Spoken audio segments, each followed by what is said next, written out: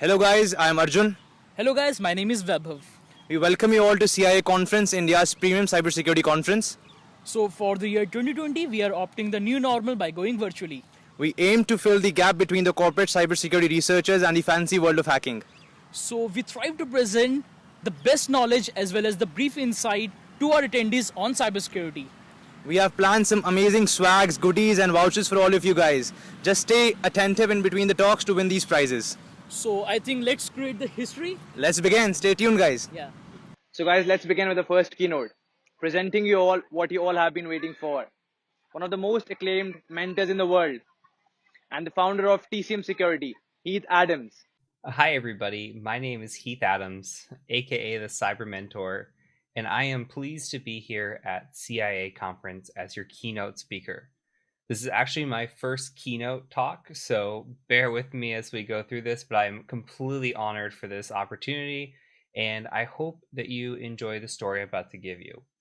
So I was asked to come and speak, and I was told that I could speak freely about bridging the gap between cybersecurity and what we think a hacker is. And you kind of think of the hacker as the bad guy in the hoodie, and there's really a whole field out there of being hackers. And I want to take that from my perspective and talk about my journey as to how I became a ethical hacker and how other people can do it too. So we're going to go through kind of my life story and kind of talk my journey through and hopefully motivate some of you that might be interested in getting to this field as well. So I'm only going to share one PowerPoint slide with you today. That is going to be my little who am I. So who am I? Well, I'm a husband first, a hacker second. I'm actually a military veteran, having served in the Army Reserves and the medical side. I'm a big sports fan, a video gamer, and I'm also an animal dad. I'm actually a former accountant that turned into a security geek, and we'll talk a little bit more about my accounting background here in just a few minutes. On the day to day, I am the CEO of a cybersecurity company called TCM Security. We focus on traditional cybersecurity consulting and ethical hacking. I'm also an instructor at TCM Security Academy, and I have personally taught over 175,000 students on the Security Academy as well as Udemy. And on YouTube, I've taught over 140,000 subscribers now. If you're interested in contacting me in any way, I have a Twitch, YouTube, and Twitter. You can also reach out to me at thecybermentor.com or on my business website of tcm-sec.com. So I want to share my life story with you and my background, as I think it's incredibly relevant as to how I got to be where I'm at now. I learned a lot of life lessons along the way, and I didn't take a straight path into cybersecurity. I took a very winded path into cybersecurity. And if you talk to a lot of people in cybersecurity, you'll find that there's very similar backgrounds in that sense, that people came from all different walks of life before they found their way into cyber. And maybe 10 years ago, 15 years ago, we weren't even thinking about security as a thing. Most of us weren't. So you can see all these walks of life and their journeys, and I'm going to share mine today with you and hope that you learn something from it. So I grew up very, very poor. I grew up as an only child, as a only child of a mother who also was an only child. I didn't have a father figure in my life, and his family was not in our lives. My grandmother, she passed away when I was 5. My grandfather passed away before I could even remember him. And with that being said, we didn't have any family. It was just my mom and I growing up, and that was really it. And because we grew up poor, I got to see a lot of different things and experience a lot of different things. I went to a school district where I was the minority. I was 1% actually. Most people were of this mixed variety of ethnicities and backgrounds, and it was this melting pot. And I think that was the first great experience that I had, was to be able to see people from all different walks of life and journeys, and go to a school where this melting pot existed, and I got to be friends with all these other people. On the other side of the thing too, though, when you're so poor, and we were on government assistance, I remember our housing was paid for, food was paid for, like we had food stamps. I remember clearly, vividly, that my mom would write bad checks just to get by. If we needed food or go to the grocery store and we didn't have the money, she would write bad check to get it. And it was another side of seeing the downside of being poor, and it leads you to having some bad motivators in life, which we'll talk about, but it leads to having this motivator of wanting to have money and not have to worry about that lifestyle anymore. And that lifestyle, eventually caught up to my mom. My mom actually ended up going to jail for doing that when I was 14 years old, 13 years old. And this isn't really a story that I've actually shared with many people, but my mom went to jail for doing illegal activities, writing bad checks and such. And at the time, when she went to jail, I was actually placed into a group home. So in the United States, we have what's called foster homes, and we have group homes. Group homes, in my opinion, is the worst of the two because you're actually put into this house with other individuals. In my case, there was 10 other individuals or 9 other individuals where they had committed some sort of crime in their past, or they had been to a juvenile detention center, and they were overall just people that were part of the system. So for me personally, I was coming from a background where I had never committed a crime, I had never done anything, and now I was in this household of this group of people where they had committed crimes, and we'd all come from poor, diverse backgrounds, so we did share some commonalities, and it was just it was very tough getting situated growing up. And there were a lot of instances where I think I could have fallen off the rails. But my mom, I will give her credit, was always the one who pushed me to be something that she wasn't. So my mom was a ninth grade dropout. So in the United States, we go to school through 12th grade. She did not finish high school. She dropped out in ninth grade. I believe my dad also dropped out in ninth grade. My grandparents never finished high school either. They were immigrants, and so it was kind of on me to be the first generation to even graduate high school. But I remember my mom always wanting more for me. She wanted me to go to college. She wanted me to get a degree, to make something of myself. And I'm in this group home at 14. She does her time, she gets out, she gets me back, and I'm living with her again, and I'm about 15 years old. And I push through. I do okay in high school. I get into a pretty good college, a top 50 school in the United States. And I go away from school, and one day I'm coming home, and I'm home for a Thanksgiving break. My mom, unbeknownst to me, was actually into heavy drugs. So she was into heroin, which I wasn't aware about. This is something that was kind of new to me. But she actually overdosed while I was home for Thanksgiving, and passed away. She was in a coma for a little bit, passed away about a month later. So by the time that I was 19 years old, I was out of college, still very poor, still very fresh to the world. I didn't know much of what I was going to do, and I was placed into a situation now where I didn't have any family members because my mom passed away.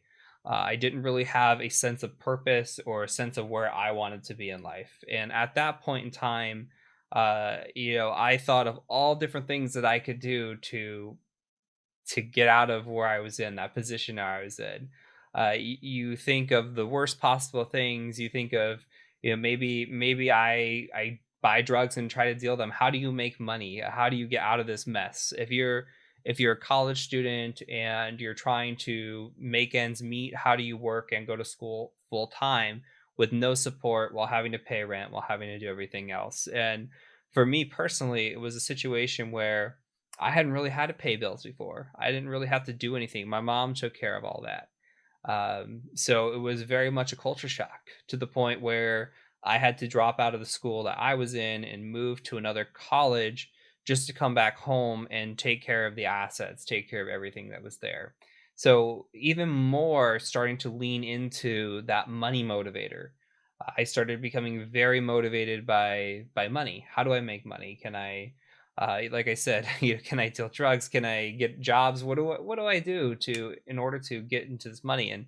And growing up poor will do that to you. It'll motivate you to do things, and we see that even as an off tangent with cyber criminals now and COVID-19. There's an increase in criminal activity, and it's not just because everybody's at home. It's because a lot of these people, if they're getting laid off in their jobs or they don't have work, they're going to turn and look to a lifestyle of crime or something else in order to make money, and that's how we develop the bad side of hacking too. So money is a big motivator when you're poor, and you look at it in the wrong light sometimes, and that's what I was doing. But I was determined to finish college. I was very, very determined to finish college. I wasn't sure what I wanted to do with my life. I thought that I wanted to be a lawyer. I thought that that was my passion, or something that would be good enough for me on my end that I can make good money. And towards the end of studying, I had actually gotten to my senior year in college. I had taken my law school entrance exams. They're called LSATs here. And I started applying for law schools. But I realized that I was doing that not because I was passionate about it, and not because I wanted to go to school for 3 more years, but because I was looking at how much money a lawyer could make. And would I be happy spending the rest of my life as a lawyer? And the answer was no. And so I thought about it and I said to myself, what could I do in my life right now when I don't know the answer to what I want to do? And for me personally, I chose business. I didn't know what I wanted to do in business. I knew that I was good with numbers. And for me, I turned to accounting because I knew I would be good at it. I thought it was pretty safe. Everybody needs an accountant. They're never going to be shortage of jobs for accounting. So I ended up going to school and finishing my degree in accounting.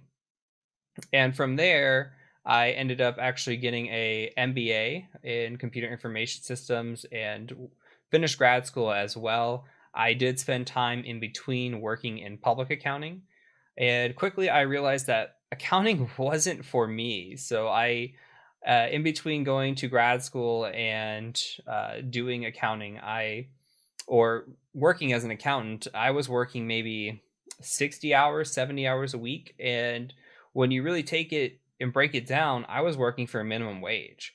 I think my starting salary was something around, I think it was $40,000 a year.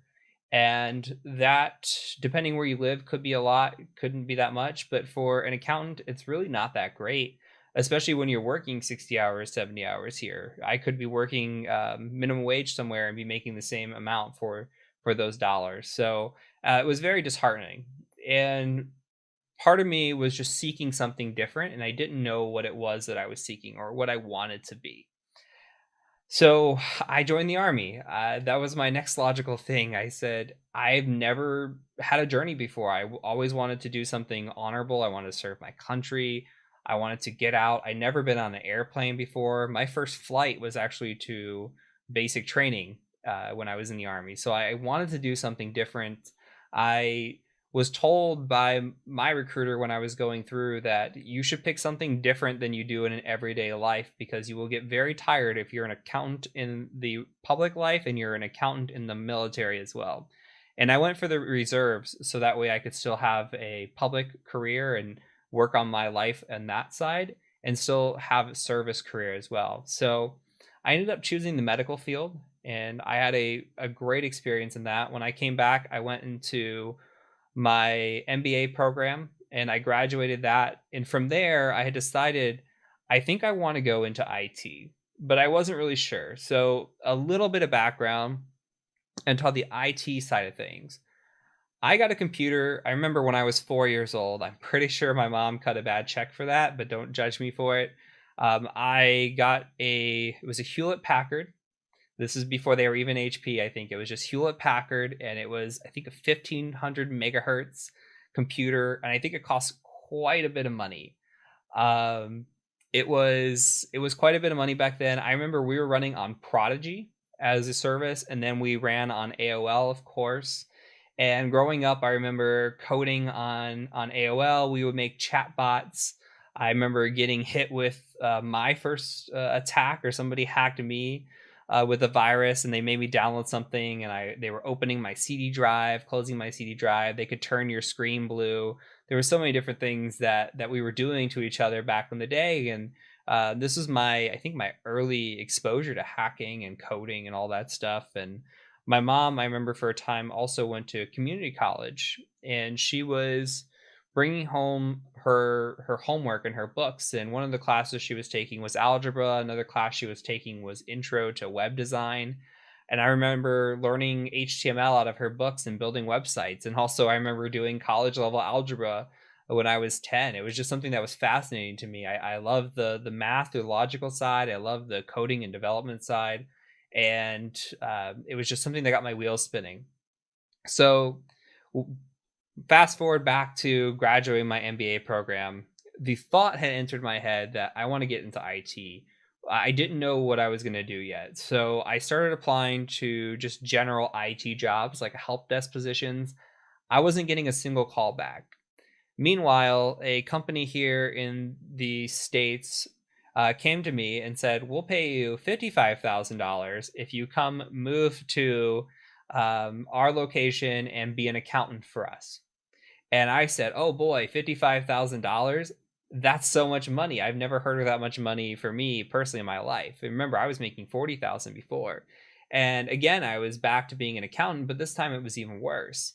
Because in order to take this money and take this decision, I had to move to the middle of nowhere.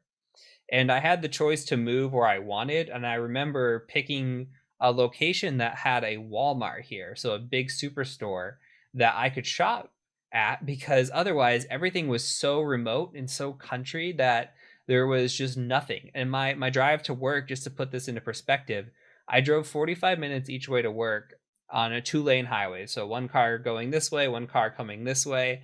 And I often had to say, "Hey, I'm late today," because there was farming equipment in the road driving 5 miles an hour and you just could not get around it. So I was really in the middle of nowhere. I left any friends that I had behind. I actually had a girlfriend that I left behind. Anything that was important to me, I left. And I left it for what? For money, for a job. I didn't even want to be in accounting anymore. I left accounting. I joined the army.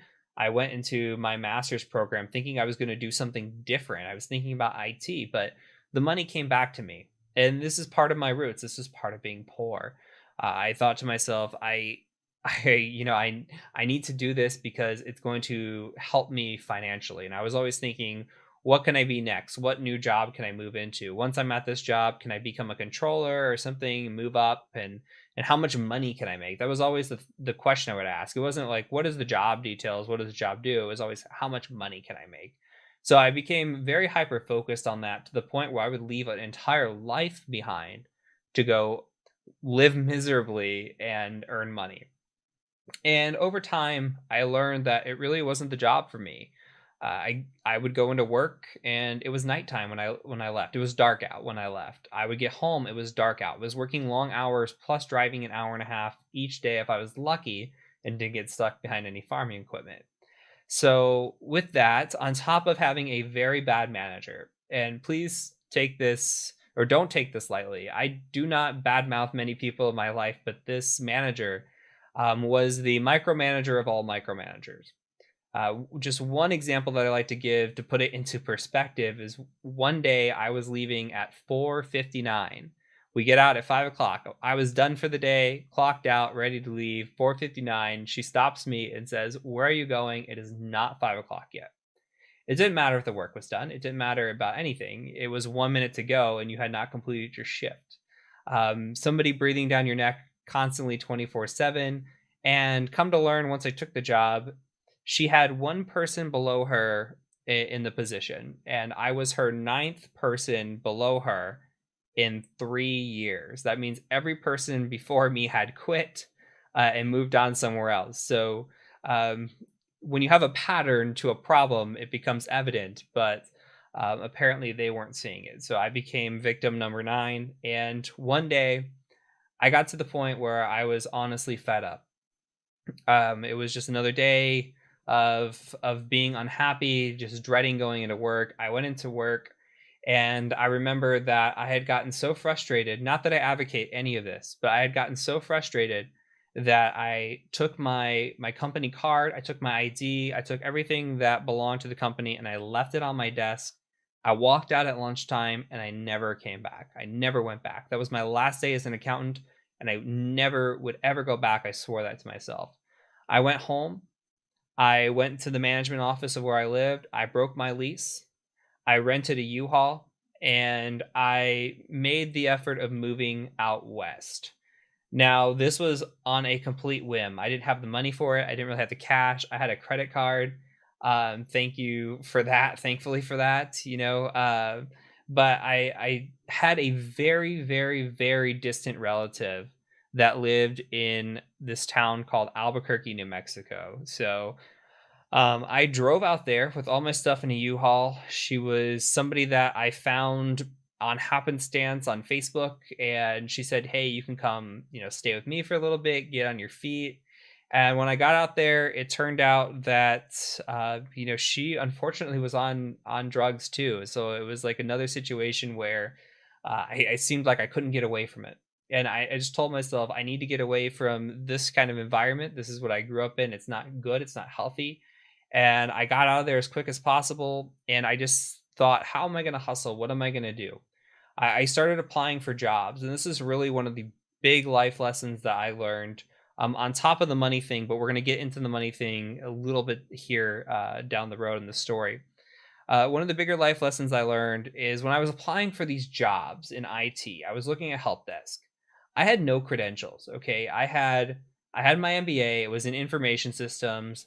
I had passion. I did not have any knowledge whatsoever. I had been using a computer since I was 4 years old. I was very well versed with computer platforms, troubleshooting, etc., to an extent.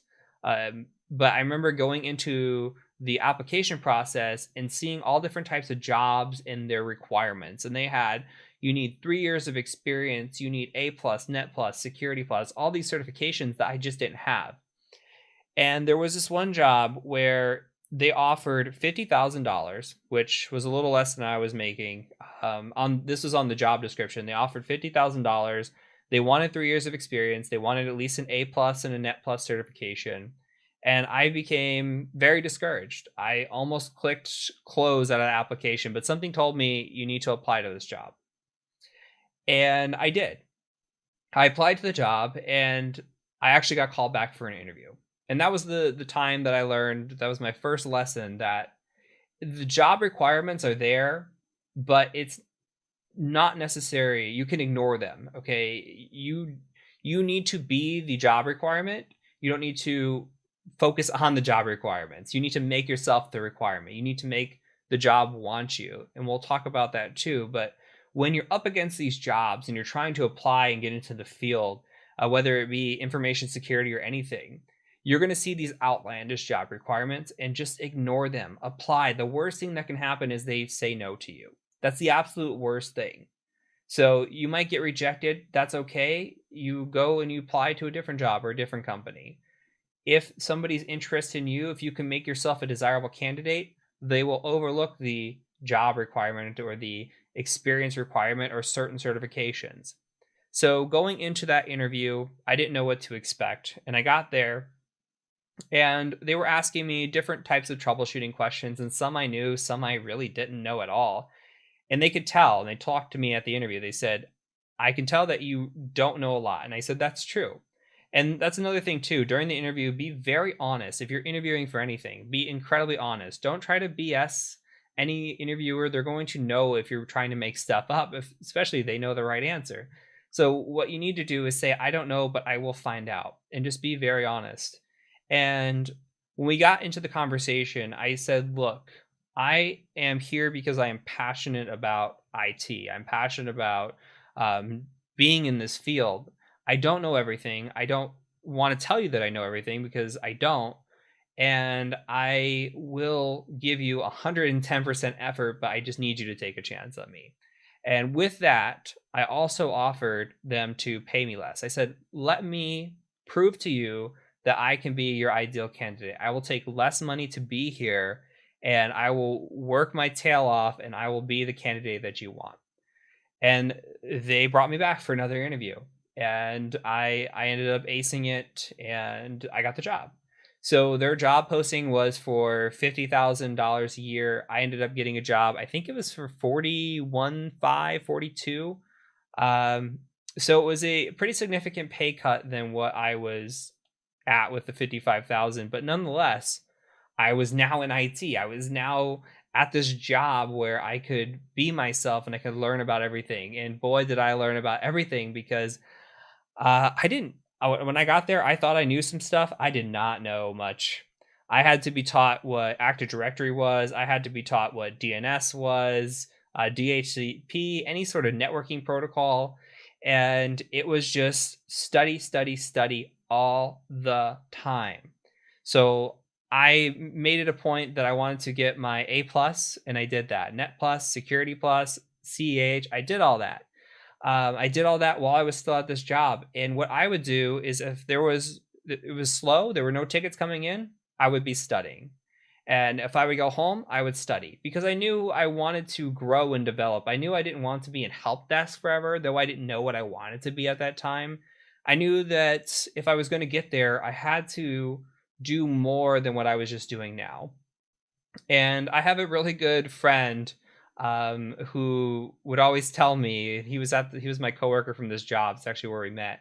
He would tell me, "You're no fun. All you do is study. You don't want to play with me." We used to play like Tetris or do dumb stuff on lunch, and it became to the point where I was really motivated to just get these certifications knocked out that I even started putting my friends off a little bit. And he would just tell me these things. Hey, you're no fun. And it's true. Maybe you're not, but if it's something that involves career advancement, sometimes you have to be no fun. So it got to the point to where one day he and I were actually having a conversation, and he said to me, "Do you know that people get paid to hack?" And I said, "What do you mean? Like the bad guys?" He's like, "No, there's a whole field out there called ethical hackers, and you can get paid to hack into people." And I just thought that was absolutely crazy, because my whole experience has just been watching the movies and seeing the TV shows, and people are hacking into things, and it's always the bad guy. It's always somebody in a hoodie or a dark uniform, typing very fast, things running across the screen. Nobody ever explains it to you that there can be good hackers too. So a little light bulb went off in my head, and immediately I became fascinated.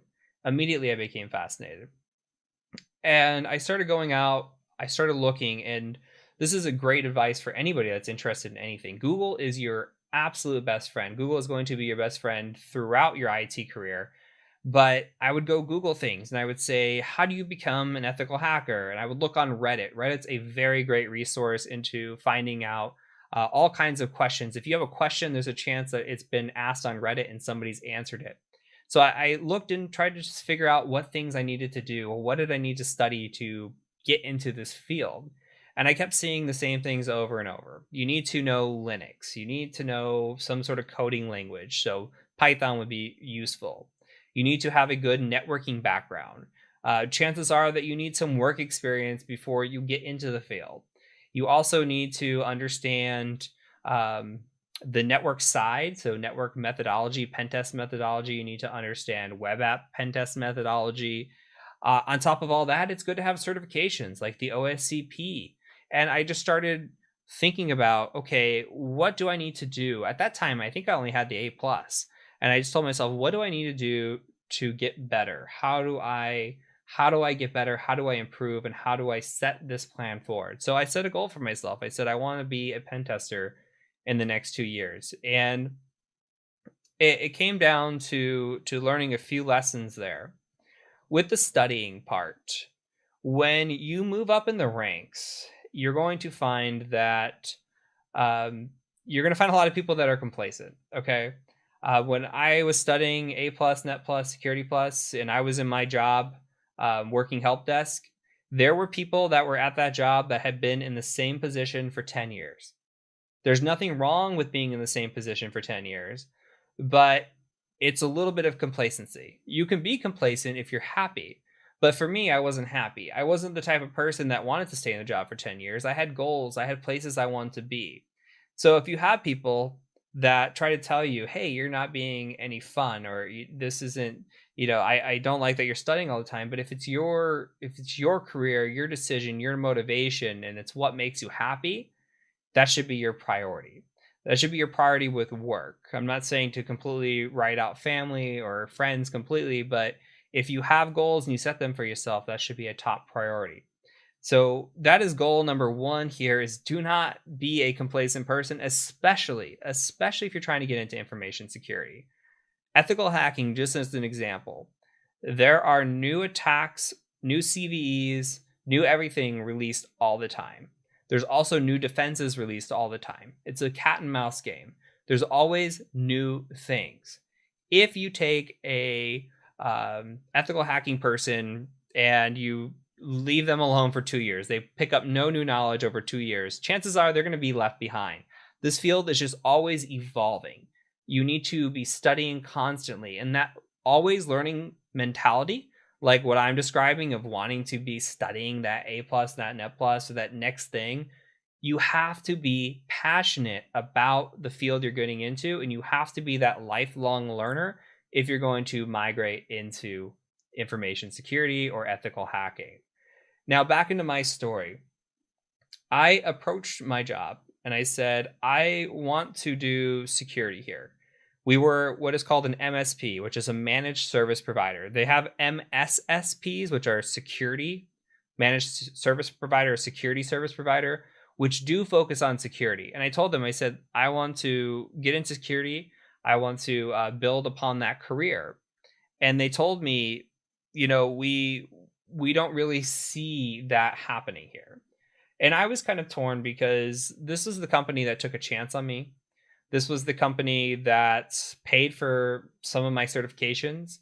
But at the same time, I felt like I was outgrowing them, and that there was so much more. I talked about needing to have experience potentially, or needing to get these certifications for hacking and pick up these extra skills. And while I was studying and learning, I felt like I'd maxed my potential. I learned all the clients that we had. I had learned their software. I learned the basic troubleshooting problems.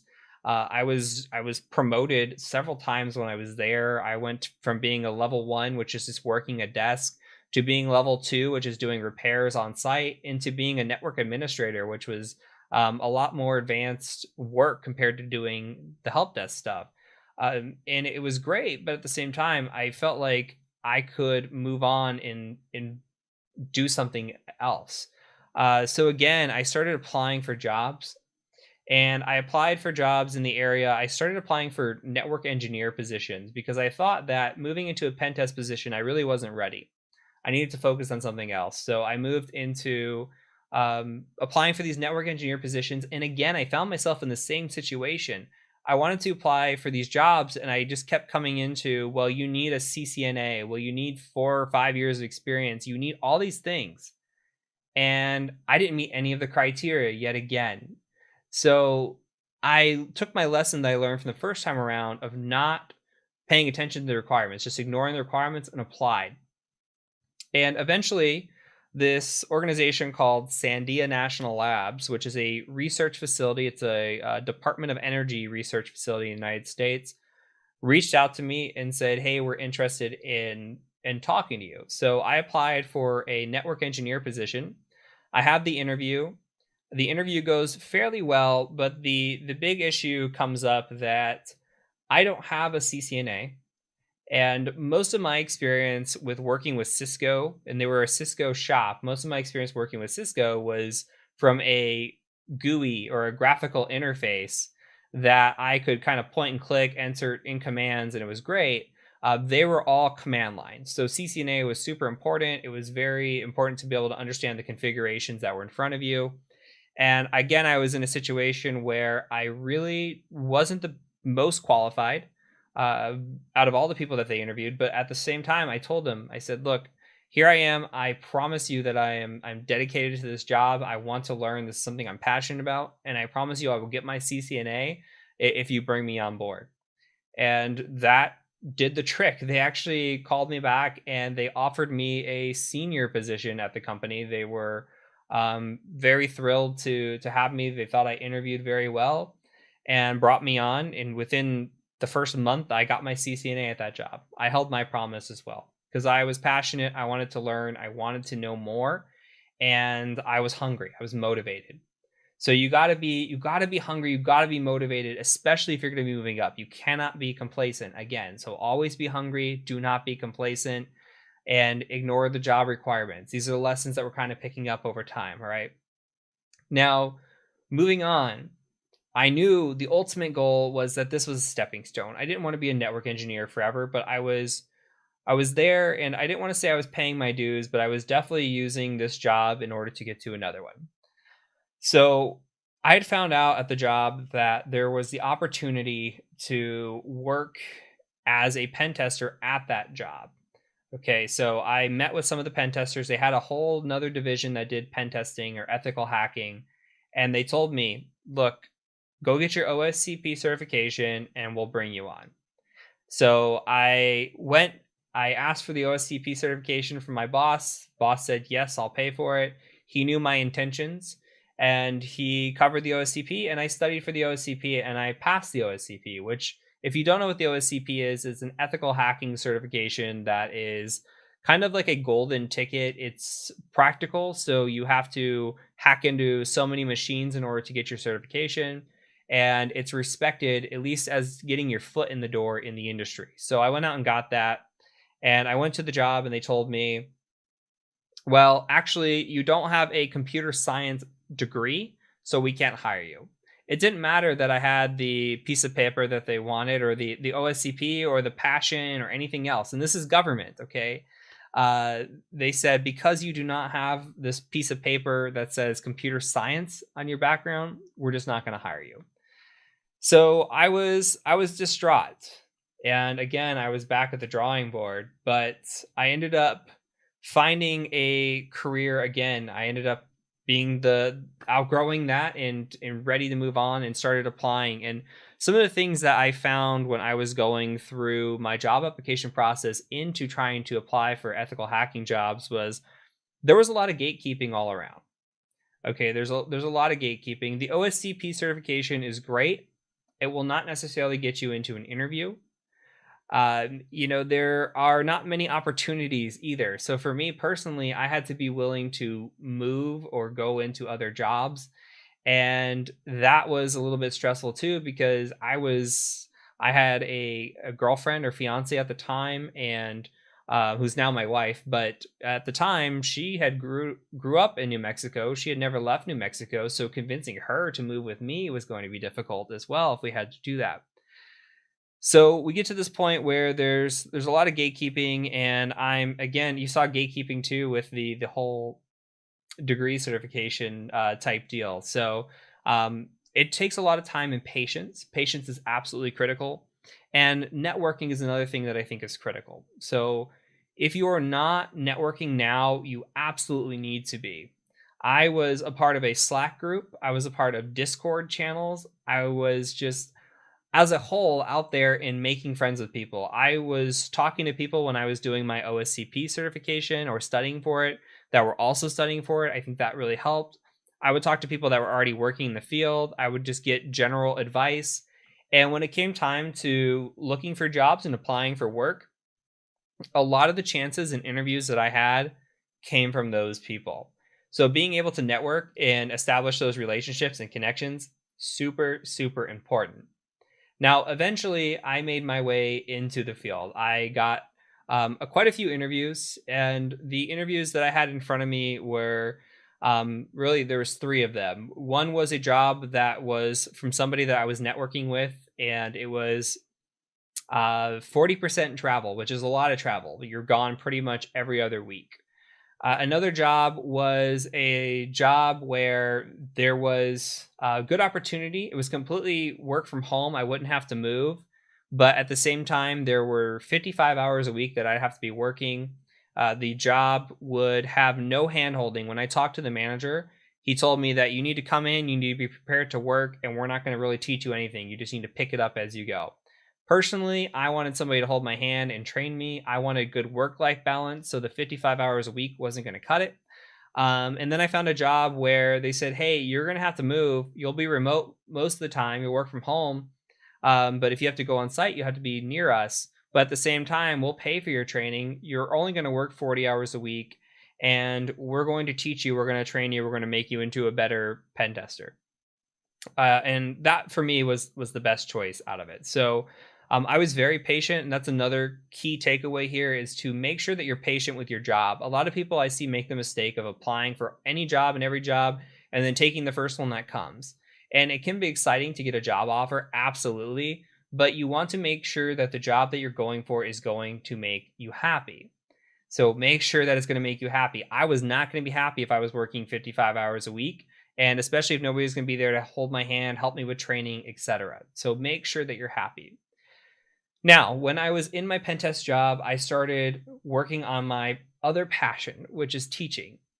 And I had made it into pen testing. I was very excited, but I wanted to get back to the community. I wanted to give back what I was learning. And I started with creating a YouTube channel. And I started with making walkthroughs. I started making lesson plans and courses and just doing all the stuff that related to my passion. And over time, my channel started growing. And I think I told you at the beginning, we're somewhere, I think, at 140,000 subscribers. I mean, it grew pretty significantly to the point where my write-ups, my walkthroughs, my video content, people were starting to recognize my name. People were starting to come to my job, and it had been a couple of years since I had been at my job now, but they were coming to my job and they were saying, hey, Heath works here, right? Can we get Heath to do our pen test? Because we know who he is and we like his style. We want him to do our pen test. And I wasn't seeing any of this action. I wasn't seeing any money, no referral bonuses, nothing. It was just like all these people are coming in. So the wheels start spinning for me that maybe it's time that I go into business for myself and leave this side behind of working for somebody else. And that's what I did. I went into business myself. I started this training academy. I started doing courses. I started doing client engagement work and migrated into being my own self person. But I want to kind of talk about at a high level. I've kind of walked you through my life story, but there's so many little lessons to take away into being this ethical hacker, being this journey into ethical hacking that I think are super important. So we start back with the beginning where we talk about you need to ignore the requirements. Okay, if you're applying for jobs, you want to get into this field, ignore the requirements. And if you wanted to get into this field too, Google is going to be your best friend. If you want to be a hacker, do the research, understand what you need to do. You can actually ask dumb questions in the cyber community. If you do not do your research and you go into a community and you just ask a question, I'll give an example, by the way. One of the questions was that somebody has taken the time to email me before is what is the password to log into Kali Linux? Which it used to be root Tor, and now it's just Kali. Somebody took the time to email me that question. And this has happened on at least 10 occasions, by the way, if not more. But they could have gone to Google, asked that question, and figured it out. So that tells me that you're not putting in the work, you're not doing the research. And we get these questions all the time. So make sure you're doing your research and you're using Google effectively and you're creating a life lesson plan. Once you start to understand the plan that you want to take and the path that you want to go down, then start applying for jobs that can get you there. Like help desk is great. SOC analyst jobs into pen testing, great. Network engineer, great. But you have to understand the requirements of what you need to do to get here. If you want to be a good hacker, you have to have a Linux foundation. You have to have somewhat of a coding foundation. You have to have a network foundation, and then you build upon that. You start to understand the methodology. You start to understand the different types of network attacks and web app attacks and wireless attacks, and you build upon it. I'm not here today to tell you XYZ, this is what you need to do. There's research that can be done for that, but I'm telling you the huge career advice that I can give you into getting into this field. The next best thing here is complacency. Please, if you want to be successful in this field, do not do it for anybody else but yourself, and do not be complacent. Okay. Couple things here.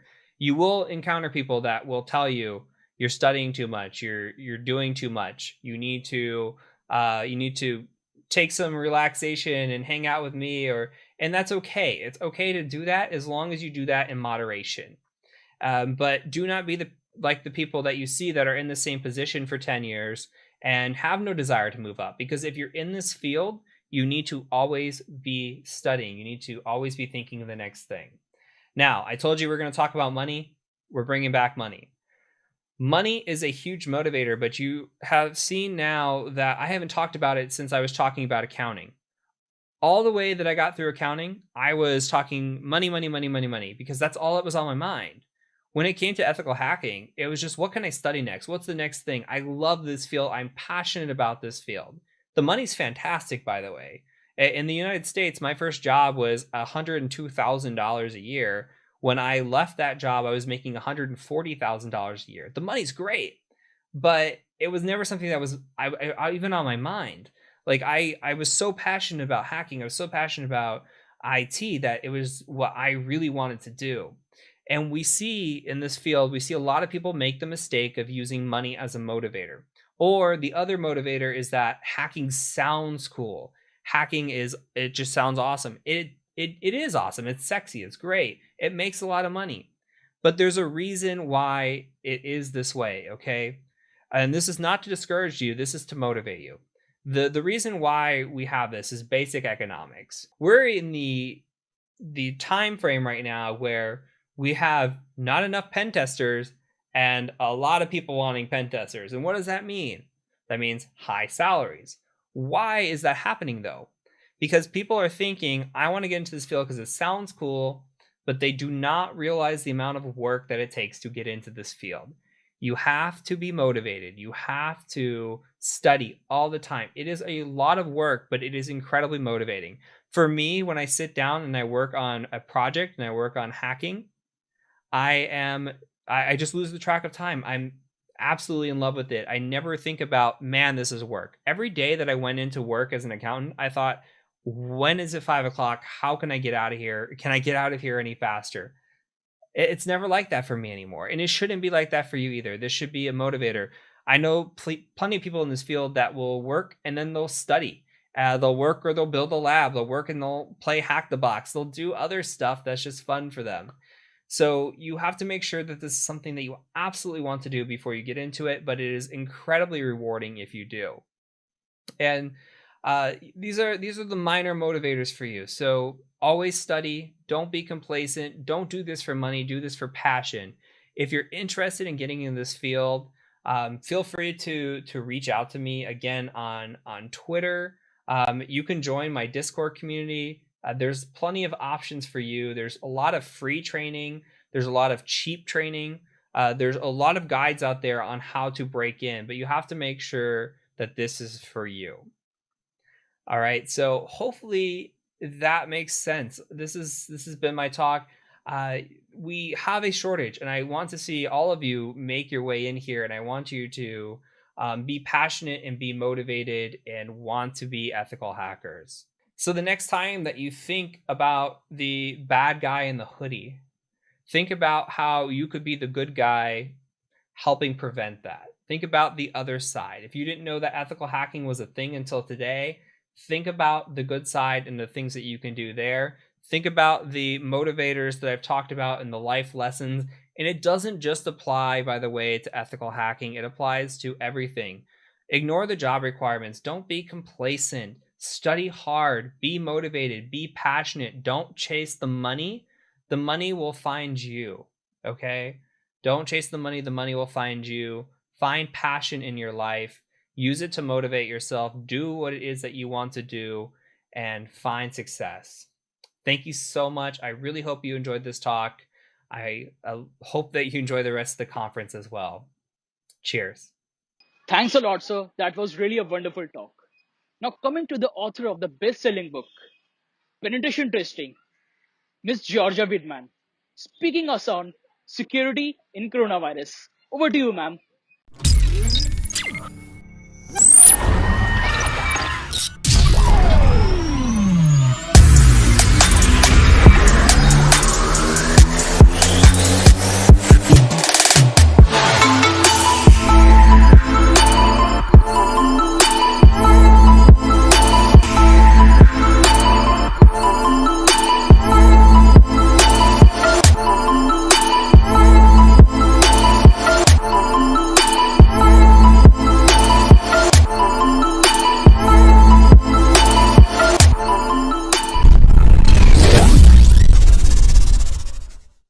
CIA conference. It's Georgia Weidman here from the United States, and I'm going to talk to you a bit about security in the time of COVID-19.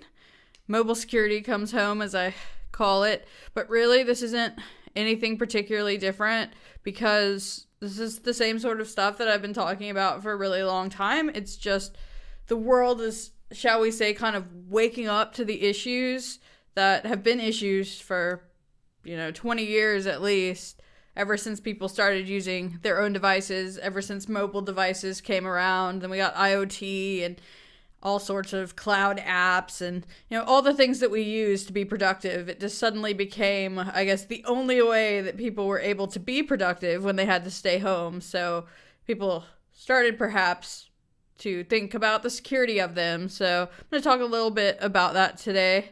It is kind of going to be US-centric since that's where I am, and while typically I travel a lot, I have not been able to travel this year at all, really. I came back, I went to New Zealand, and then I went to the RSA conference in San Francisco, and then I went home, and then we were locked down, and I've not traveled since then, so I'm sure things are somewhat similar, somewhat different in your own environments, but regardless, we can hopefully take some things away from this that you can, bring to your own understanding of security and the security of your own enterprise and your own home, because now more than ever, the security of your own home, which is likely your workplace, and, the security of all the other devices there, your children's, your spouses, anything else that's connected to your network, have become even more paramount in terms of the security of your organization where you work. So, let's see what I've got. All right, so this is basically stolen from Cisco. You can tell because of the blue boxes, but this is kind of the idea of what IT and security think of when they think of the network that they're in charge of securing. I mean, obviously, this is a two-dimensional image, so it's going to be flat regardless. But, even if you're thinking, lots of different sites and whatnot, it's still, the idea has always been, I think, in security, at least in, what I've seen in terms of, what we need to secure, what we need to test, where we need to put our security budget. It's always been very, very perimeter based. And that being, we need to control what's coming in and what's coming out of our network. So we put a lot of our security at that perimeter. We put our next-gen firewalls, our intrusion detection, intrusion preventions, all those things at the perimeter, and perhaps maybe ignore is too strong a word, but tend to overlook a lot of the other things that come into play in a modern security environment, certainly now when we're all working at home. But, it's been, like I said, a problem for a long time, and we have likely all have our own phones. A lot of us are using our own laptops, so on and so forth.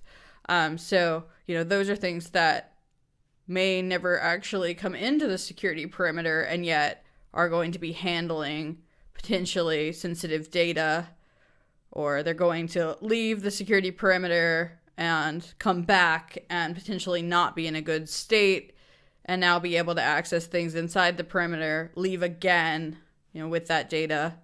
Again, well, I have a slide for that. So reality, this is, aside from adding Zoom to this is actually a slide I've used for a long time, because again, this has been a problem for a long time, because this is just, this is not how we have worked in a really long time, unless you're in a very, very specific, environment where, it is all like that. But, as we've seen for years, productivity is very limited, in this environment. I mean, it was nice, looking back, and it's like, oh, you come home from work and then you don't have to think about it again until 8 o'clock the next morning. But at least for me and, everyone I know, that has not been how we worked for a really long time. We've gone to conference, we've gone to customer sites, we've gone on vacation and worked there anyway. We've often go to meetings at somebody else's site and, had to bring up, data from, for a demo or something. So, I mean, our data and our security posture has long since left the perimeter. But again, in COVID-19, when we were all suddenly at home, a lot of people who did not really have a security plan for this, suddenly had to deal with it. So our reality is, indeed, we're not traveling now, but our work sites are now our homes, which, that's an airport, one would presume, but, we're not in the airport. We're probably not as much in the coffee shop either, but, we are in our homes, which, may or may not have the best security ever. As a security person, as a penetration tester, I like to say that my home security is the worst because I have tons of vulnerable devices on the network by design because I'm testing them. So there's all sorts of stuff. Or, I'm building a class and I've got, vulnerable systems that I created for my students to be able to, hack as beginner hackers, just learning. And, they're live on my network, just hanging out. So, yeah, I've definitely, even me, as a security person, over the years, I've had to, come up with ways to, have those insecurities live alongside, the necessary security of, working with customer data and, working with customers who, expect a certain level of security. And now that's true of just about any enterprise. It is now at home, and we have to somehow have some sort of security in the home when we've focused all our security on, our core network itself and its perimeter, whereas that is for many companies now just basically a data center at best. So, we've had cloud apps for a long time. Cloud apps are great. They are, great for productivity. You've always kind of had either we, roll our own email and then we have to secure it ourselves, which, has varying success, or, we get Microsoft or G Suite or something like that. And then we are, anytime we're using someone else's platform, we are relying on them for the security. And, we're hoping that they're doing all the right things because the cloud service out there, it's just a bunch of, boxes in the cloud. So, they could fall victim to, all the same security issues that we fall victim to in our own, both home and work scenarios, bad passwords, getting phished, not patching, when there's vulnerabilities. And of course, there's always the possibility of, 0-day vulnerabilities in any of that software. At this point, I feel like that's something we just have to accept is going to happen. We are far away from being able to create completely secure products that are, also useful to people. So, the idea of there being no security risk when using something is something I think is very far off, something I would hope that I'm going to be instrumental in the future making happen, but it's just not there. There is going to be risk. That's just the reality of things. We had risk when we were like this, plenty of enterprises were still getting popped. We certainly have risk like this. The difference being that, we still think like this in terms of when we're doing our risk management, in terms of when we're deciding where we're going to put our security budget, deciding, what we're going to buy. We are, I'm afraid, very much in IT and security, still very much thinking of the enterprise like this, when we now need to be thinking of it like this. A lot of the solutions that, make sense in a perimeter-based security definitely don't make a lot of sense now. And again, this is really nothing new. We have definitely been moving drastically in this direction for a long time. We've been using cloud apps for a long time. It didn't start with COVID-19. I had used Zoom for a long time and a lot of other platforms. I pick on Zoom because they're the ones that I guess are getting the biggest share of the market, but you can do meetings on G Suite or Microsoft Teams or any Skype, any other number of these as well, and we have been doing it for a long time. One of the great things to come out of COVID-19 is maybe we'll stop having to go downtown for meetings that we could have on Zoom and then not have to drive for an hour or even more. I hear you guys have even worse traffic than we do, so there's that. All right, so threat model. So this is a phone, but really you can think of it as any modern device, even a laptop.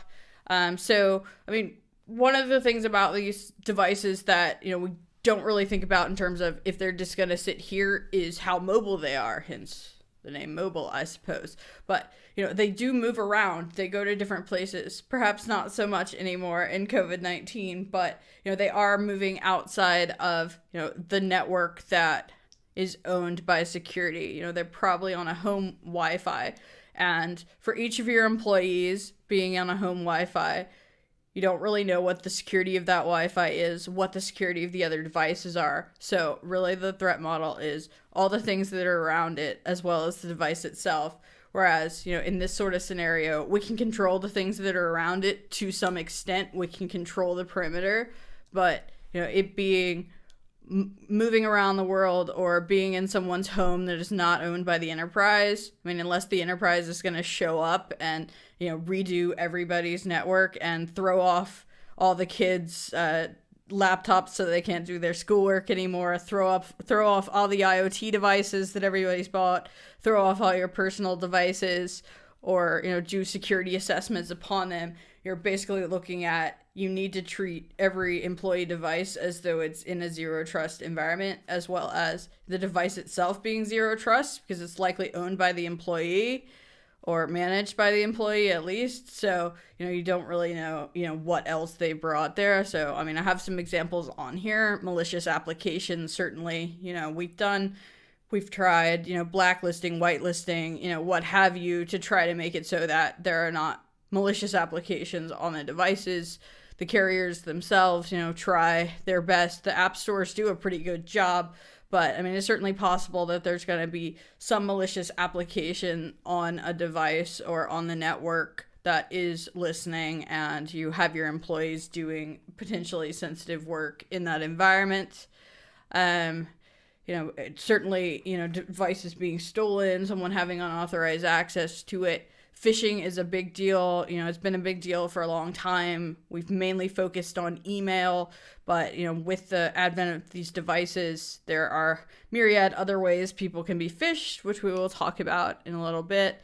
All the ways they are connected. So, you know, these things have a lot of connections. So, I mean, even just, I mean, the laptop has Bluetooth on it. The phone has near field communication, Bluetooth, all sorts of different things. They also hook up, you know, to the mobile carrier, to the Wi-Fi probably at home instead of the corporate Wi-Fi. You may be using a VPN, but nonetheless, you know, what about the data that's going out, say, through the mobile carrier? So there's lots of different connections, and we don't control them. So that's where that perimeter-based security is really falling down right now, because, you know, the devices are not inside the perimeter at all now. So, you know, we're not really able to, with a perimeter-based model, we're not able to do anything in terms of monitoring that in and out connection, because, you know, at best, you know, we're VPNing in, but, you know, what happens the rest of the time?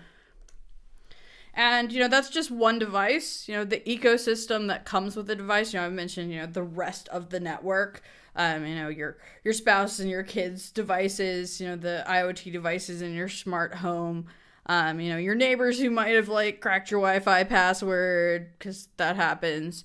So, I mean, you've got all that as well, but just talking in terms of a single device, you know, they're perhaps unprecedentedly hooked up to the cloud themselves, you know, without the user really having to do anything. There's tons of other devices that come with, you know, the single employee-owned device.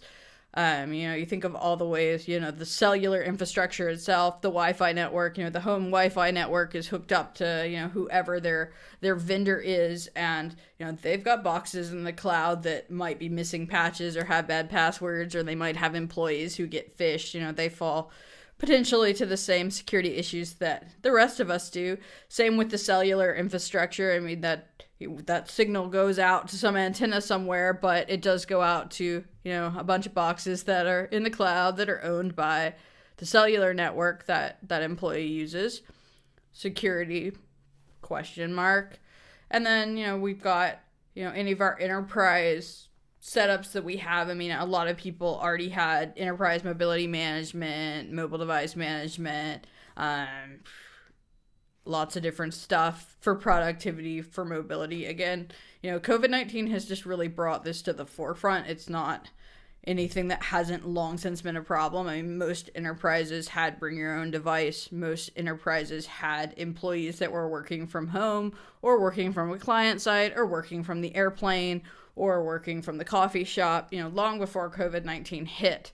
It just, like I said, has kind of brought it to the forefront. So any of these, enterprise services that we use, if we have enterprise mobility management, again, we're relying on the security of, the backend infrastructure of that vendor. And same thing for, if we're using email, file share, our app stores, if we have a corporate app store, things like that. I mean, they're all basically somebody else's problem in terms of security and risk that we have to accept. So, we're, I guess, unprecedentedly vulnerable right now. And really, I think, have to start thinking about things a little differently. Zoom. Okay. I've heard that in India that the Brady Bunch was huge. When I first got this picture, I was like, but this is for India. Did they even watch the Brady Bunch? But I've heard that you guys really love the Brady Bunch. So, the Brady Bunch like intro, and it's basically Zoom, right? So Alice just needs to turn on her camera, and all the problems we're all having on Zoom, even being really technical people and having used Zoom. Like I've used Zoom and the other ones for meetings forever. I hate to drive, so if I can do it online, yes. But, it seems like every single conference call, somebody's having some sort of problem. So, yeah. But, like I said, I'm picking on Zoom just because, they're the ones that are getting, I guess, the most press and the most market share. I mean, certainly Zoom made a lot of money and had a lot of customers before this, but, it certainly has been a good time in the market for them, but perhaps not a great time in the market for security for them. So I'm going to read this because I got some statistics for this. So according to Gallup, in March of 2020, in just 2 weeks, we went from 31% of Americans working from home. So that's already a pretty big number. The fact that we weren't really thinking too much about security outside of the perimeter when we already had 31% of people working remotely is kind of sad. But it went up to 62% in just 2 weeks, when the lockdown started here in the US. And 78% of Americans were suddenly learning from home. So, people, in school. It's been certainly interesting to watch, the teaching industry, because I've taught online for ages, right? I've done remote classes online, and, suddenly seeing like our elementary school teachers kind of run into the same issues that I ran into ages ago and trying to adapt to it has certainly been very interesting. And for Zoom, it was very much a Charles Dickens moment. It was the best of times, certainly, because wow, their stock went up, a gazillion percent. So it went a low of $62 to a high of $588 a share. So certainly it was the best of times, but it was also the worst of times because, suddenly they were getting a lot more scrutiny, as one does. But I mean, this is really just, having a startup myself, I understand, even being a security startup, I understand why this happens because, you got to get your product out, and people are much more interested in features and things working than they are on security. Even security people, let's admit it, we just want the thing to work. We'll think about security later. But, having security suddenly become to the forefront here has been interesting. So it's been a really relentless drumbeat of privacy and security issues for Zoom, which is not surprising. I mean, I think if any app went from, kind of what it was to being as big as it was as quickly as it did, that would be likely to happen. Certainly Zoom probably should have taken more security precautions, done more security testing, had more security oversight way before this happened. But let's be honest, that's pretty much par for the course. Again, I'm picking on Zoom. This would be true of anybody. I think anybody who found themselves in Zoom's position would have basically been in the same position, because suddenly you had, really it comes down to, I think, a lot of people, they want to be in the news in the security. So, they all just start attacking Zoom because, if you can find something in Zoom, you'll be on the front page of CNN or whatever. So, they were suddenly getting a lot more oversight than they would have before. It would have just been, somebody's pet project before. Now it's, the entire security industry's favorite project. So I'm not saying that Zoom is any worse than anybody else. Like I said, I think this would have happened to anybody who found themselves in this position, that,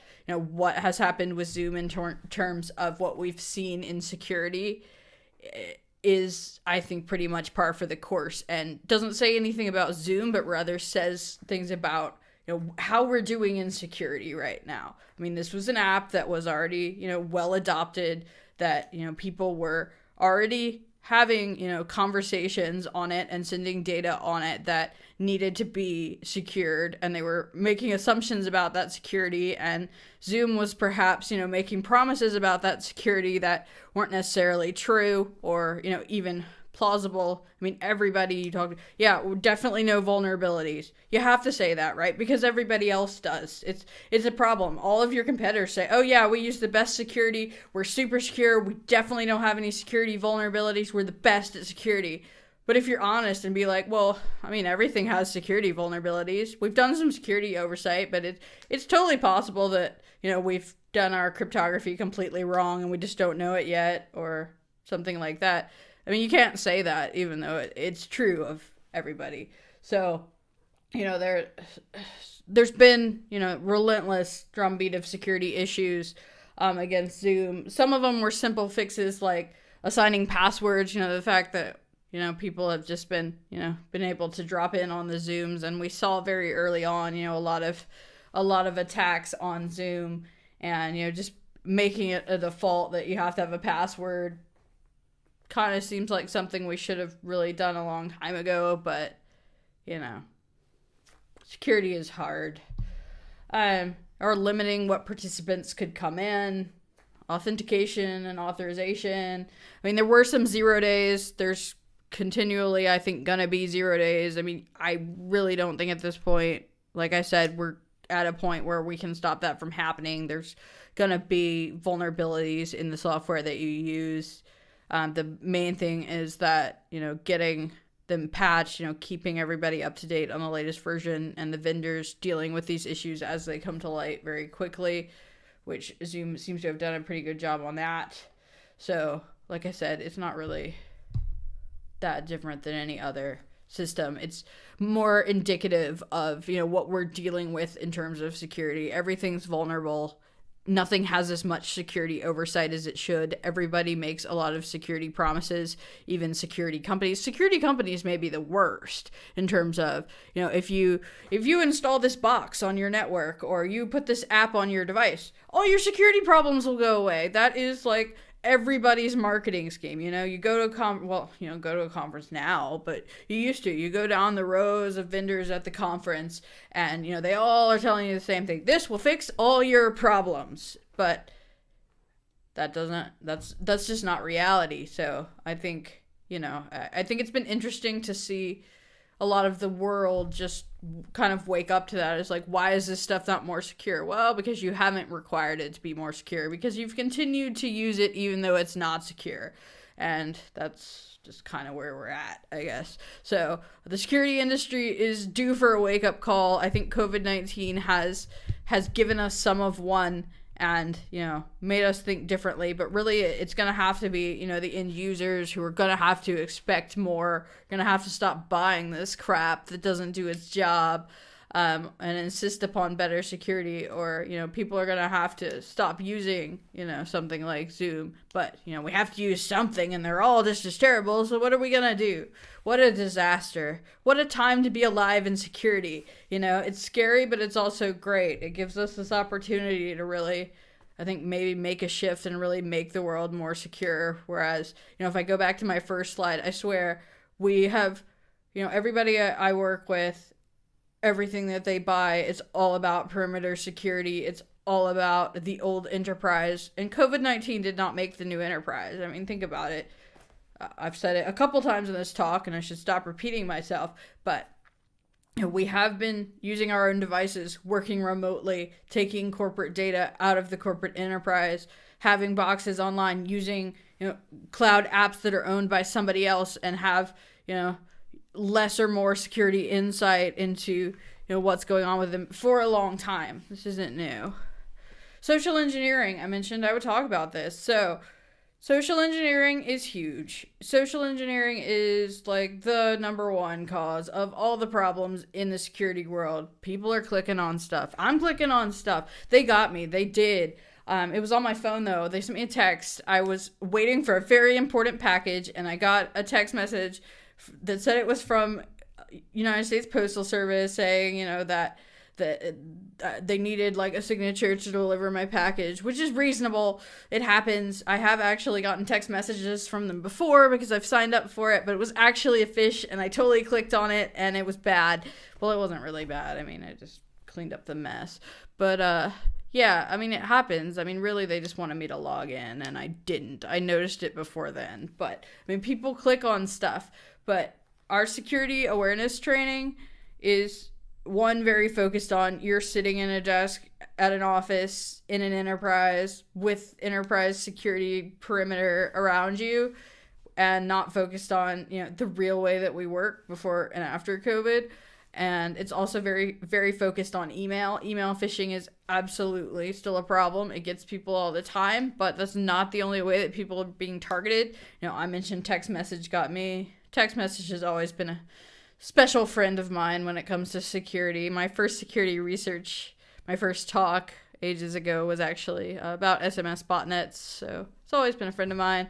We've also got apps, especially the, secure apps like WhatsApp and Telegram. I mean, any way that you can send somebody a link to get them to click on it, that is a potential way to be phished. And I think their own security awareness kind of drops down because they're like, okay, this app is secure.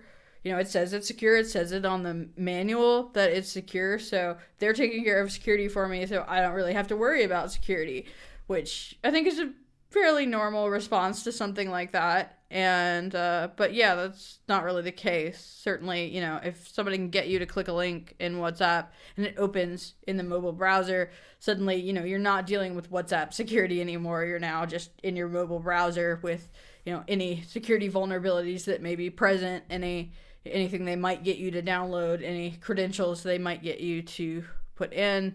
I mean, I've got some other examples on here, near field communication, Bluetooth, QR codes are always fun. So yeah, I mean, social engineering is big. It's been big for forever. It's just going to get bigger, but we in security really need to, I think, wake up to the fact that it's not just email. And security awareness training is good. We should keep doing it, but it's not a panacea. We really need to be doing more, and we need to be doing more outside of just, teaching people about email. We've got to be teaching them about all the ways they might be targeted. And I really do believe in phishing simulations. And I believe in them not just for email and using things like text message, or putting up a QR code. I mean, I've done these things with my clients, put up a QR code for the restaurant downstairs and, get them to download the app for the restaurant, but it's really my app, just like an attacker might. And, the results are somewhat interesting. So what can we do about this? I can't just be all doom and gloom, security is terrible, the world is ending.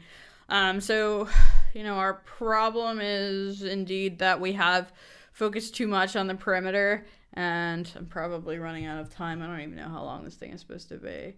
No, I've got time. So, we've got things that we do in terms of, security, and, some of them have been with varying success able to move into, our COVID-19 life, which was, as I've mentioned a couple times, it was really our corporate life already. And I think that, we're going to have to do a bit more, but, let's talk about it. The main thing being, I had the list here, you've probably got some of these: mobile device management, enterprise mobility management, mobile application management, system isolation. System isolation is very much dead at this point. The idea that, it's just isolated on your corporate network, it's probably not now. It's at home, it's talking to everybody else, it's a disaster. So, even if you sent somebody a corporate laptop or a corporate phone, they're now likely controlling it, and it is interacting with the rest of the home network or anywhere else they might be taking it, which it was probably doing already, let's be honest, but that's that. But I mean, the main thing being, I mean, we really have got to focus on the endpoint itself. But the problem with endpoint protection is it kind of assumes a good state to start with, which I mentioned a couple times. We kind of need to be zero trust about this. If you build an app, make the assumption that the device that it is on is already compromised. So, if you're Zoom, assume that the computer or phone that it's on is compromised. There is an attacker on there. They have high-level privileges, and they are after what is in your app. And that's how we should be thinking about security. And, if you're enterprise and these are your employees and they've got corporate data, they're using corporate apps, they're, even just take corporate email, for instance, they're getting email that's got sensitive data in it, theoretically, point to point, it's good, it's got the good security in transit, it's getting from point A to point B securely, we'll make that assumption, even though it's probably a bad one. But once it's on the user's device and it's decrypted and they're reading it, what is then potentially attacking it? Or even, once it enters the home network, even, what's attacking it then? So, certainly, endpoint protection has always gotten a really bad rap because it's just been synonymous with antivirus, and antivirus has always gotten a really bad rap, which I think is somewhat unfair. Antivirus... Yes, antivirus is not going to solve all your problems, but neither is anything else that says it's going to. Antivirus does what it's actually supposed to do pretty well. Antivirus, will find, like my mom really likes to download internet games, like seriously, and oftentimes they come with, something a little extra in the form of a virus. It does typical, like, dumb virus things, like turn off antivirus and put up a lot of pop-ups and generally make the system work like crap, like bad viruses do. Really, advanced persistent threat type things, you wouldn't even know it was happening. Antivirus is not going to find stuff like that, but antivirus is pretty good at, it pops up and notices when my mom downloads something with something extra. And I am not picking on mothers here. My mother has a PhD in computer science. She's actually really smart. But, we like to use our computers the way we like to use them. And, she always cleans it up when she makes a mess of the computer. Or if she doesn't, then I do. But, yeah, anyway. So antivirus actually does its job of finding, like, the script kiddie type viruses pretty well when you download them, and that's what it's supposed to do. But it gets a bad rap because people, I guess, expect it to find your advanced persistent threats, your rootkits, your things like that. And your typical application layer antivirus, it can't even see that far, particularly in mobile devices. The early antiviruses were all just basically able to scan themselves because of the sandbox. All applications were sandboxed, so it could look at, like, the APK when it first came down, but all you had to do was, like, download your malware after installation, and the security apps couldn't see it because they can't see into that sandbox. So we have to have the endpoint protection at a lower layer, if you will, like, built into the operating system of the device. And we really are starting to see, I moaned and groaned about this for a really long time, but we really are starting to see, some real movement in that area. The operating systems of the devices, they have opened up, APIs and built in a lot of security, but that comes with its own things. What happens when a malicious application pretending to be endpoint protection, gets access to, administrator mode, or gets into the operating system, through these channels that have been made available for security apps. That causes its own problem. But, certainly we have to start thinking about things as, not, this is the flat perimeter. What happens inside is its own problem. And as long as nothing bad happens in or out at our firewall, everything's good, because, that's just not how it works anymore. And so we've got to actually, protect the devices themselves, while also, like I said, I'm almost contradicting myself, because security is just in that weird of a state right now that we have to assume that the device is compromised, but we also need to protect the device, even though it's possibly already compromised. which is not an easy question to solve. But I mean, I think that's, where we need to be putting our thought, certainly into zero trust nothing, but also into, okay, so we're in a zero trust environment, everything is compromised. What can we do to make our data secure even when it's under active attack on the device that is on right now?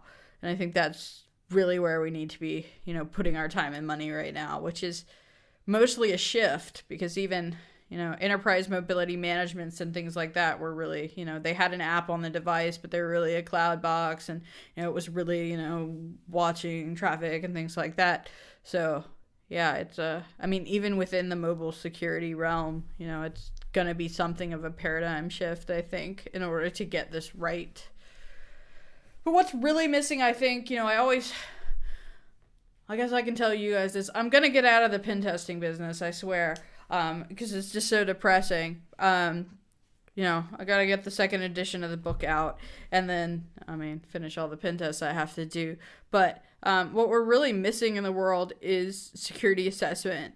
And, for so long, I've kind of been in this weird chasm of, on the one hand, the research I do is in mobile and IoT security. The products that I build in my startup are for mobile and IoT security testing. And then, in my consulting life, where I'm working, with customers doing pen tests and things like that, it was always very much, okay, test the web application, test the internal environment, test the Wi-Fi. The mobility was really just overlooked and still is, unfortunately. It was kind of like, oh, we can't test people's devices. We'll just assume that's okay. But, we all know attackers don't do that. And, that's, I think, where we've really seen this fall short, as we moved into COVID-19. And even before that, since we had basically been in this paradigm anyway, is that, we've really been ignoring security testing when it comes to, if somebody builds a mobile app, they're going to get that security tested, hopefully. I do a fair amount of that, in my day job, testing people's mobile applications. But, again, I think it's often really overlooked, it might be in a hostile environment to begin with. When I do mobile app security testing, I think about it from, okay, the device is compromised. How's it going to get at that app? As opposed to, just like, is an attacker going to be able to exploit this app if they're there, kind of thing. So I think, we've done security testing there. Well, some people have, but we've really ignored what is the security implication of a compromised mobile device or somebody's own laptop being compromised at home. What is the risk to our organization if somebody's smart TV is compromised and it's on the same network and suddenly starts attacking other devices on the network, and you've got what are essentially corporate assets but are owned by the employee on that network? And so I really, I say I'm getting out of the pen testing business. I'm not really. That was a joke. I really think pen testing is important. Security assessment is important. Risk management is important. I would really like to see the world get more secure, and I've always been very anti is the wrong word. I've not been anti preventative technologies like enterprise mobility management or antivirus or anything. What I'm against is how they market themselves, which I talked about previously, that, if you install this, it'll make all your security problems go away, because we are so far away from that. And like I said, that's what I'm going to do. I'm going to totally pivot my entire life, and I'm going to build preventative technologies that actually do secure things, actually do a good job. But, like I said, I got to finish my book first. I got to finish this talk first. They've only wanted this thing for 3 weeks. It's an interesting time to be a security person. I have so much work. Everyone around me is like, oh, unemployment. What are we going to do for food? And I'm like, man, I've got so much work to do. I don't know how I'm going to survive. So first world problems indeed is where we're at in security, that we just have so much disaster we have to deal with that, so there's that. But anyway, I have gone very tangential. It is very hard to record a talk and do it seriously when you're sitting at home in your bathrobe. I I feel like I'm just talking. So I hope you guys like just talking, because that's what you get, because this has gone on a million tangents. Love me anyways. I've been busy working on that new book for you. So we really need to do risk assessment and monitoring, at the endpoint level, at all the endpoints, not just the ones that are sitting in the enterprise, which, like I said, are now basically data center assets in most cases. But, the actual devices that people are using, and in the actual environments that they're using them, and in the actual connections that they're using. I mean, for a long time, we've really only focused on, Wi-Fi and the wired connection in terms of, monitoring traffic. But, if stuff is being attacked or sending out data potentially through like Bluetooth or the mobile modem, near field communication, any other way that these guys communicate, I mean, Zigbee, things like that. I mean, certainly the attacker would have to be somewhere around. But what it could be like, my phone is compromised, it's attacking over Bluetooth to my laptop's sending data out to my phone throws it out over the, say, the mobile modem, and then, it's gone. And, not, even if we were using the VPN to, secure the Wi-Fi, and it was a good VPN and it did its job, nothing saw that happen, and it's gone, and it happened. And I think we've been very reactionary in security in that, we say that, oh, this obviously isn't happening because, it's not on like the Verizon data breach report. And it's like, well, is anybody actually looking? Is anybody monitoring this happening? Well, no. So how do you know it's not happening? Because you haven't seen it when you're not looking? Bad. But yeah, that's kind of where we're at in security. So definitely we need to be monitoring like everything. We need to, this idea that we can't test or monitor our employees' personally owned devices or their own networks, that just has to be dead. That can't be true anymore. Privacy is dead. We've seen that privacy is dead. So, embrace it. Privacy is dead. You absolutely are going to have to start spying on your employees if you're not already, if you want to do security well. So yeah, we definitely need to do more testing of the right things, more testing of actual real scenarios. I mean, that's great that like, somebody tested your web app or somebody tested your corporate firewall. That's awesome. Absolutely do that. But it's only one piece of the puzzle. You're not really getting your actual security unless you're testing everything. You're actually simulating like real attacker on real device and that could actually happen to you. And yeah, and you need to do it a lot. Like, you need to do it constantly, like constant security testing, constant security monitoring, constant security simulation. And certainly this won't make all the risks go away, but it'll certainly help. I think we've really had our head in the sand for a really long time about this, and we can't anymore. And yeah, so that's what I've got to say about that. And I think they gave me some closing arguments. So, build your security into everything. Assume zero trust. Assume that what you're running on is compromised. Assume that your employee devices are potentially compromised or will become compromised at some point. Teach your employees security awareness, not just about email. Teach them about, other ways that they can be targeted and likely are already being targeted. Do the basics, things like patching, password security, phishing. These really are, those three there are really the basis for so many of the attacks that are successful. There's always going to be 0 days, at least until I solve the 0 day problem completely with my preventative technology work that I'm going to go do when I finally get caught up with the work I already have to do. But so many of the attacks are not, the attackers don't have to work that hard. It's missing patches, phishing, and bad passwords that will, put you head and shoulders above so many of your competitors. So, but that means something different than it meant before, right? Because now it means, it's got to be patching people's own laptops and own phones. It's got to be them using good passwords on those, and it's got to be them not getting phished on their own devices. So again, going back to the very, very beginning, this doesn't work. So we're going to have to do something about that. All right, now I'm pretty sure that 10 years into mobility, I never update how long that is. It's probably like 13 now.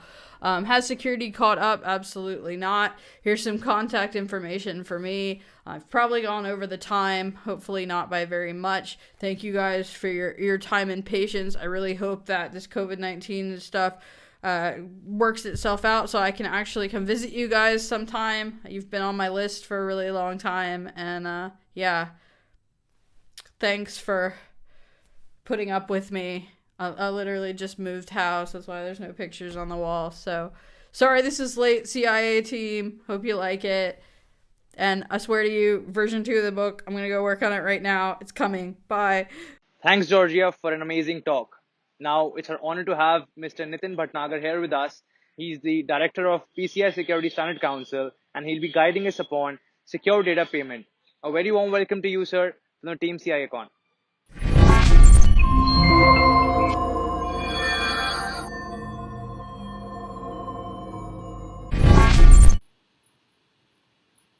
Hello everyone, hope you are doing good and staying safe. This is Nitin Bhatnagar, Associate Director, PCI Security Standards Council, India.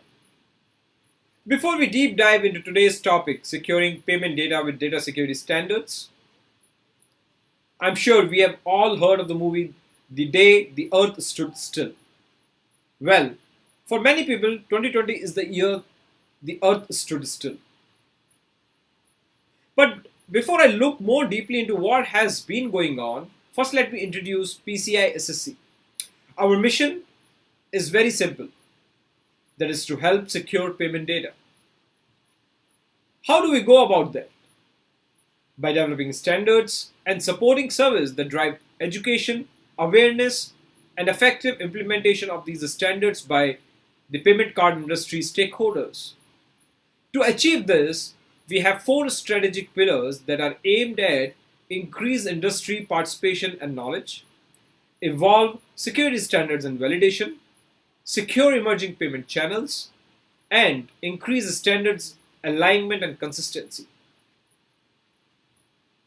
So let's take a quick look back to the years BC, or as they are now known before COVID. Life, although we didn't appreciate it at the time, was simply we went to the office, logged into our computers, and worked happily away. We had meetings, worked in teams, and chatted with our friends at lunchtime. Funny how we took this so much for granted. Our work environment was safe and secure because we were inside a bubble provided by the company's intranet, firewalls, and DMZs. Our computers were running updated softwares. We had secure logon procedures. We had a password policy, and we attended our regular security trainings. What you didn't?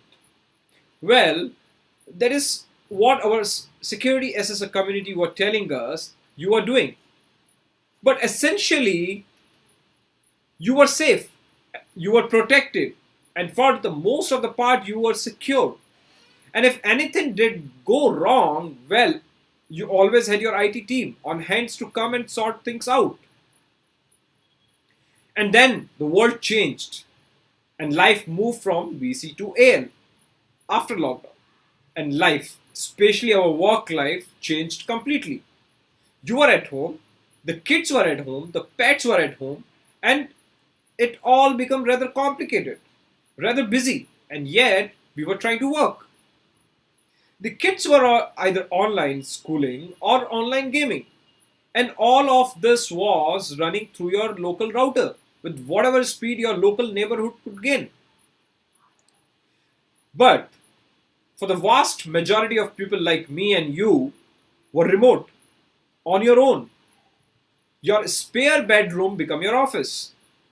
Meetings were now through Zoom or Teams or WebEx or Skype or whichever media platform your organization used. And then we started reading reports in media of security issues and concerns of criminals gaining access of things going wrong.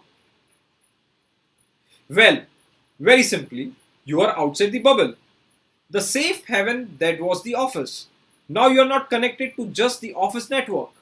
Now you are connecting through your local router, your local provider across the world wide web to your office. Now you are operating remotely and connecting into your company's network.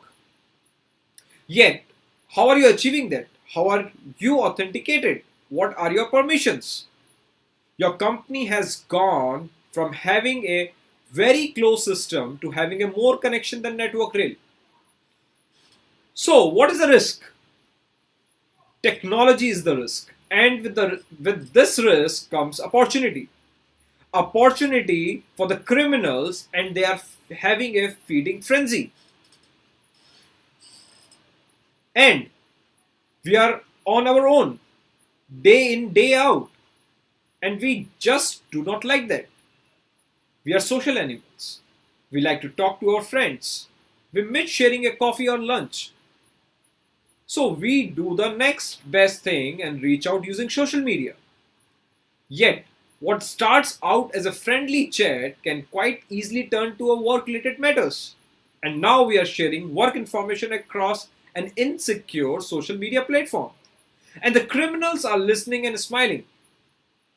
For a quick reference, I would like to take an example. Back in World War II, the message was clear. Careless talk cost lives.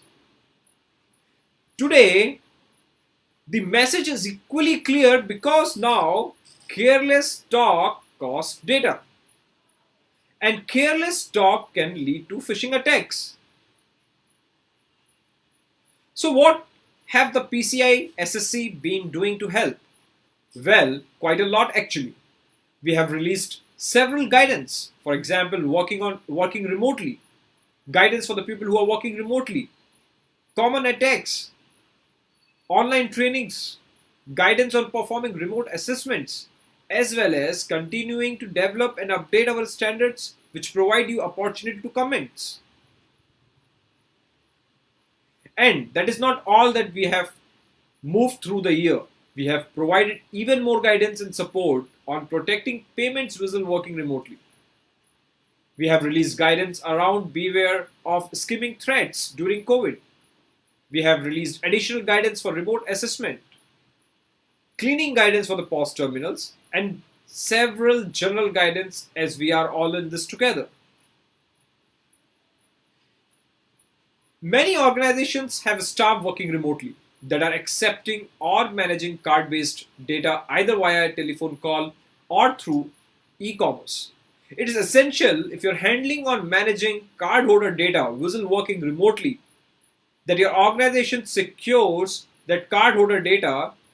Our guidance documents are there to help you because the rules do not change simply because you are not in the office. PCI DSS applies to all entities that store, process, or transmit cardholder data.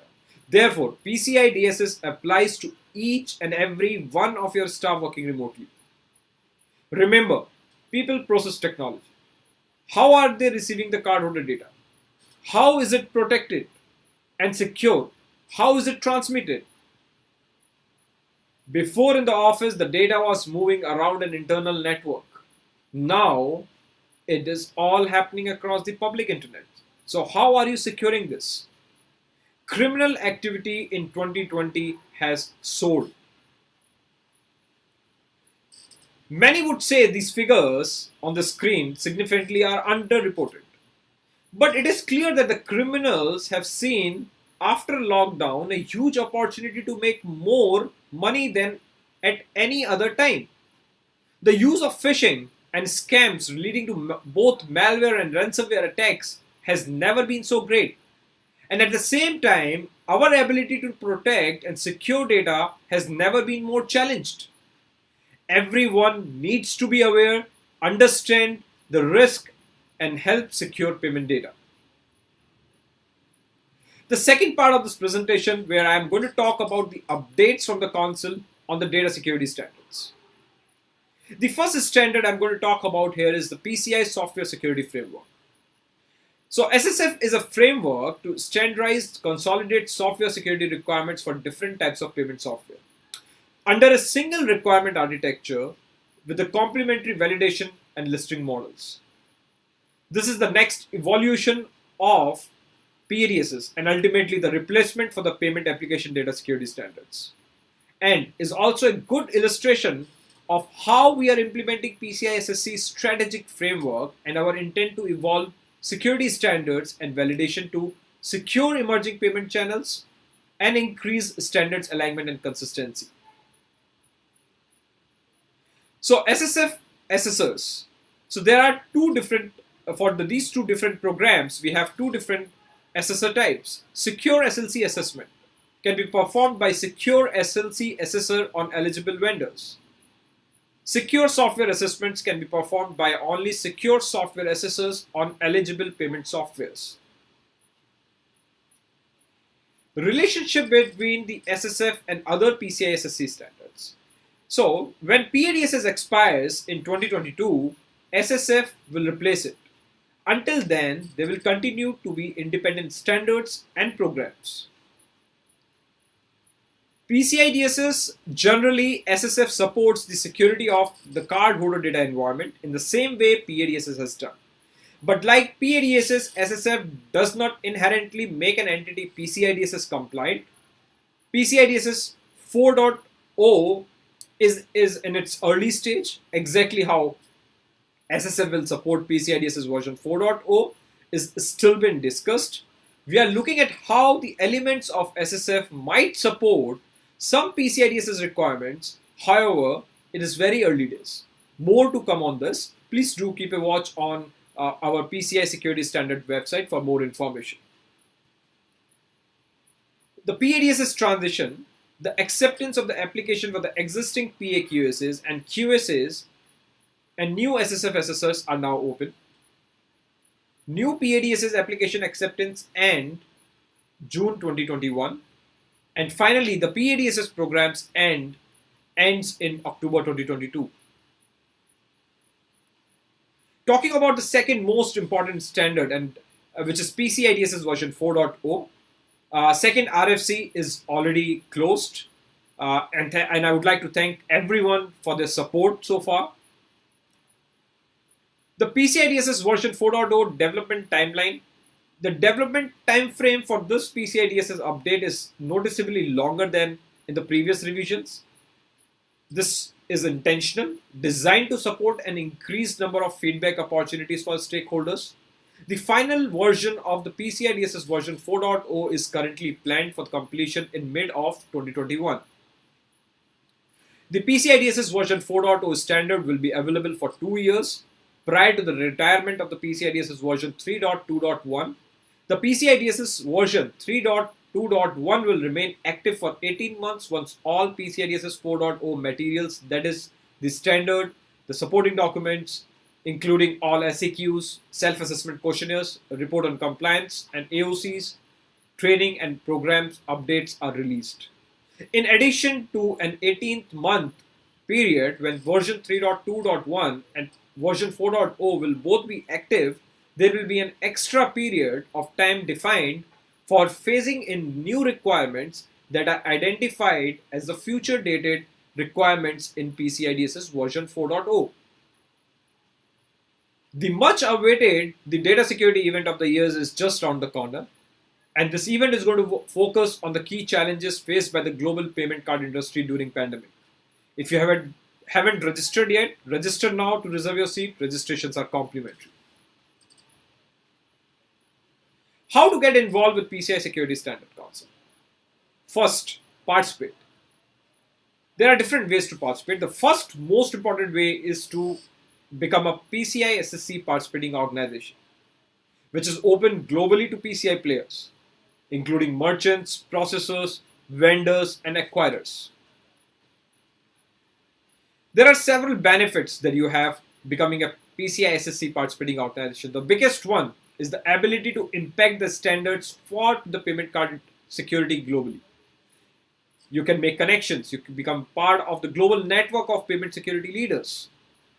As a PO, not only you can impact payment security globally, connect with the payment security leaders, but you can also gain visibility for your organization and demonstrate your commitment to payment security to your customers and your business partners.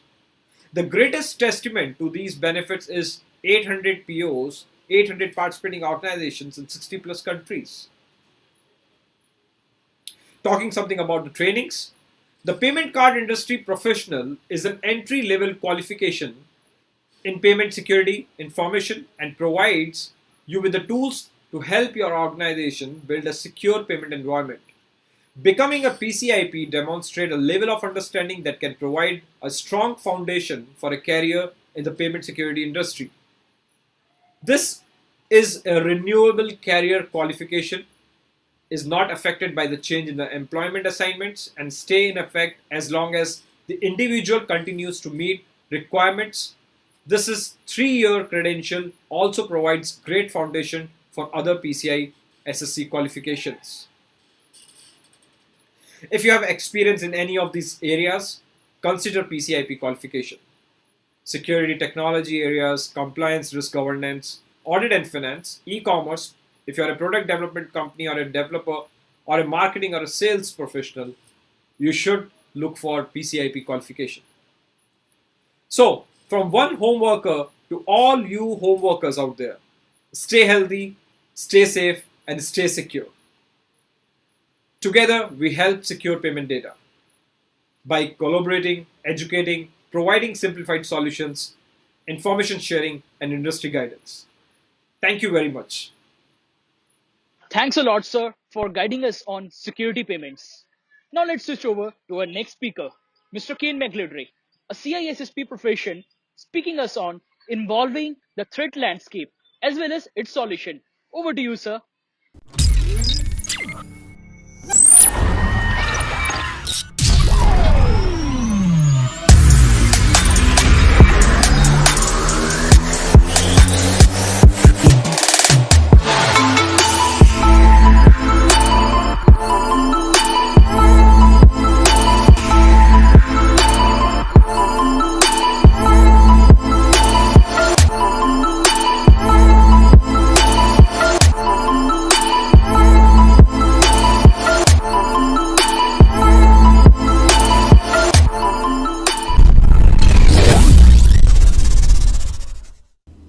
Hi, welcome to the CIA conference for 2020. My name's Kane McGladry. I am a CISSP. I'm also the cybersecurity strategist for Ascent Solutions, and I'm a senior member of the Institute of Electrical and Electronics Engineers. In today's talk, I'm going to be discussing the 3 most common cyber attacks and how each of us can deter, deny, and defend against those. What often happens with cybersecurity conferences is we all learn a lot, and then start to feel overwhelmed, and inevitably people then go back to work or they get back to work, but nothing really changes. And so I want to leave you with a clear sense of purpose for what to do when you get back to work. For example, in 2019 and also in 2020, the annual cybercrime support from Cybersecurity Ventures predicted that global cybercrime damages are going to be $6 trillion annually by 2021. That's a trillion with a T, $6 trillion next year in damages. You don't get $6 trillion a year without multiple factors, which include breach fatigue on the part of the public, increasing economic attacks by nation states and criminal threat actors, an inability of people from my industry to effectively engage with people outside of the cybers, gaps in extradition laws, and really the increasing cost of businesses to comply with retroactive, well-meaning regulatory controls, kind of like our generals who like to fight the last war again instead of leaning into the fifth domain. Now, there have been some bright spots, right? Like Cybercom dropping North Korea's tooling on VirusTotal the day of the foundation of the Republic. But honestly, that's gallows humor, and it's not changing the tide. You're here because you wanted to learn about cybersecurity, right? No. I'm going to challenge you on that one. You're here because you want to build the future, and we all have a conscious choice about the future we're going to build.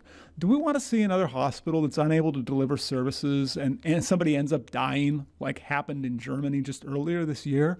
Or yet another school that's paying a ransom so that they can open at the start of the school year? I've been in cybersecurity since before we called it cybersecurity, and honestly, in that time, things have not generally gotten better. It used to be that a nation state scanning a power plant was first page news. Last year it was buried in the news, and this year and last year the UN's calling for norms in cyberspace because honestly the threat actors have got shells all up in one another's utilities, and the risk isn't an intentional attack. Rather, it's like when an operator in Russia typed the wrong IP address and accidentally took down the Ukrainian power grid. Our threat actors are accidentally tripping over one another in our public utilities. Now think about this. When Target got hit, it was a big deal. And when Home Depot got shelled, again, it was a big deal. When Equifax lost the personal data for half the adults in the United States, that was a big deal. When Marriott got owned, a breach that affected hundreds of millions of citizens from multiple countries, you'd think that'd be a big thing. When a third of the internet was inaccessible for the better part of a day due to hacked DVRs and security cameras, you'd think there'd be changes. But every one of those businesses that I just listed, they're still in business. Their stock's actually back up. California is requiring device manufacturers to not have default passwords, but generally speaking, there's not been a lot of other movement to make things better, sufficiently better. And I hope you think like me, that that's just not good enough, that we can do better. That you're tired of another email from any company saying how your data are so essential to them and they care so much and they're going to offer you a year of complimentary credit monitoring. And sometimes that's actually a fake email. It's a phishing email, right? Or you don't want to see your organization to get owned and end up in the news headlines as being part of the latest breach data set. You're tired of your parents, your friends, your families having their personal data stolen, their privacy violated, and for them to be losing money to these threat actors, whether directly or indirectly in costs that are being passed on to consumers. And so let's talk about how we can build that safer future for our communities, because honestly, every one of us owns a part of this, whether we're an end user, a project manager, a developer, a security executive, or an analyst. Now, you go to cybersecurity conferences and presenters roll in and they show how they drop 0 days to get remote shells, right? And you watch the venture capitalists throw money at what they think are the problems they're going to have a good valuation. And you read news about the fear of Chinese manufacturers getting their 5G networks all up in our business and how that's going to give them really good telemetry. And you'd think those are the best exploits. No, I'd say the best exploits are the ones that work. And the best exploits today are the exploits that all target people. They don't target computers. Honestly, let's do the math here for a second. Why would you spend your time developing a bespoke 0 day that might have a 1 in 10 odds of working when you can just ask a user for their password, when you can literally send an email and get a few $1 million? Now, honestly, I will say this, if you're going up against APTs, good luck. They're funding that research into those O-days. However, if you're not going up against nation states daily, but rather you're going up against criminal threat actors of opportunity, this is going to be really salient for you to understand how they're attacking people. So the way credential harvesting works, just starting at the baseline, I'll say this. Threat actors are not paying for a cloud hosting provider to host their malware. Instead, what they'll do is they will actually upload a phishing kit. And the funny thing about those phishing kits, they buy those phishing kits. They don't make those phishing kits. They don't make that anymore. You don't have to make that anymore. You can actually go out on the dark web. You can buy yourself a phishing kit. It usually comes with instructions. Then all you have to do is you have to have shelled somebody's web server. Funny enough, you can also buy that too. There's a whole supply chain here associated with the criminal underground where if you want to do a phishing campaign, you can just spend a few dollars, honestly, and then you can roll phishing emails out the door. And you can do that either using a botnet or you can just use somebody's compromised mail server. And then what's going to happen? People are going to get that phishing email. They're going to see it. They're going to say, oh, I missed my FedEx package. Oh, there's a new message for me in Teams. Oh, whatever the lure is of the day, right? And they're going to go to that phishing site that is on compromised infrastructure and they're going to enter in their credentials. Now, they might even enter in a multi-factor authentication. They might not, but they're going to get prompted for their password. When that password is entered into that phishing site, here's where the threat actor starts to actually get something out of it. That is immediately sent to the threat actor, that password, and if they're using multi-factor authentication and if it's a sufficiently developed phishing kit, they'll also be able to use that to validate the account live. Now, sometimes the phishing actors, you know what they'll do? They'll go, you know what, we got a whole bunch of passwords, we got a whole bunch of usernames, right? We're just going to sell that too. Again, there's a whole supply chain at work here. Now, another way that they target people is, just think about this. Back in October of last year, AutoClerk, they had an S3 bucket up on the internet, and they leaked the details of 179 gigs of data for traveler or reservations. Those included the travel plans for U.S. government and military personnel. So that included people like U.S. Army generals who are traveling to Moscow or Tel Aviv and many other destinations. And that data included their email addresses, their phone numbers, and other sensitive data like unencrypted login credentials. What's funny?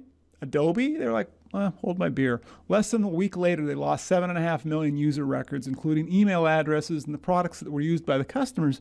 Again, it was because of a misconfiguration. The threat actors know that misconfigured storage on the internet remains to be a problem, even though it's 2020 and even though we all should know better. So what happens is they will just use publicly available tools to scan for open storage on the internet. Then they're going to just use the same developer tools that if you're a software developer that you would use to configure that. So if you're attacking an AWS S3 bucket, you're just going to use a command line utility. And then depending on the level of misconfiguration, and this is where having configuration control management is so essential, what they're going to be able to do is they could change the access rights, or they could get a listing of the files, or they could actually write the files. That's an interesting scenario. That's how you can upload yourself a phishing kit. Or they're going to download the files alternatively because the access model has been set up to be too permissive. And then depending on what they just got, they could either steal the credentials, they could upload phishing kits, they could resell PII that they've obtained illegally. So there's a way that they're always, something to keep in mind here, they're always looking, how can I make money off of this? The cyber criminals, that's their kind of their day job, is they're trying to figure out how can they actually monetize these data. So the other way that we see attacks happen in the wild right now is what's called a credential spraying attack. And these ones are interesting. Because what will happen is a threat actor there shown on the left is going to use a botnet. Now, botnets are fairly cheap. You can rent a botnet. I wouldn't recommend doing that ethically, but they are available like anything else. If you pay money, you can rent the botnet. And you pay the botnet to simply use the same password against a massive user population, but you do it at a very low rate so that the clipping controls do not get flagged and cause those users to be locked out, or alternatively for your IP address or your configuration, wherever you're running this from, to be banned. So what the botnet will do, you see the password there is fall 2020, it's going to try it across all of those usernames. Now, most of them had really good passwords. However, that one user, Thomas Flores, who has the password of fall 2020, they can now use that account. If that's a banking account, they can resell that at a profit. If it's a PayPal account, they can resell that at a profit. If that's a corporate email account, they can probably sell that as a profit too, or they could use it as part of a business email compromise scam to be able to get even more money out of that affected organization. And then botnets will actually get those stolen passwords, picking on Thomas there with the fall 2020 password. They're going to test that password against multiple services on the internet, because if something we've learned, people tend to reuse passwords. A lot of folks in the info security and cybersecurity community know you're not supposed to reuse passwords. And yet we've seen, statistically speaking, people reuse passwords. They also share passwords with perhaps their significant other or a partner or their kids for shared services like Spotify or like Netflix. So Recorded Future actually did a study on this. And they found that when a criminal goes out and buys a set of compromised credentials, they're going to get about an average success rate of about 1 to 3%. So for 1 million random usernames that they've run through their botnet against valid websites, threat actors for 1 million random usernames, they're going to get about 10 to 30,000 accounts that'll actually work. And then they're just going to sell those accounts to other threat actors. Now, bank accounts, of course, are a premium product. That's just an easy way to get money. But so are travel ones and retail credentials, especially retail these days, as it's easier to get the money out, right? Dunkin' Donuts is a pretty good example. They got hit twice. Threat actors logged into the DD Perks accounts and they used the coupons and the points for themselves, or they sold them. It was like the pizza plug scam, but with pastry. Moving up the value chain to account takeover, which is where you can actually take over another user's account. A basic package of information that's received as a result of an ATO typically goes for about $4 to $10. Now, if you get a more robust package of info that has, say, a victim's financial information and maybe some additional PII, like a driver's license or a passport scan, those usually go for a range of $30 to $60. So if you think about this, if you just start by buying some cheap usernames and cheap passwords that have already appeared in breaches, and you run it through a botnet, there's a pretty clear way to cash out on this. Threat actors know this. They are turning a profit based on this. So here's a view of those data I was speaking of, saying just on a 1% success rate if you're doing on 100,000 credentials that are for resale here, right? And there's a study last year from RSA. 73% of people admitted reusing their passwords. Funny enough, this is kind of controversial here, but it turns out baby boomers were the least likely to reuse passwords. Right?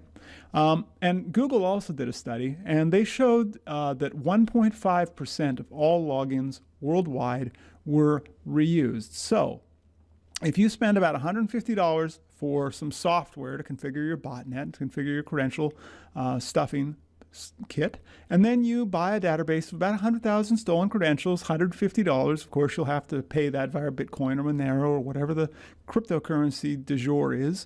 And then you rent yourself a botnet for about $250 a week. Now, those prices may have changed based on current market conditions, but it was about $250 a week when I last checked, right?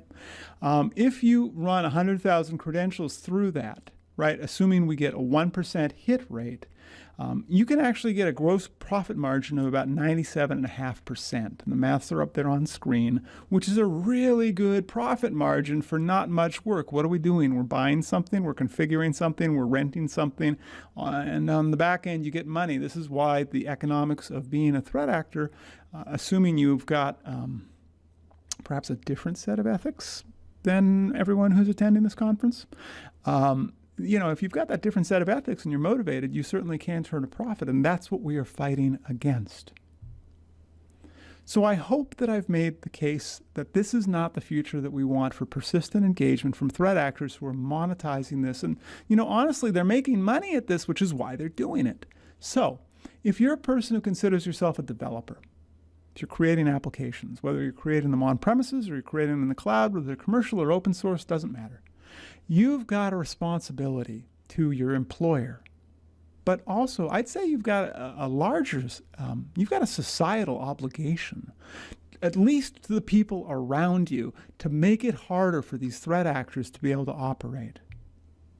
So one of the most effective ways to do that is to employ user entity behavior analysis. Now, a couple years ago, if you went to the conferences, you would have seen this term all over in conjunction with AI and ML, right? And if you went to the conference and you brought your bingo card, there's like 3 right there for you.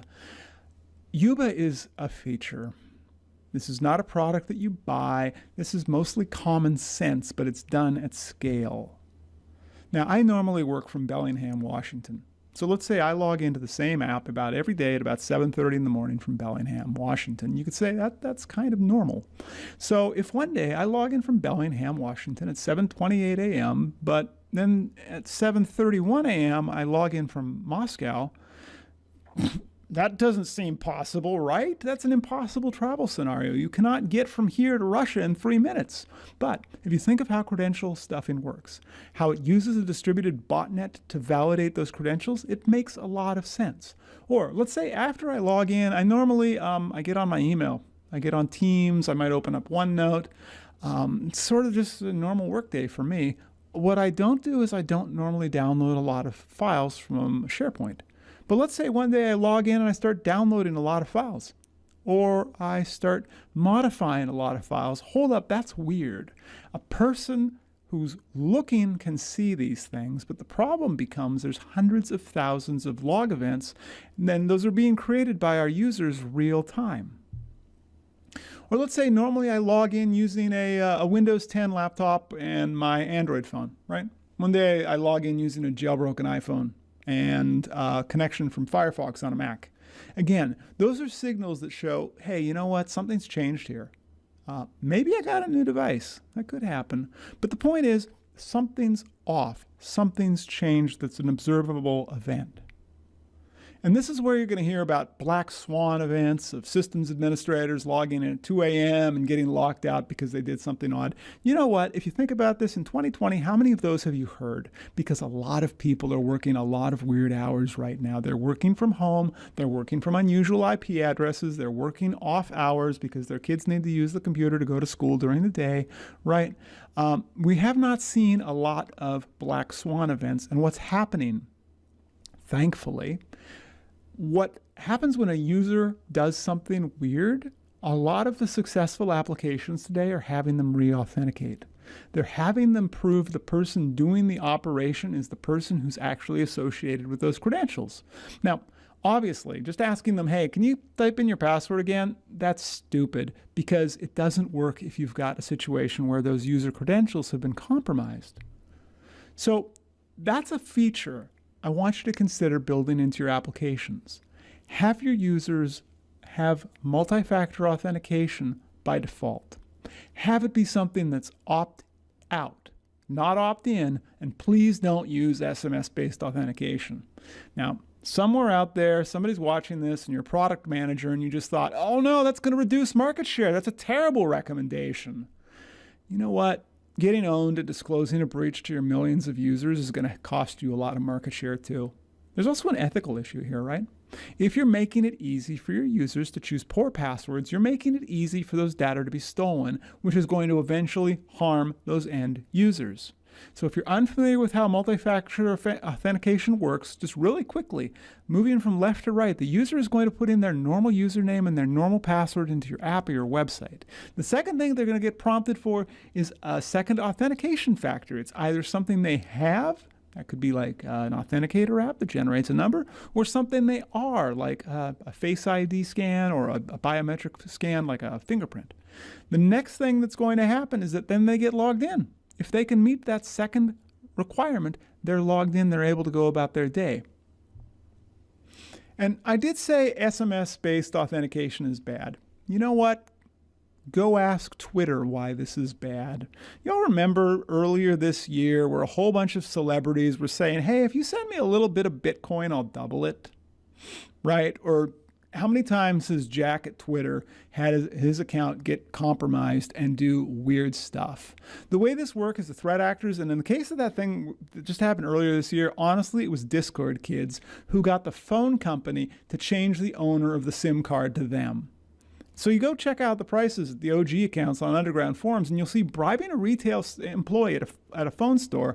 Let's say you spend $300, right? It's going to get you thousands or tens of thousands of dollars in resale. Plus, you get the lulls because all of those are accounts where you can reset the account credentials via SMS. Or alternatively, I want you to think about the sheer number of Android apps that request permissions to read text messages, and the number of malware apps that are in the Play Store and third-party stores that exist solely to read SMS messages. That's why banks, especially banks in Europe, are moving away from SMS-based authentication. There are services that, if you're a developer, you can use for MFA. Honestly, pick the one you like the API of. I do not care. Just pick the API and pricing model you feel is best. And if you want to be super secure, support physical keys. But honestly, right now, for most of your end users who are not in a higher threat level, so your governmental officials, your whistleblowers, your civil rights folks, for those you want to have physical keys, but for the remainder, for your end users, most of them are just fine with a QR code-based multi-factor authentication for the near future. And now this is Google research I'm showing here about account takeovers. So an on-device prompt, like a multi-factor authenticator app, is going to stop 100% of automated attacks and 99% of bots. I want you to think about that for a second. This is a darn near guaranteed way to say, you know what, if we're going to do a prompt on the device that forces the user to put something in, almost got a guarantee there. Now, if you look at SMS, that doesn't look so good. It's only about 96% of bots and only 76% of targeted attacks or human-operated attack. But then if you go to something silly like just asking the user, hey, what's your phone number?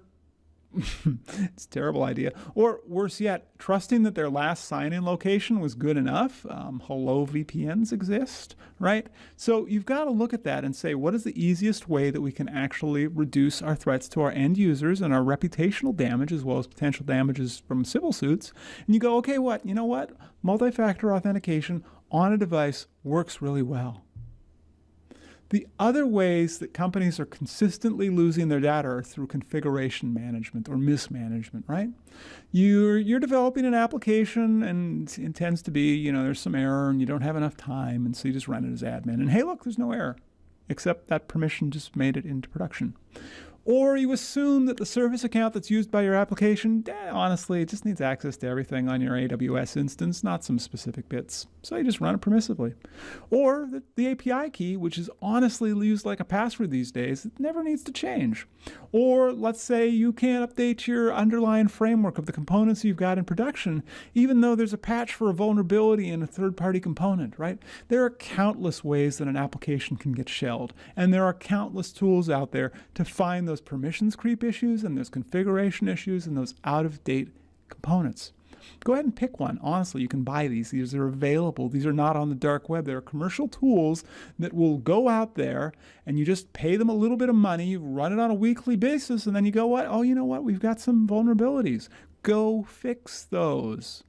The more sophisticated ones are going to help you prioritize as a developer what's most vulnerable and also what's most at risk, so you can go fix it first. But honestly, please have something. We are past the point in human history where you can just go deploy code and forget about it. So we've seen how threat actors collect and then collate and then profit from stolen user credentials, and we've talked about how application developers can deter and deny those threats at scale. Not everybody at this conference here is a developer, but we've still got a responsibility to protect all of those around us because, honestly, nobody else is coming to save us. Reducing cybercrime is ultimately a community effort. First and easiest thing you can go do, set up multi-factor authentication for any accounts that support MFA. So at the holidays, help your relatives set this up. Right? Go back to that Google study that showed well over 99% of automated account takeovers got blocked by multi-factor authentication. To do that, get yourself an authenticator app.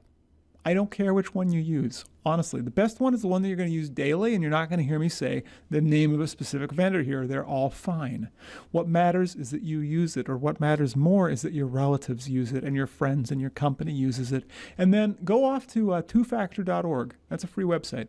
And follow the instructions for your bank, for your streaming media, for your email, for your social media. It might take you 30 minutes. Recovering from an account takeover, it's going to take you months. It's going to cost money. It's going to be miserable.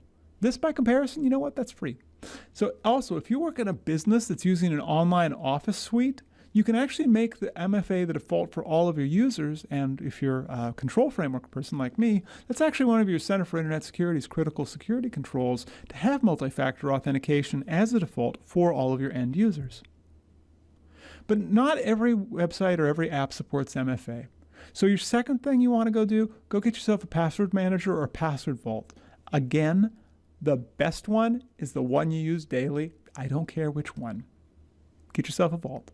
Put a good passphrase on it and make sure you're taking a backup or that it takes backups or that it stores them in the cloud and it's secure storage. And then go change all of those passwords that you were reusing. Make them into miserable 24-character random combos of letters and numbers, and then just forget about them because the vault is going to hold those passwords for you.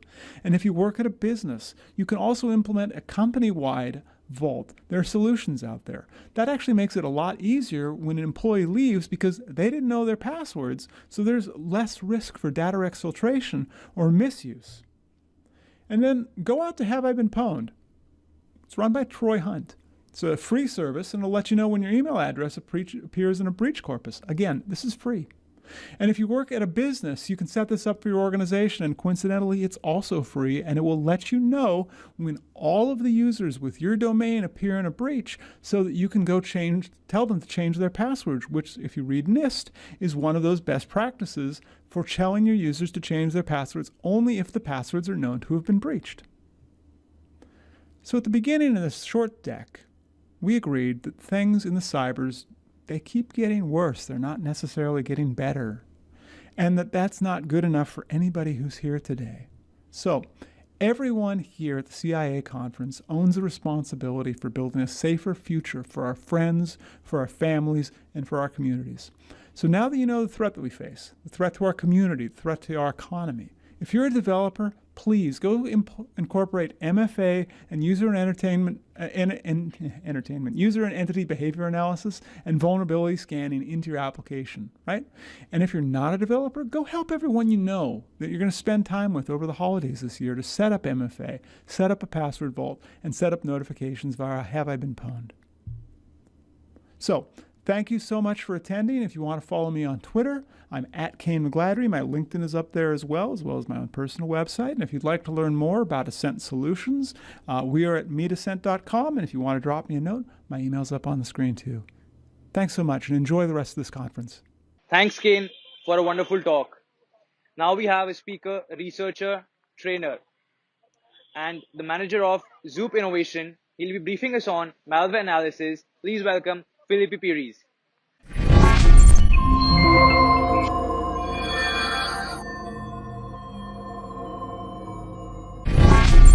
So first of all, thank you so much for this time, for this. It's a pleasure to be here to talk with you. So today we're going to talk about the PDF files, about this kind of document, right? When you think about the PDF, then malware analysis or threats or something like that. Okay. So this is my contact in social medias, right? So my name is Filipi Pires, as Tyrone mentioned before, and I have been working as a security manager, and research and security manager from Zoop Security Labs at Zoop Innovation. Zoop Innovation, it's a company, Brazilian company actually, responsible to create many different products by the way of open source code. It's very interesting because we have 3 or 4 open products. All of these products are open source, so the community can use it. It's very, very interesting. And I am a researcher as well in hacker security. I am a founder of the malware analysis course fundamentals, right? So we have another different course as well, like a pen testing courses focusing red team and blue team and something like that, right? So I'm not a writer, but I have a privilege to write some articles in Fantastic Magazine, in Forensic, and I share some of these articles in the Cybersecurity Hub. It's a very interesting portal. It's important because they sharing very, very, very many papers and and news. It's very interesting. And this month I share another articles. Here I have the CV that I received by Maitri. Yes, this router is from Poland because the last year I live in Poland, by the way, and I live in Poland. I live in almost 1 year and 2 or 3 months, and I was a pen testing there. And I have this opportunity to find this CV, this vulnerability in this router, right?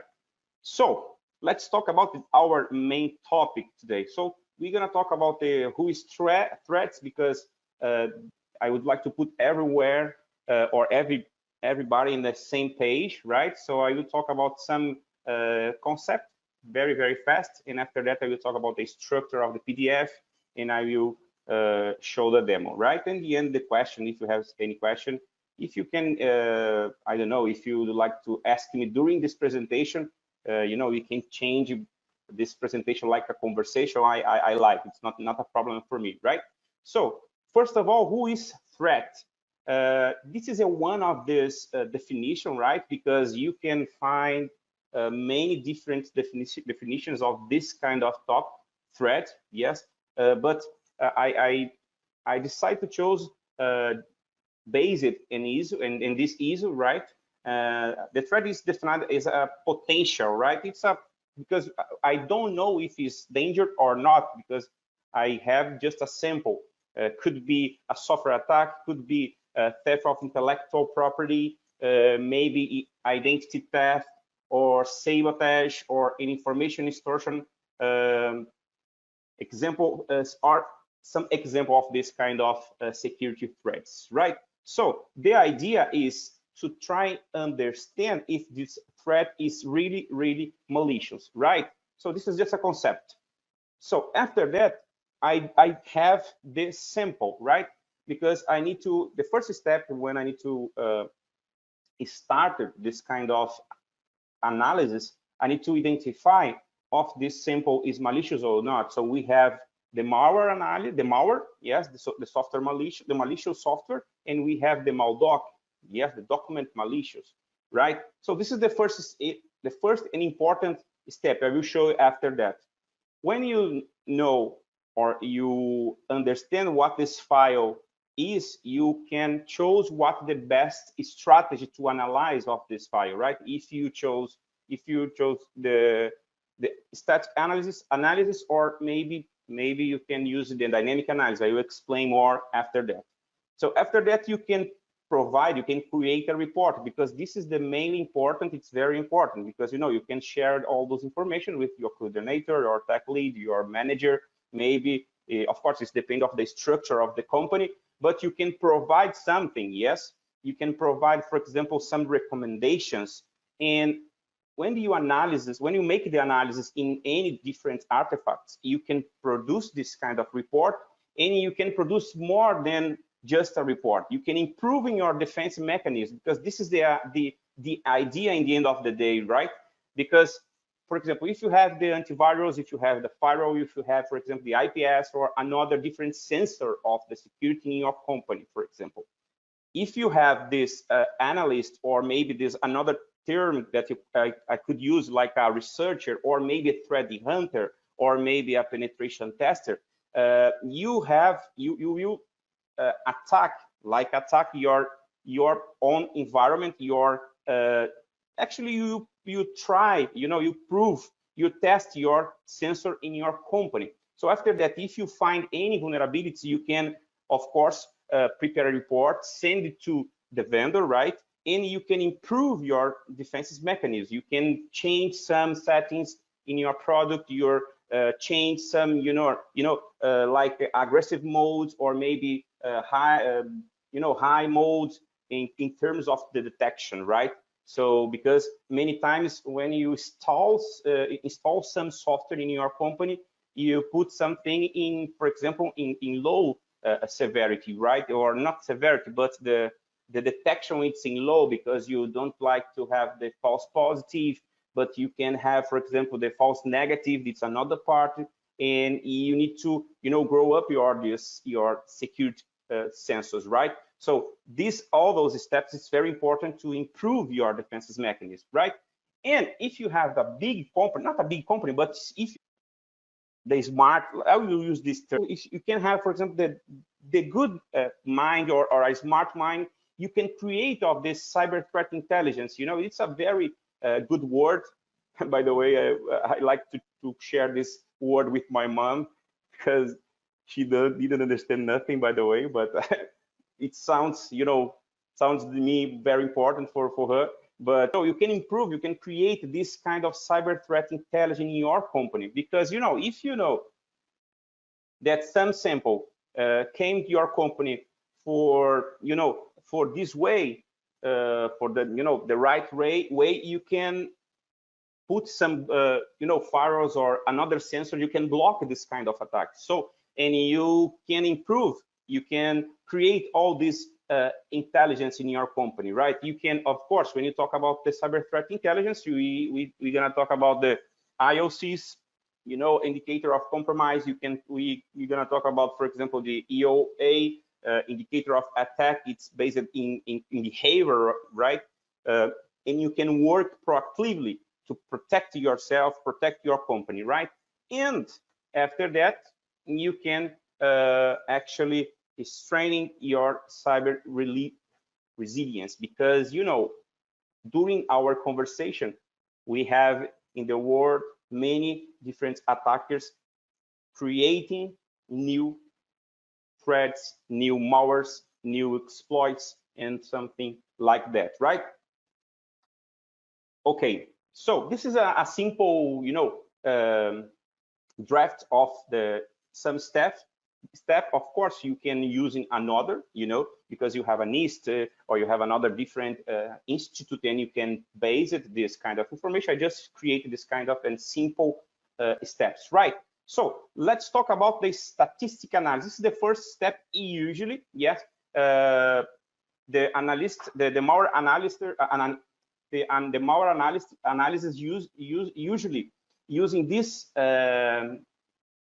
this analysis to start of this, you know, the investigation, because usually this is the first exploration of this sample, because the statistical analysis describe the process, you know, maybe the same program, or maybe the code inside this program, maybe we can analyze the structure of the any, for example, a DLL, or maybe leap, okay, or what kind of function this DLL is called in the system operation, right?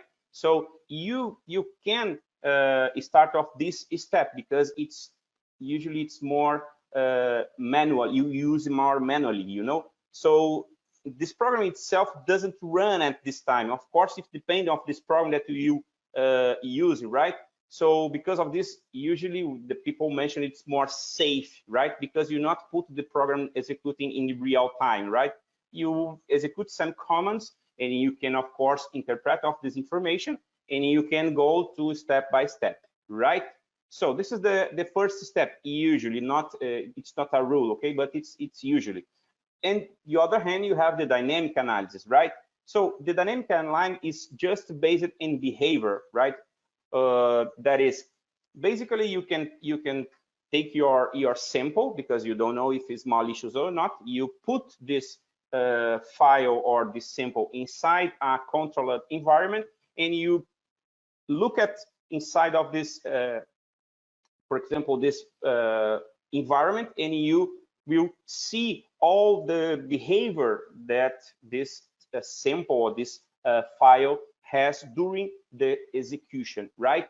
And usually, of course, when you go or when you use this kind of analysis, you can create some tools to, you know, to stay better in your company. You can it's easily to automate of the process, right? So because when you talk about this, you have, for example, the antivirus scanning, like for example, Virus Total, or you can use another concept. The name is sandbox. I think it's everybody knows about this kind of concept. Sandbox basically it's a virtual machine that you put your sample inside this environment, and you can execute like a user, and you can, of course, understand all those behavior, and you can see what this, again, the DLL is called, what the system, what the process, if it's the encrypted environment or not, and something like that, right? So this is just a concept of this, our steps, right? So I will try using here my computer during this presentation. So let's pray to the demos Lord, right? Because usually when we try to show something to in some meetups or conference, maybe something wrong or problem happened, but let's pray today if not happen to us today. So the first step, if you remember when I talk to them is, or to us is the identification steps, right? So here I don't know if you can see my screen. If you need to grow the letters, please let me know here. But I think it's good to see here. So the first command that I like to use is file command, right? Because we can identify all these artifacts, right? Because I have here bill. This is the first that I will see. It's a PDF file, right? So I will use file to look in the invoice. It's a PDF file as well. And we can use the resume, yeah, it's PDF file. And sample maybe, let me check here, sample, it's a file PDF. As you can see here, we have the version, right? Version 1.5, 1.7, 1.4, and 1.3, right? So this is a very important command because if you read of the command file, you can understand something very, very important. This is so it's just a basis, right? So file is determining a file type, right? Oh, okay, Filipi, I know about it. Perfect. But how file works, that's a good, it's very important point to understand, right? Because here below, if you see here, let me put, this file have a magic number stored in a particular place near the beginning of the file that tells the unique operation system, right? So the file is based in this step. Of course, this command has a big database. Of course, it's complete inside of the system's operation.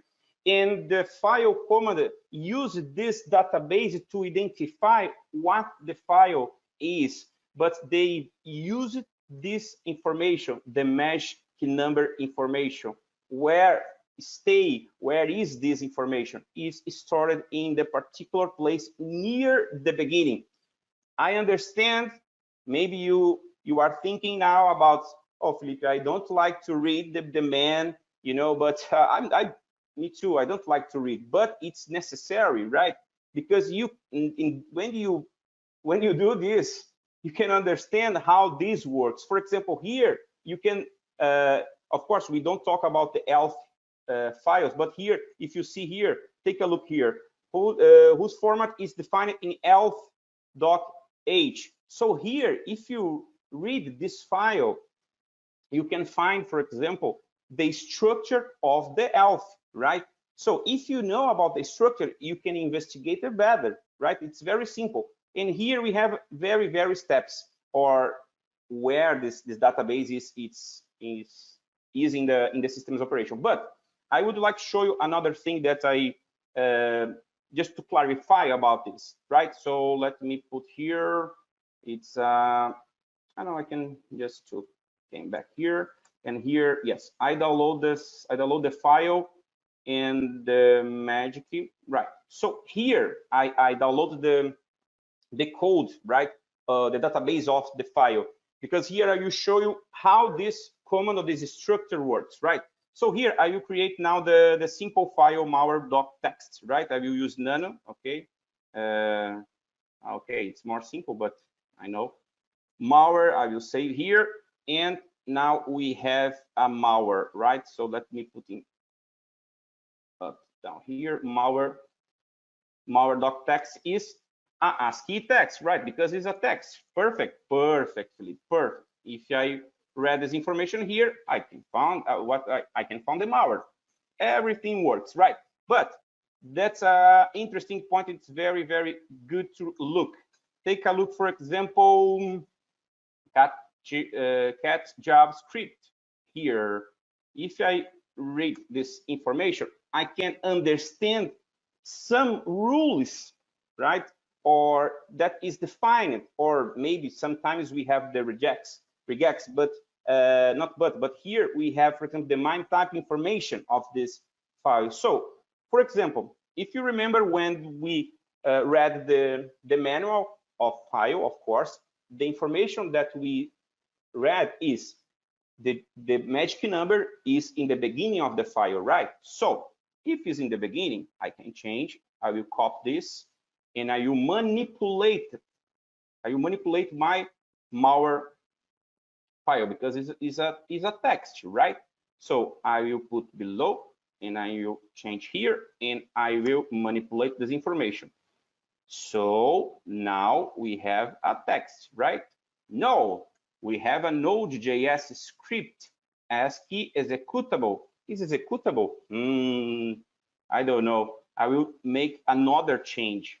Let me put another regex here because I know you probably don't know. Okay, so now take a look, file malware.txt because I have this extension, but the magic number this document is, oh good, my goodness, it's Python script, right? So if it's Python, maybe we can execute, maybe. Let's change to Python, right? So let's change the privilege, right? Malware, right? So let's execute in Python. Free doc whatever, malware PDF, and boom, problem. Why problem? Because of course we don't have here all code, right? But we have this information in the beginning of the file. This is the magic number. Of course, if you think about, for example, DP, portable, executable, or maybe ELF, it's totally different because you have different rules to put all together to identify, of course. But you can create your own yourself, for example, yourself database and yourself extension, for example. You can put your rules and you can create, right? So when you understand what these tools or many tools you could use in your tests, you can understand all those steps, right? So, for example, if I change another again, the malware Python here, I will change it to, let me change here, our friend %pdf -1.9. And if I save here, let me change it, let me check here again. Wow, we have the PDF document again. You see? So let's return to, we don't have problem during this demo, right? So that's an interesting point because you can manipulate all those informations, right? So you need to understand what you are using about the tools, right? So that's an important thing. Okay, so let's talk about the structure of the PDF. In general, PDF has 4 parts, right? The header, it's the same in any different files, right? We have a body. When you have many objects inside of this body, you have a cross-reference table or X table, right? And you have a trailer. This is responsible to connect or to referencing another cross-reference table, right? One connect and another.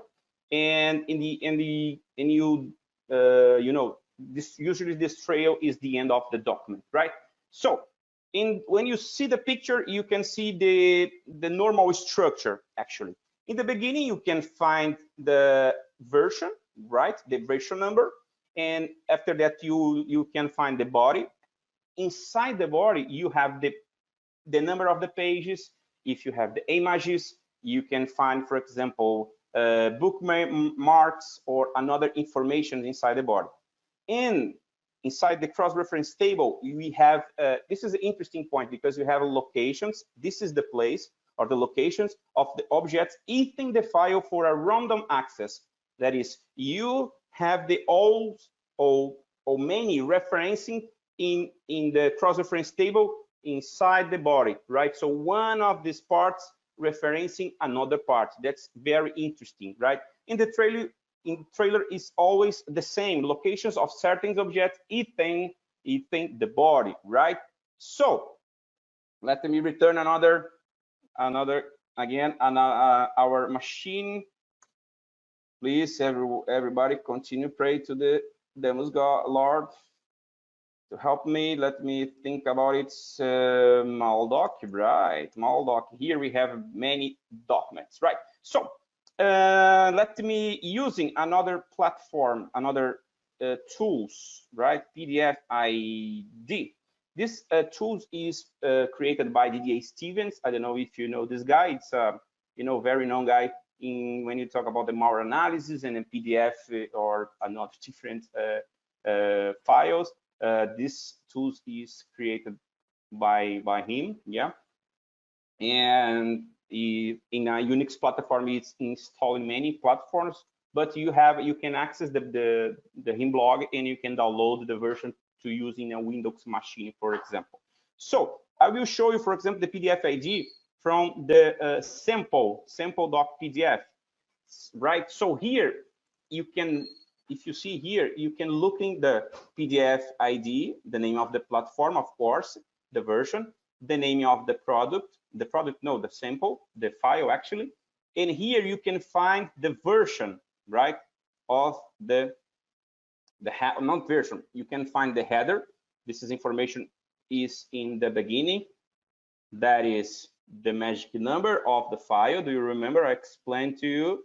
And here you will find the number 1, doc3. This is a version of this PDF, right? So I will put below to see better. Okay, and here, I don't know, it's small, but I will put more high, more bigger.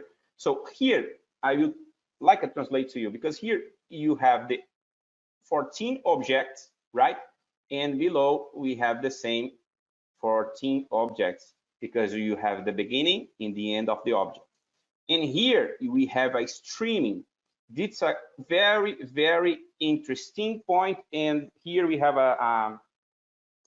you need to have attention here, because usually the attacker likes to put some, JavaScript or another different things inside this kind of document, or maybe URL or another thing, right? So we have one cross-reference table. When you have the trailer, and here is start the cross-reference table. So, but Filipi, what this and other things means, because you have here the pages, encryptus, and JS or JavaScript, AA, open action, what this stuff means. It's very interesting, because if you compare, for example, let me open another window here, and you put PDF ID invoice. I think I have this file, right? So let's compare of this file here, both of this file. So here we have the 14 objects. So man, here we have 63 objects. It's very, very big, or bigger, right? So, and here, oh my goodness, we have a 22 string, right? And the page, we just have one page. Why? Right? So let's take a look another file here. I think I have a resume, right? If I remember correctly. Yeah. So here we have, for example, 28 objects, and we have 11 stream, right? And but below we didn't find nothing. So I will go to another folder here, PDF, and they can, let me see here. This is CV, PDF ID, CV, our friend. Yeah, probably one guy would like to find any, job. CV. Okay. So here the same case, the platform and the name of the file, the header, that is magic number. We have a 15 objects, and we have a two string. Oops, here two string. But here we have a one page, and we have something inside of this part is encrypted. And take a look here. We have a two JavaScript, more three, because they executing and scanning inside this document to find some strings or another part or another information. And here, take a look, we find the open action, right? So what this means, it's very simple. The open action, or maybe AA, is this thing happen when this file needs one command from the user. That is, when the user receive this CV, for example, the people from HR team receive the CV and probably will open, right? Because this is the routine of this kind of people, right? Needs to open many CVs, many resume, every day, all day, right? So they will click in this CV, right? So when he or she or they click in this file will execute this function open action, that is open something. What function execute? So something that are maybe or malicious or not, but usually they this function is using to call a URL or maybe a string or another thing.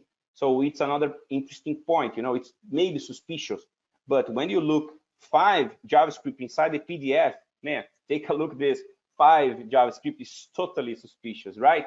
So just to understand the difference, right? So when you propose yourself to analyze any PDF, you need to be relaxed, because you can find, for example, 15 objects, or maybe you can find it 63.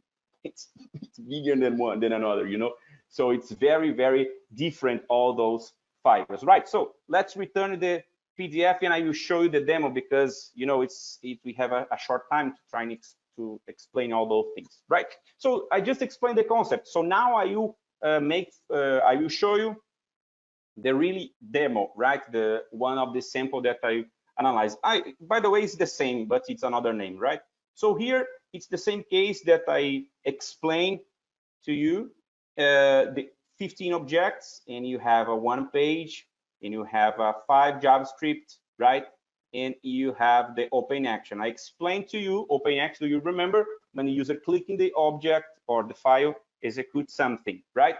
So after that, I will use the PDF parser. This is another platform provided by DDA Stevens, right? It's the same guy. It's the same package, right? This platform is in the same package, right? So here I will collect the run of this information inside of this PDF, right? Because I need to investigate more deeply, right? So I will execute, and now I will start to read all those information inside this PDF. So take a look, the version, the header, basically, and here we have the interesting point. Sorry, we have the one object, the first object actually, because we have a 15 object, right? So inside this PDF1, the object 1, sorry, we have this another reference in object 2, 3, 4, 5, 6, and 7. That is, all those objects are reference their self, right? So if you continue to read, we have the 15 object, but here just talk about the 7, right?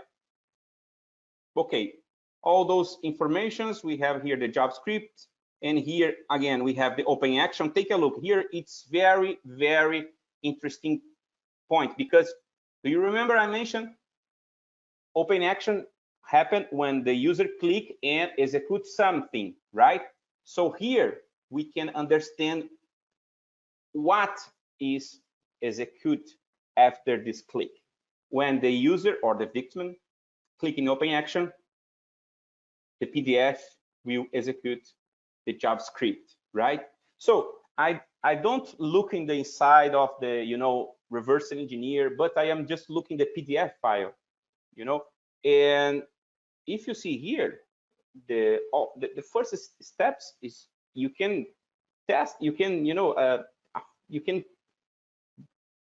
I forgot the word in English, by the way, but you can affirm that this PDF is malicious, right? Because you have the open action and you call the JavaScript. So think about it. It's possible you have a JavaScript inside of PDF, just 1 page. Not make sense for me, okay? But let's continue to this investigation. So you have here another interesting point, because inside the object 4, take a look. We have another reference, the object 8 and the object 9, because we didn't this reference, but now we have, right? The object 8 and 9. So we have the 1 until 9. But do you remember we have a 15 objects, right? So let's continue to investigate all those information here, and we find here another reference that we put. Okay, the object 7 called the object 10, right? So now we are near, the 15 objects, right? So in the object 10, we have a JavaScript, another reference here, right? So let's put here, and inside the object 9, we have the reference, of course, the object 4, 8, and now appears another object, 11, right? So, and here we have basically information of the space, the bookmarks. Do you remember I explained something about it inside the body, right? So, okay, but inside the object 10, we have a reference object 12, right? And here in object 11, what we find here, the first streaming, right, contains string, and this string is flat the code. So if it's flat the code, probably I need to execute something to try the code of these informations, right? So okay, so here I have an interesting point I could try to read, but here the size, it's 36. It's so, it's not big, it's small. Okay, but let's continue to look all those objects. So do you remember this file just have 15 objects? You remember before 63 objects? It's very, very bigger. Yep. So take a look at the object 13 here. In object 13, take a look. We have a JavaScript and we have a string again, but the size here it's bigger than another. Do you remember? Another it's very small. Here it's bigger. Okay, and here maybe we have an interesting point to analyze, right? So we need to find another two, 14 and 15, right? So here it's everything. The 14 it's here and 15 in here it's here, and we finish the file. So we need to now analyze the object 13 because we have a big JavaScript inside this information, right? So, and this in that point, I executed another platform, but this platform is not provided by DDA Steven, okay?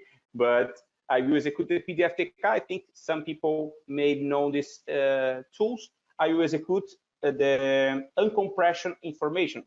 When I will execute some or create some PDF, I can compress some information and I can use this platform. Or if I need to uncompress the PDF, the information inside the PDF, I can use this uncompressed. Okay, if of course this tool has many others function, but I just use this here, right? So I generate the dump doc text to my idea here it was to look inside all those information, but uncompressed. So take a look here what information I found. If you remember in the 13, we have the JavaScript, do you remember? But if you see here, it's maybe not looks, not looks like a JavaScript, But what happened here in this case? It's simple. Of course, not simple, but I know. Basically, the attacker here using the obfuscation technique, right? So the technique used here is the obfuscation inside this JavaScript, right? So of course, I need to read this information. So I have here the evil parameter. I will thought when I make this investigation. So if I have the evil and I have a JavaScript and I need to read this, I need to read this information. So you use the HTML to try to read this in any page, right? Because here, if you see here, it's more, the different color here, color is different. So basically, I wrote this this information in a browser, right? Because I would like to read this information. I will disobfuscate this information because we talk about the what JavaScript, right? It's if you need to receive more knowledge, you need to study more about the applications, web applications, and something like that, right? Something like that. Let me look here. Okay, we have a payload.html. This is a file that I created, Okay, so now I will execute this in a browser. So take a look what we find here. Okay, we have a payload. Do you know what this means? Do you know what this means? Yes, this is the package responsible to install the Weidman machine. So let's to make it,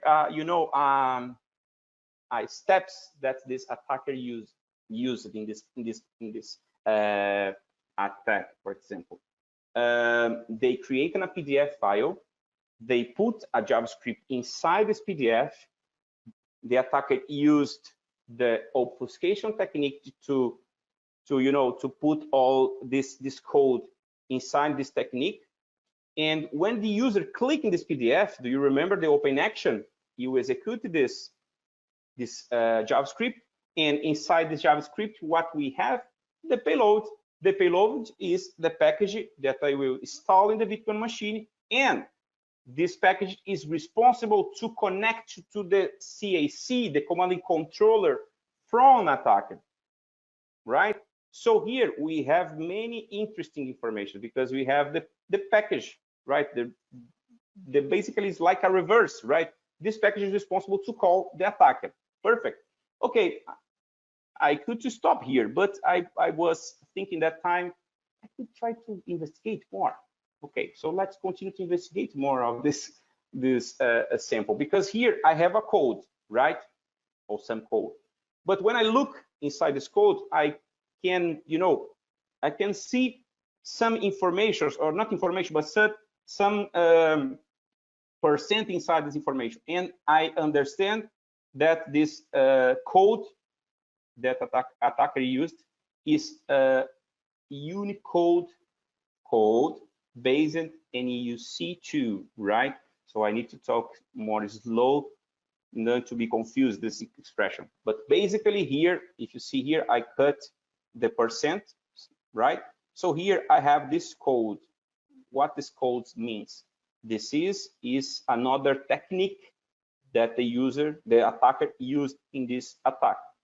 The Unicode encode, right? Because it's different when you talk about the encryption. Encryption is one thing, and encode it's another thing, right? So here I generate the Unicode code because this is a technique that the attacker used in this attack. So here I have the pure Unicode code, right?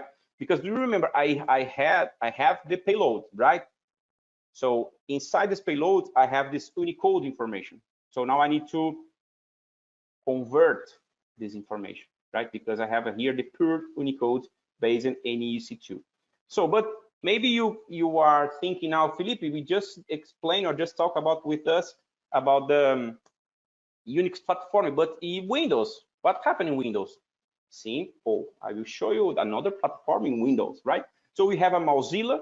It's a very known platform. If you see here, it's the same code with the same percent, right? So what another step that I did, I show you in Linux now. I need to cut the percent, right? And after that, I need to generate what? Because I have the Unicode package. So in this platform, I can generate the exa file binary, right? Why I do this in that case, right? Or what I did it in that case, because my idea, it was to try read all those information inside this binary, inside this package, right? So after that, I used another platform from my friend Didier Steven, the short search, because my idea is to try and find any HTTP or HTTPS maybe, because my idea is to try and find the IP from the attacker, IP or the CAC from the attacker. And take a look here, we find the IP from the attacker, right? And if you consult of this information, if you search this information, you can find this information. This guy is from Estonia, Europe, right? So before or finishing this presentation, basically, take a look. We have the PDF file with 15 objects.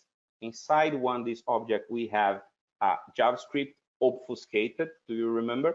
And when the user clicking this object in this PDF, this open action, one of these functions that we saw, executed this JavaScript obfuscated. This JavaScript of obfuscated will download the payload. Do you remember the payload? Inside this payload, we have the Unicode code, and inside this Unicode, we generate, of course, this hexa binary, but inside this code, we have the IP from the attacker. So you can understand all the flow of this attack, right? So now I finish my presentation. Thank you, sir. That was really a wonderful talk. Now let's switch over to our next speaker. As you all know, real life stories inspires us a lot. And with all her experience, I would like to welcome our next keynote speaker, Miss Marina Kivati.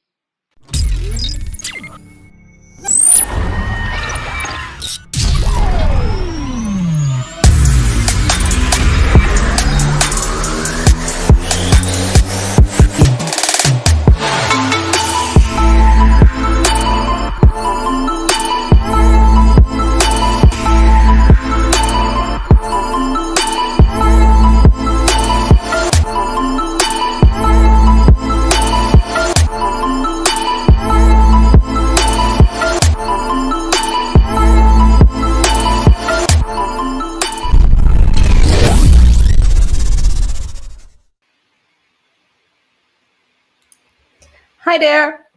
Nice meeting you. I'm Marina Chavada. I'm from Brazil, and I am very thankful and I'm pleased to be here. I'm very thankful for CIACON for inviting me to be here. It's really nice to be in this conference. It's extra nice because the schedule involves a lot of speakers that I know of or admire or are even my friends. Or also people who are from Brazil as well. So that's very nice to see the presence going around. So I would like to take the time to thank CIA for the invitation. And that's pretty much it. I'm not gonna give any spoilers of who I am right now. We can learn that in a little bit. We have a dedicated slide just for introductions. So if you wouldn't mind, I would like to start the talk. So here we have my talk, Tropical Spy, Tricks and Stories from a Brazilian Social Engineer, which, it's me. All right, so let me settle the configurations here and let's go to my next slide. Well, who am I? So I'm Marina Chavada. I have my first degree in journalism. So I come from not a technical background. I come from a humanities background. And therefore I started as a events organizer. So I started actually producing content for a content-focused, InfoSec company. And there I turned myself into an events organizer where I organized the biggest hacking conference in Latin America. And then I became a community manager, learning how to deal with people and learning a lot about, who was into the hacking community back in Brazil and also worldwide, and what were they doing, what were their passions. And in this process, of course, I fell in love with hacking. So I was watching from a distance at that point, but I was still extremely involved with the community and already extremely passionate about the hacking itself. From there, I was also a volunteer leader of the volunteer program from this huge hacking event, and I have trained around 1,500 people in that program. Around that, I guess. And from that, I fell into social engineering. It was actually quite an accident. I had this friend working with some social engineering software, and he needed help with a client for a physical pen test. And there I was, and I was really good with people, according to him, and that therefore he came to me for help. And that's when I first delivered my a physical pen test, which was pretty exciting. For those who don't know what physical pen test is literally break and enter and steal information and steal documents. And, I'm going to talk a little bit more about social engineering as we go here. But stay with me, because social engineering applied into physical pen testing is quite exciting. And that's what I do. And because of that, I finally got to call myself a hacker, I think, a hacker. Actually a human hacker, because of social engineering. And from there, I went to being an awareness instructor. So nowadays, I teach people how to be more secure. I teach people, best practices and what to do and what not to do, and how they can protect themselves against social engineering and all kinds of attacks.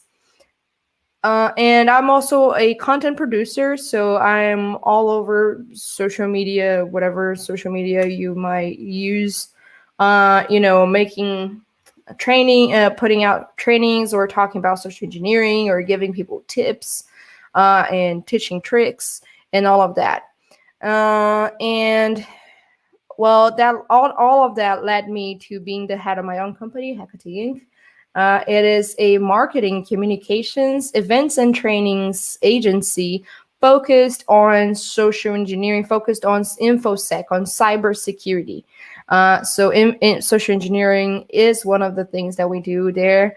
But we talk about security. We know talking about security is a hassle, is a struggle, is a nightmare. Not only for the marketing people, but for InfoSec people as well. It's not something that they do very well, the mix of those skills, of the communications skills with InfoSec. So that's kind of what I do, and that's why I founded my own company. So that's pretty much all I have to say about me. And I left here a little bit of the Hacker Manifesto. For those who don't know the Hacker Manifesto, I really, really strongly advise you to go search for it. It's worth it. It's the mentor wrote it in 1986. It is like a way bigger piece than this, but I just got the little bit of it that inspires me. That once I took, one gander at it, I was just hooked. And it talked volumes to me about what hacking is, about, even human hacking or social engineering, all of its meaning for myself. So the bit is that my crime is that of curiosity. My crime is judging people by what they say and think, not what they look like. My crime is that of outsmarting you, something that you will never forgive me for. So I think this speaks clearly with with social engineers. I do believe this is the mindset to have. And so moving forward, I I have here a bunch of cute little Brazilian animals, because what I'm going to teach you here, what I'm going to talk about here about my physical pen testing and about my social engineering attacks are gonna, come as a little bit scary. And people tend to be quite scared, and at the end they're like, oh my god, I'm never going to talk to you again. I don't know what kind of creature you are. So remember these cute little Brazilian animals inside. I'm just like them. I'm fluffy, I'm cute, I'm loving, and I'm friendly. So please remember the cute little Brazilian animals when we reach the end of our road here on our talk. All right, so shall we begin? So social engineering. Social engineering, for those who don't know, it's about human hacking. It is about the human error. So looking for the human error, the human vulnerability. So people are a combination of behaviors and patterns inside a system. So inside the society that we live in, or the community that we live in, the culture and all, and as a combination of behaviors and patterns inside the system, we respond to commands. Therefore, we have our own vulnerabilities, kind of like machines.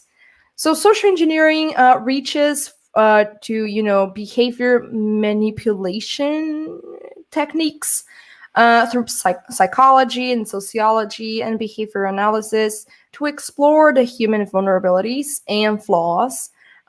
Getting restricted as then that may get the social engineer to have access to restricted areas or extract information and so forth. So the social engineer is going to find that opportunity once someone makes a mistake, or they are the ones that are going to cause the person to make that mistake without even realizing. So that's going to give them access. That's going to give them, the piece of information they're after. And I have like a few, quick examples of social engineering here, just like phishing that we know a lot about already, tailgating, some techniques that social engineers use, so shoulder surfing, or even spear phishing or whalings as derivatives of the phishing, and pretexting, baiting, and a lot of that. So I'm gonna kind of focus here on what I do as a physical pen tester. The techniques that I usually use on my physical pen tests. But there is like this whole other world of social engineering that I also tackle here at this little image. I mean, not even near, but represented by this little image. But we're not going to talk about that today. We're going to talk about the physical pen test, social engineering techniques that I usually use. So, attack techniques. So to conquer access, I have this kind of attacks on me whenever I am breaking and entering a company. So I use tailgating a lot because that's the basics of the basics. If you don't know what tailgating is, I mean, whenever someone is opening a door and going through the door and they leave the door open behind, or they even hold the door for you, that's tailgating. So you're going after someone. You're taking advantage of their access and going for that access too. And I do that a lot. Once my mission was to sit at the president's chair, the company's president chair, coming straight from the street. Oh, and also very important, like everything that I'm talking about here, the break and entering, the physical pen tests, this is all under contract. So for those who are not familiarized with what a physical pen test is, this is a hired service. So the company is in agreement with what I'm doing. Actually, the company is giving missions to me. So I do have my contract of service. I do have a non-disclosure agreement. And I have, all the correct papers to go and break into this company. And of course, just, friendly reminder that this is not one company hiring me to, break into another company. That would be corporate espionage, and that's illegal. That can land you in jail. What I do is I get hired to break in and go through the company that actually hired me. So, it's a service inside their own house. So yeah, the tailgating mission, the tailgating attack that I used in one of those missions. So one of those missions was to go through all the company and to actually go and sit in the president's chair, the CEO's chair. Being a complete stranger and having no kind of access and knowing, barely nothing about the company itself. So it was just a building, it was a fence building with security guards and kind of like a very normal commercial business building. And well, from the street to inside of the garage, the parking lot. It was just tailgating because I just waited for an employee to go through the main gate, and there were no like sophisticated access point there. It was just a gate that they would badge in and come in through the gate. So I just kind of tailgated a person, pretending I was in a hurry. I had my fake badge on me, so not rise any kind of alerts on that point. I will talk about fake badges in a little bit. But so from the street to the parking lot, one tailgate, and then from the parking lot to the service kind of hallway they had right next to the building that I was able to find out using Google Maps. It was another gate that people would badge in and just go in there, and they would have access to the service entries, hallway kind of thing. And then once again, I just waited for someone to go there and badge in and go through the gate, and I just tailgated them. And once I was in this hallway, I had access to the service stairs, the emergency stairs. I think that's how they are called. But anyway, I went all the way up to the upper floor where the president's room was, where the president would have his own room there. And once again, from the service, the emergency stairs to inside of the floor, there was another door that people would badge in. And I know, I know as a matter of fact that people use stairs. They either want some privacy to make a call, or they want, I don't know, cry in the middle of their working hours, or they just want to go, and take the stairs down to exercise a bit. Whatever reason, people use stairs. So it was just a matter of time till someone opened the door. And I was just pretending to be, making a call there or whatever. And then I tailgated, inside the floor. And from there, it was pretty easy to find the president's room. There were no heavy guarding there. I just sit at the chair and took a nice picture and sent it to the client, mission accomplished. That whole thing took me like maybe 15, 20 minutes tops. I swear, from the street as a complete stranger to sitting on the president's chair, it was 20 minutes tops. It was super fast. And I only used tailgating. So yeah, tailgating works. Services entries are stairs, just as I just said. They're very useful for a physical penetration because they usually have almost no one looking at it. They barely have security cameras, so there is a huge flow of unknown people going in and out all the time on those service entries. And those are like invisible people, people that no one that's in a hurry or is important or whatever pay attention to. So this is perfect for, just going in unnoticed or just, running around unnoticed. Technical visits data. So back in Brazil, we have this thing where you can visit the client beforehand. You can visit the client before your actual, physical pen test day. And when you do that, it depends on the client. It depends on what the client wants or what the missions are. Sometimes the technical visits don't happen at all. But some clients, they want you to be aware of something inside the company already, or have already a head start or whatever, and they want you to get to know the site of your invasion. And we call that a technical visit. We call that, kind of like scouting with the client.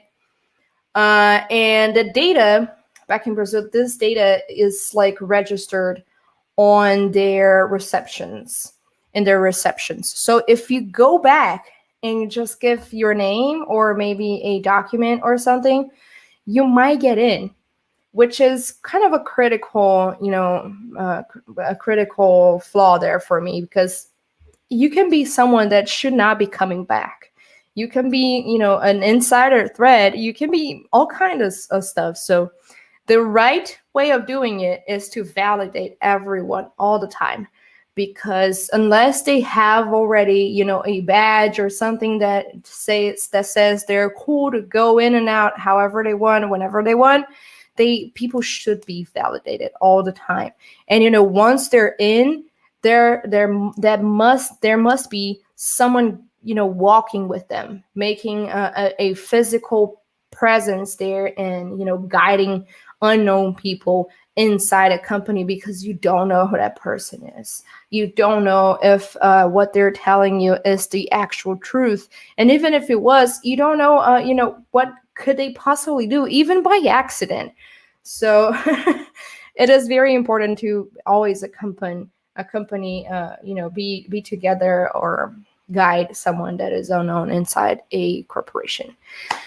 The fake reception email. So when you go into the reception area, the lobby or whatever they are, usually you can just tell them a sad story, like, oh my God, I'm like late for this meeting and the person is waiting for me, and there should be an email for you there, just letting you know that I'm here and I need to go in. The person obviously at the reception is just looking at her email and or his email, or their at their email, and just like, I don't have anything about you here. Like, there is no email about you here. And then you're like, oh my God, I can't believe this. The person forgot or whatever. Can you just let me know the reception email, and I'll be sure to call them and make them resend the email or whatever they have to, just to be sure they're gonna do it right this time. They're not gonna make a mistake and not have the reception email. And most of the reception people do give the reception email, or even better, they have it like in the open. They have it somewhere public. They have like on their website maybe. So what you do is you go back to a dark corner, and you just create. You have to register a fake Gmail account, for example. And from there, it's pretty easy. Just, name of a person dot name of the company at gmail.com, for example. Grab a picture of someone through, the Instagram check-in or social media check-in to see whoever was checking in the company or not, or just grab like a random picture from the internet. Go for the logo of the company. So you go for logo of the company.png on the Google image search and add that to your signature, just, to give a little bit more of credibility to that fake email. And you send the fake email as if it were from a person inside a company, just, letting you get in the company as an outside person. So the reception will get that email, and you go back to the reception. Making a fake email at Gmail takes like 5 to 10 minutes. And you go back to reception, and then you can like ask again, is the email there already? And after a few quick minutes, they're probably gonna get the fake email, letting you in, which yourself send it to them, and you're good to go. That happened to me like more than I can count already. I used that a lot of times already. This happens because people at the reception don't usually get training, don't usually get security training. First and foremost, I forgot the expression. So they don't know how to recognize that is not an official email. They don't actually pay attention. They are not trained to pay attention. So that is something that you can, a social engineer can take advantage of. The fake badges. So if you know anything about social engineering, you probably have already heard stories of people, making fake badges and getting into places. This is not something new, but it still works very, very good. You can find fake badges pictures all over. You can find the actual badges pictures all over the internet. People love to post their badges, even giving you your their geolocation by checking in, when they post their picture, and then you can just swipe a bunch of those badges pictures, and you can do your own fake badge, and that helps a lot. Build your that helps you build your credibility, and have a fake badge on your chest is pretty helpful most of the times, because people tend to trust you. So I left OSINT here. So OSINT is very, very, very, very, very important for any social engineer ever doing anything you can imagine. So you gotta know what people are liking, not liking, what they are posting, not posting. You gotta know if they have their own data leaked somewhere, or if they have it just on display on their social medias, easy to grab, easy to see, easy to collect. So you can build your case, and you can build, you can actually do your homework and know your targets. So OSINT is very, very important here. I'm not going to talk about OSINT too much. I try not to talk about it too much. So a good access technique is you create some kind of conflict, create some kind of problem, and as soon as you can, just solve it.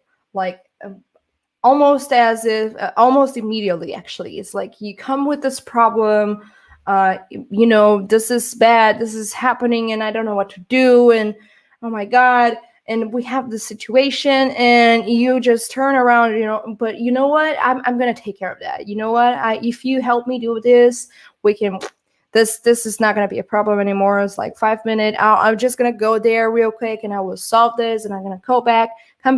Don't worry at all. So if you create a conflict and you give the problem a solving real fast, then the people kind of like creates a faster rapport with you, or just bring their guard down, or just comply with what you're saying, because they also want to solve the problem real quick. So this is a very good attack technique for access. Just as I gave the example of the fake email for the reception. Improv skills are very, very, very important too for physical pen testers, at least for me, because back in Brazil, things are hectic. Services don't actually work. People are late.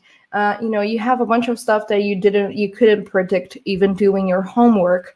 And you gotta be quick on your feet. You really have to see an opportunity, opportunity, and take advantage of that, and go for it. Or you have to have the right calls about what's too risky to do, what's what can it burn your bridges too soon. So you really have to have this knack in you to have fast responses. And that's kind of something that's hard to teach. So if you don't have that already in you, or if you don't want to develop that kind of skill, that behavior skill, or like the social skill, that's going to be a struggle for you to do a pen test. So another attack technique that I have for access is just simply asking, and that's very funny because people are completely oblivious about security. Sometimes they just completely ignore protocols, and they're too trustworthy, or whatever the reason is. That if you find someone like that and you just ask, they're literally gonna give you their password, or gonna give you access, or gonna open the door for you. So simply asking, for a few targets, it's all that you need to get that information, or to get into whatever you need to be. And another one that I really like to use is knocking at people's doors, even like, for example, once I did this in a security monitoring room, the security camera rooms, the security cameras room, where they had like where they had all the monitors around. So I just literally knocked at the door, and it was like this heavy iron door. I knocked it there, and I asked if someone called IT. And everyone, everywhere in the entire world, called IT. If, the air conditioner is not working right, or the internet is too slow, or any kind of problems you can imagine, people will call IT. And that's why you will almost always get into places if you say, if you ask if someone called IT. And, it just personifies, Jesus Christ, I'm sorry. And it just personifies the IT person. And then you're in. And then you can even, go all through the hardware there, go all through the equipments, and even, put some bad USB there and have your fun. Which is what I have done in this case.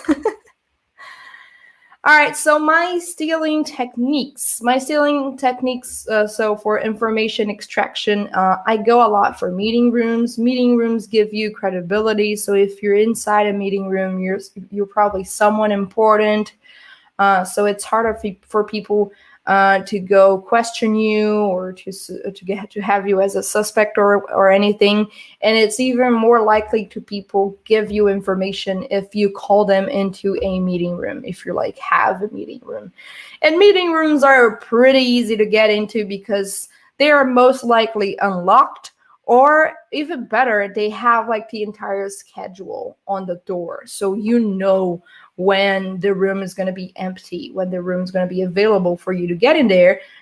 Sit tight and pretend to be a manager, or pretend to be someone from another branch, someone important, or even a person from support collecting feedback, which is one of the things that I have already done for extracting information from the help desk department. I would call them one by one and offer them to give me feedback on the internal tool that they were using, and they would just pour their hearts out about the internal system, giving me enough information to build up into each one of them and gain trust, and eventually getting into inside the actual internal system. So common areas are also really good for information extraction because people talk at common areas. People do very important calls at common areas. Once I even walked into a product launch meeting from a very, very, very important company. So it was like a very huge product they were launching. And for some reason, they were having their launching meeting in the common area. And in the TV, in the common area, they had all of the project's details in there, the code, all the marketing strategy, all in there in the TV in the common area. And I was just recording it all without even trying to disguise myself, because it was a common area. You should not do that stuff in common areas. So document cabinets, I open those a lot. People don't lock document cabinets for some reason, or if they do, they leave the key there, or if they don't leave the key there, they hang the key right next to it, or put it on a jar on their own table, which is also really, really, really easy to find. So I don't understand why people have file cabinets or document cabinets if they're going to be wide open for anyone to access. It's why are you putting them away then? They're not important, clearly. Unlocked rooms, same things. A bunch of file rooms or document rooms, or even server rooms, completely unlocked. I will find those rooms. I will enter those rooms. I will steal everything from these rooms. That's what I do. That's what I'm paid to do. Unlocked devices. I am not even gonna drag myself into this because we're probably all very, very, very tired of talking about unlocked devices. I do tell people back in Brazil to just troll their friends whenever you see that their devices unlocked, because at this point in time, I mean, come on, we gotta, turn your screen 360 now, but we gotta turn your screen 180 degrees. We gotta do something, to laugh, because it's just stop leaving your unlocked devices behind. I'm gonna find your phone. I'm gonna find your computer. I'm gonna, install every kind of crazy things you can imagine in your machine. I'm gonna steal, important emails from it. I'm gonna send crazy emails to a bunch of your contacts, or I can do anything with an unlocked device. And I see even, personal phones left behind unlocked in the tables, and I'm like, oh my God. Whew. So uniforms and accessories left behind. I also steal a bunch of that. So whenever I find any kind of new, work accessory, like the hard hat, or ear protections, or the glasses, protective glassware, whatever. My English is not that good, y'all.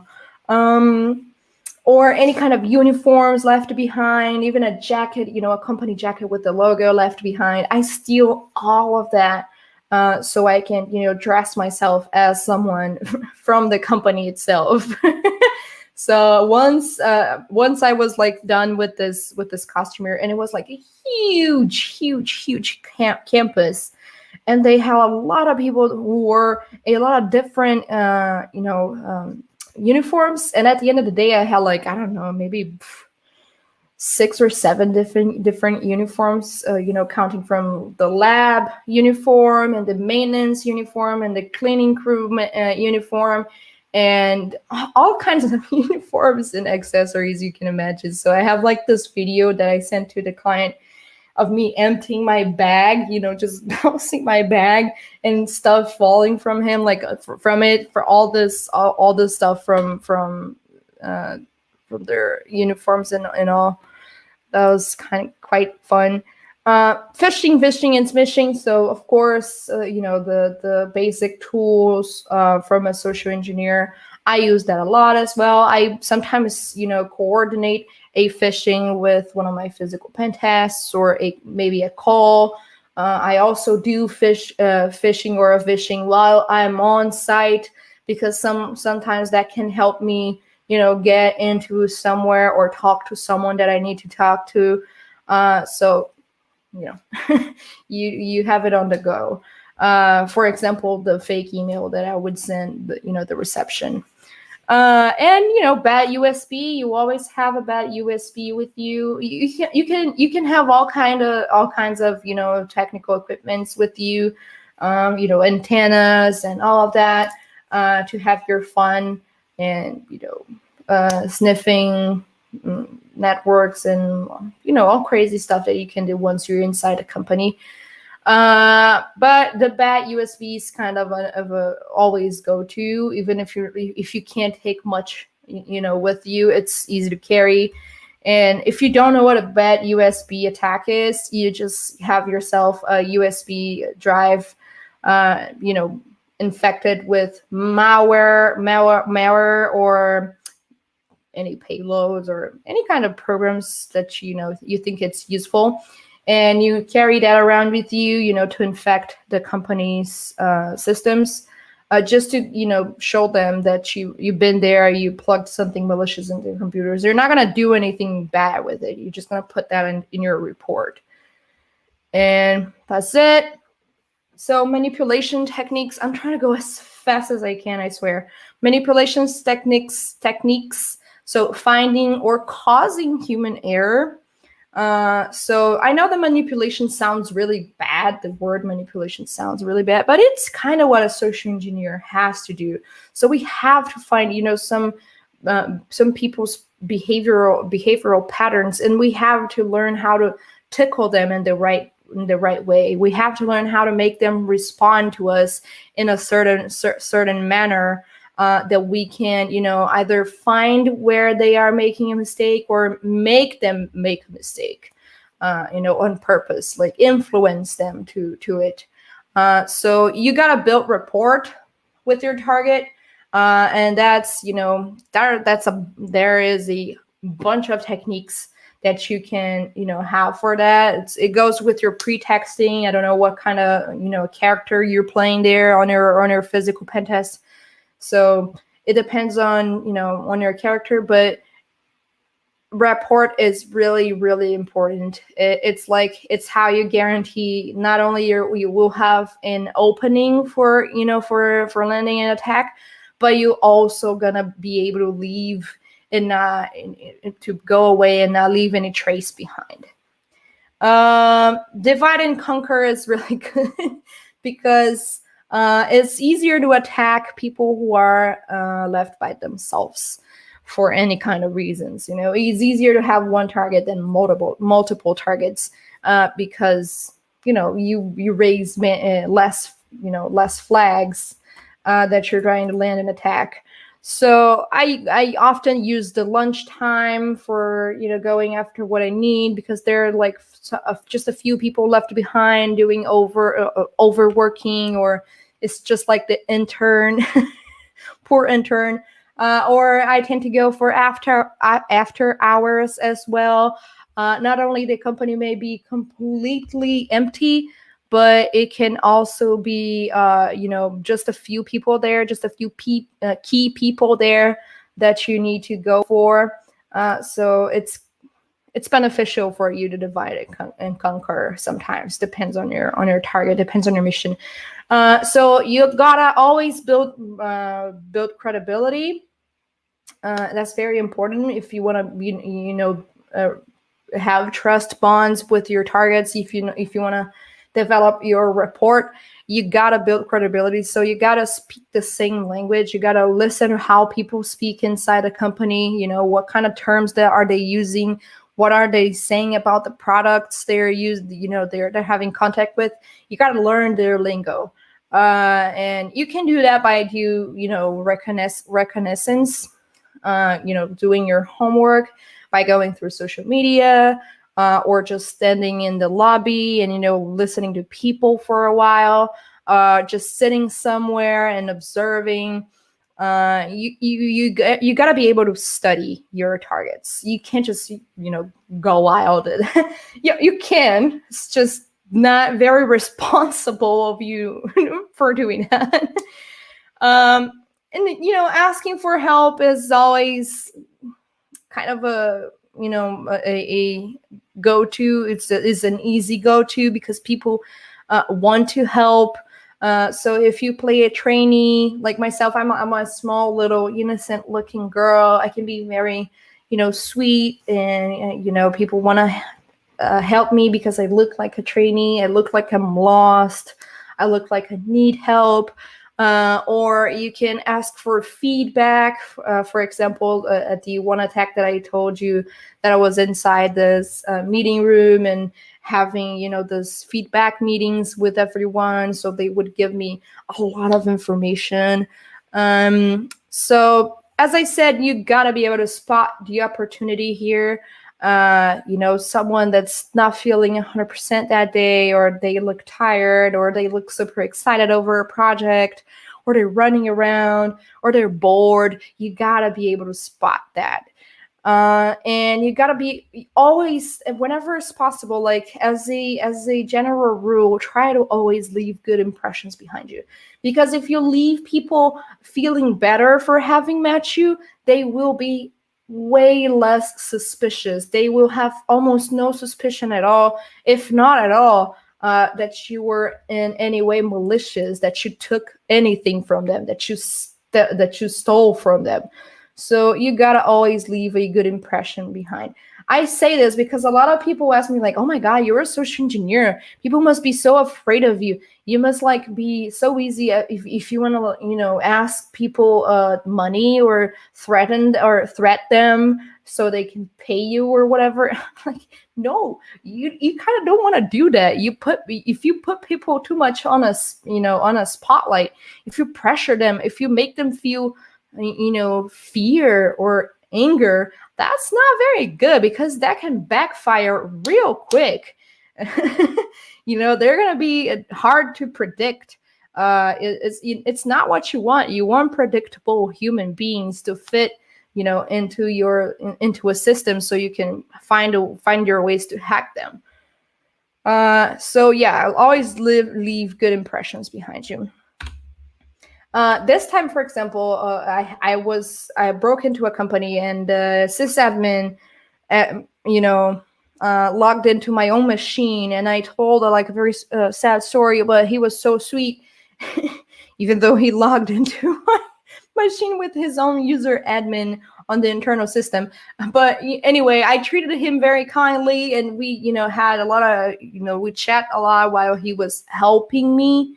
And, I left, and we met again at the end of the day, and he was like, "Hey, how you doing? Were you able to solve your problem?" And I was like, "Yes, thank you so much. You just saved my day." So he met me again, and that was in a very dangerous position because I was already at the end of the day. So I was going a little bit wild there, because it wouldn't matter if I was going to get caught at that point.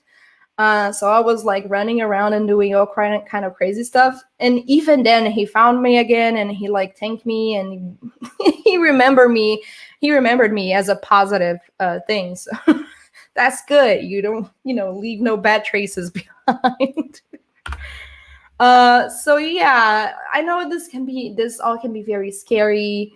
I know people, get really apprehensive after I say all these bad things about the attacks and social engineering and physical pen testing and manipulation and all that. Can be overwhelming.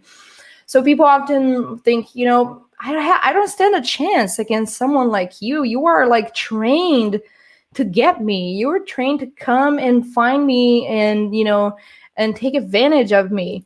And I'm like, yeah, I am, but you can also train yourself to not be taken advantage of. That's something that can go both ways. It's something that should go both ways because you're that important.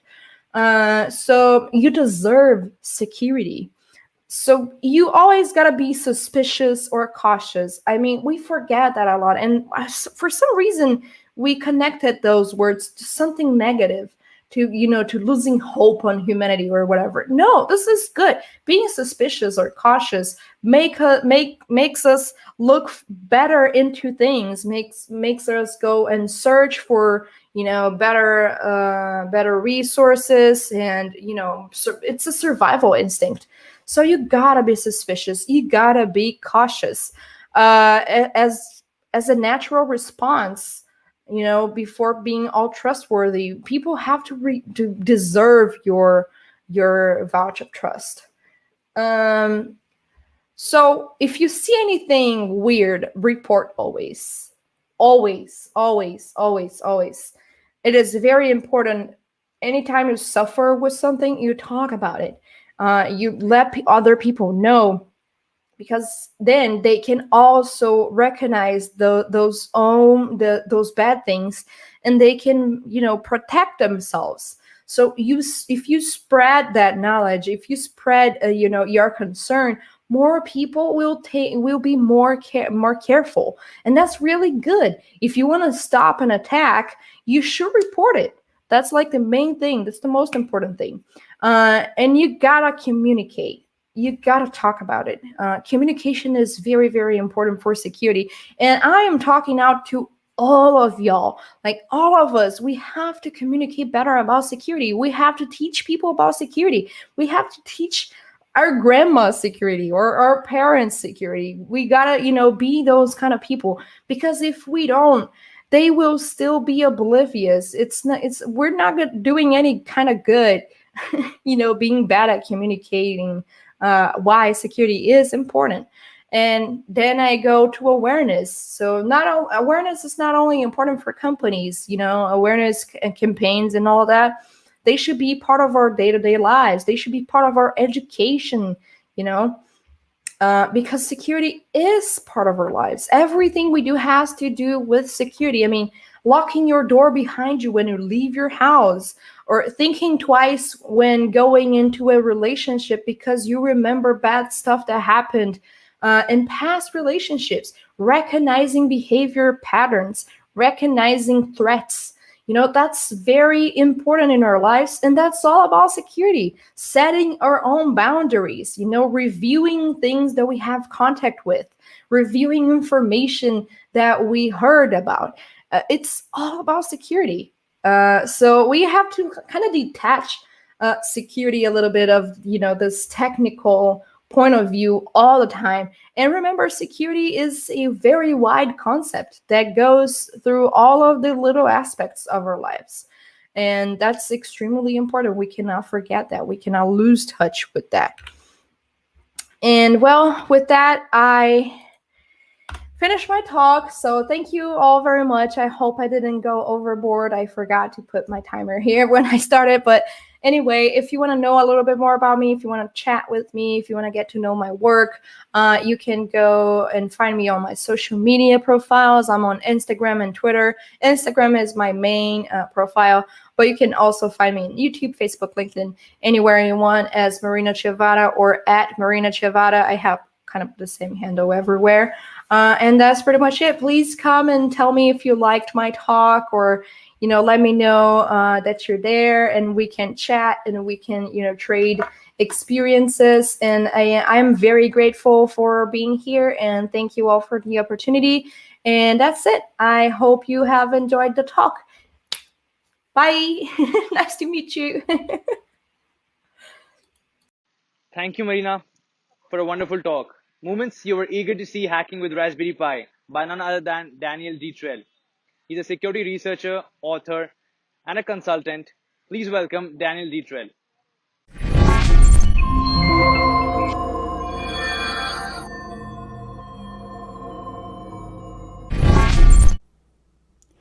Welcome to CIACON, an open community of cybersecurity researchers. This is Security Testing with Raspberry Pi, and I am your host, Daniel Dieterle. First, a little bit about me. I started in IT support. Over the years, I supported the servers and networks of hundreds of companies across New York State. I have also worked in large corporate data centers and even an Ivy League school. I've been in the security field for a little over now 10 years as a security researcher, consultant, and author. I am an internationally published security author and currently working on my 7th security book. This talk will be about using IoT devices, mainly Raspberry Pis, in the security field. Kali Linux is one of the most popular distributions for penetration testing and security assessments. It is fairly easy to use, especially if you have Debian Linux experience, and it is loaded with security tools. It is used heavily by pen testers and red teams, and the official certifications for Kali are some of the most coveted certifications by new security personnel. It can be run on a desktop in many different ways. You can install it and run it via USB, directly load it as the main operating system. You could dual boot it with another OS, run it in a virtual machine, use it directly on Windows 10 and the Windows subsystem for Linux, or even in a cloud instance. Virtual machine usage is very popular, as you can quickly set up a pen test learning lab with just Kali Linux and a handful of targets like Metasploitable 3, Windows 10, or Windows Server 2019. But that's not why we're here today. Kali Linux can also run on many ARM-based IoT devices and even Android phones. In this talk, we'll focus on Raspberry Pi.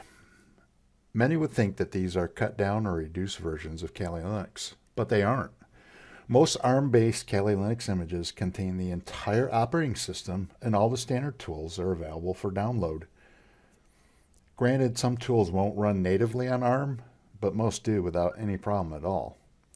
So, for a fraction of the price of a full desktop, the Raspberry Pi Zero costs $10. The Raspberry Pi 4 starts at around $35 American dollars. You could have a fully functional security testing system in a small box. Because of the cheap price and the small stealthy size, RPIs are also very popular by pen testers and red teamers, using them as drop boxes. Drop boxes are basically hacker boxes left on a target site during physical security site tests that the pen tester can remote into later and access the target's internal network.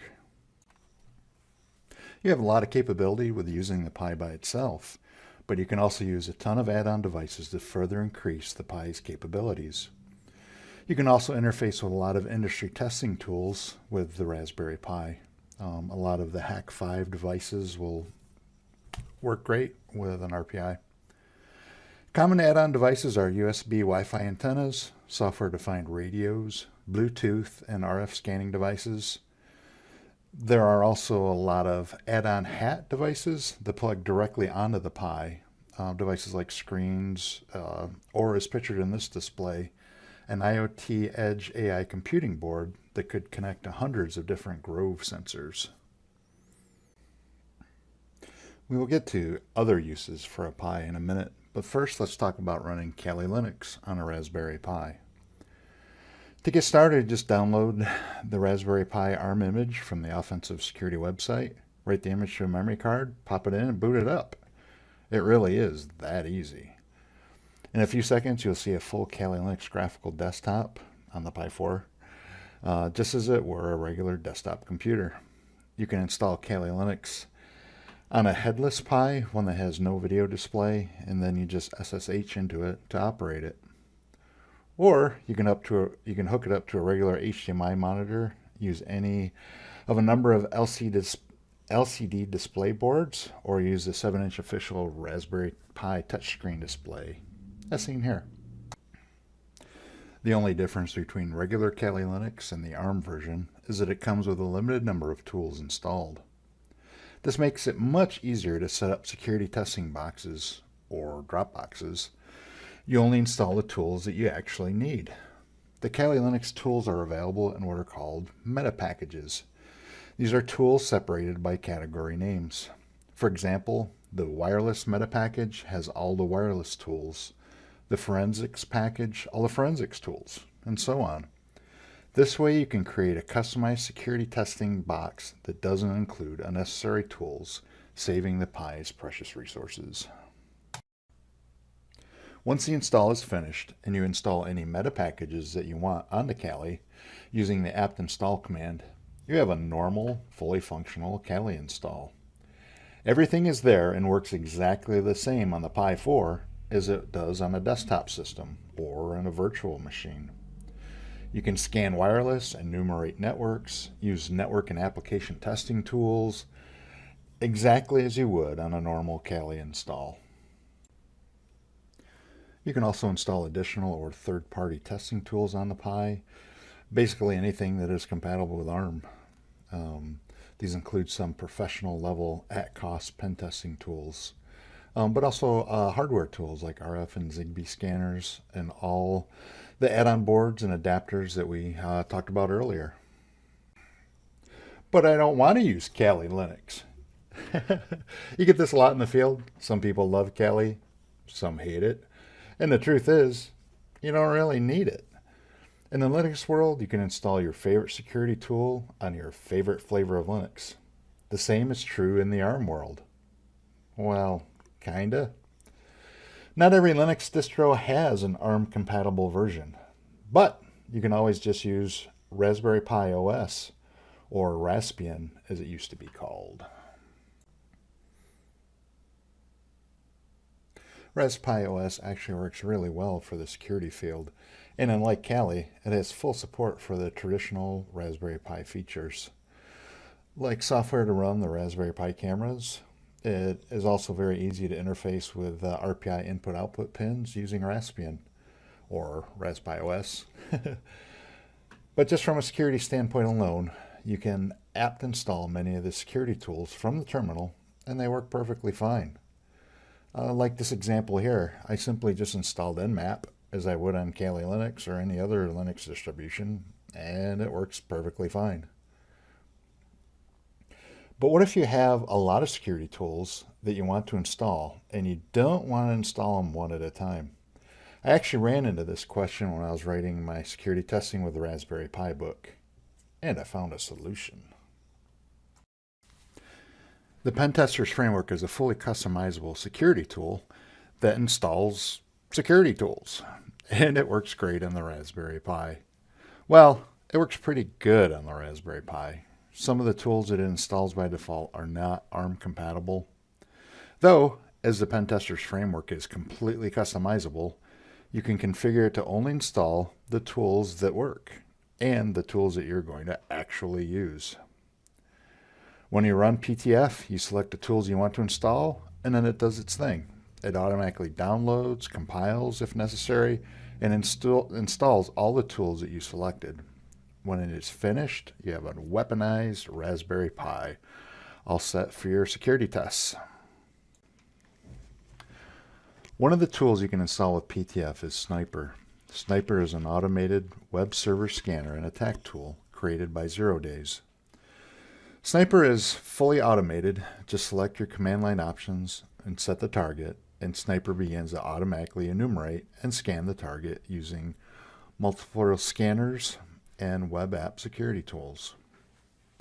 If it finds a vulnerability or multiple vulnerabilities, it will automatically attempt to open a remote shell with the target using an exploit. It works equally well against Linux-based and Windows web servers. You can download and use the standard version for free. The professional version is at cost, but has been a go-to tool for many professional pen testers. One pen testing company I know loads up multiple Raspberry Pis with Sniper and leaves them laying around the target company's site when doing the physical access part of their pen test. They can then remotely access and security test through the RPIs.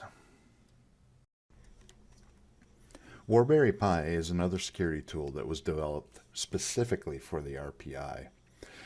It also was created for red team Dropbox use and was designed to hide on a target network and be as stealthy as possible while it collected data. Warberry analyzes existing traffic and can perform auto-analysis and attack. It has stealth features built in. It can even pretend to be a printer, so it blends into a large network environment. It also has the ability to emulate a MAC address of an existing device, further improving its stealth. Lastly, you can set up a covert 3G channel with Warberry so it can be accessed remotely from anywhere.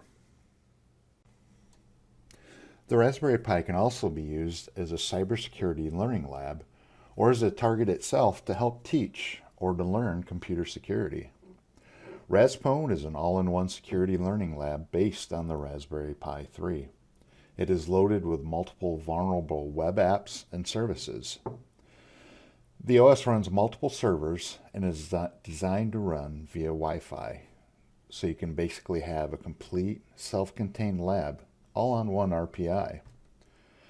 Just connect to the Raspberry Pi via Wi-Fi and use your favorite pen testing tools to test away. Damn Vulnerable Pi, or DVPi, was another great use for a Raspberry Pi.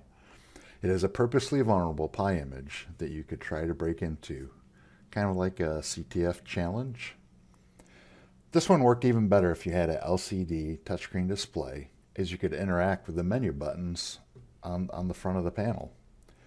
Basically, you just burned a DVPi image, set up your display, and you had a ready-to-use pen test target. As I mentioned before, not everything that works on Linux will run on ARM. One specific program is Docker. If Docker images don't have ARM support included when they're created, they will not run correctly on a Pi. Though some popular testing tools have been modified so they run correctly on a Raspberry Pi, one example of this is OWASP Juice Shop. Juice Shop is a popular insecure web app that is used in security training, capture the flag competitions, and is a great tool to practice your cybersecurity skills. What's even better is that it runs great on a $35 Raspberry Pi. This was just a quick overview of using Raspberry Pi as both a cybersecurity attack system and as a target. Hopefully I demonstrated that the Pi is very capable for both tasks, and that the price point for a Pi makes it a very attractive platform for the security industry. I go much deeper into all these topics in my book, Security Testing with the Raspberry Pi, available on Amazon.com. PwnPy Aloha by Meme82 is a framework which turns a Raspberry Pi Zero W into a flexible, low-cost platform for pen testing, red teaming, and physical engagements, or into a little offensive appliance. Just burn the image, pop it into the Pi, and power up. Within a few seconds, a new Wi-Fi network will appear. Log into the new Wi-Fi network, open a browser, and surf to the control panel. And that's it. PwnPy is a HID attack device, a hardware interface device attack device. Basically, it acts like a keyboard and mouse when plugged into the target system. If you're familiar with Hack5's GirlScript, the process is very similar, though PwnPy has a lot more capability. To configure PwnPy, you connect it via SSH or through the web interface. You then enter commands that you want the computer to run. Then, when you're ready to use it, you take the Pi, plug it into the target system. PwnPy acts like a keyboard. After it boots up, it automatically begins entering the attack commands, one character at a time. Unlike other HID-type devices, even when the PwnPy is deployed, you can still remote into it and modify or reconfigure it on the fly. Once you configure the PwnPy with the commands that you want it to run, comes the fun part. Deploying it during a pen test or red team engagement. This is where your ninja skills come into play. All you need to do is plug the PwnPy into a target computer and arm it. It will then do whatever you program the device to do. This could be copying documents off of the target system, copying a C2 payload onto the system, scanning the target network, looking for credentials, or even take over the computer and use it to attack other computers on the network. The security tester can remotely connect to the Pi at any time, even when the device is deployed, and can completely modify the device's behavior. It can be reprogrammed on the fly to do an entirely different task than it was programmed to do, all live and in real time. This is the PwnPy web control panel. This is where all the configuration and control for the tool takes place. As previously mentioned, the web interface is a live interface. When you make changes, the changes are effective immediately on the device. The tool creator has done an amazing job with the interface. I was playing around with a lot of the different configurations and put the device in an unstable state. Any other HID type tool would have most likely needed to be unplugged, brought back to the host system and reconfigured. But I was able to redeploy default settings of the device while it was connected to a target system, and I was back in business. Let's take a look at the main menu items. The top left 4 menu buttons are for configuring the different connection types. You can connect a PwnPy through USB, Bluetooth, or Wi-Fi, and these buttons allow you to configure all the settings for that. The next button is trigger actions. These are a major part of the new PwnPy version. They really add a lot of intelligent scripting to the tool. There are several pre-existing scripts that tell PwnPy how to behave when it is connected to the target.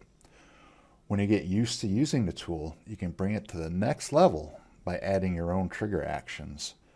You can trigger off of several events, including USB connected to the host, Wi-Fi access point is up, DHCP least issued, or even a SSH user login.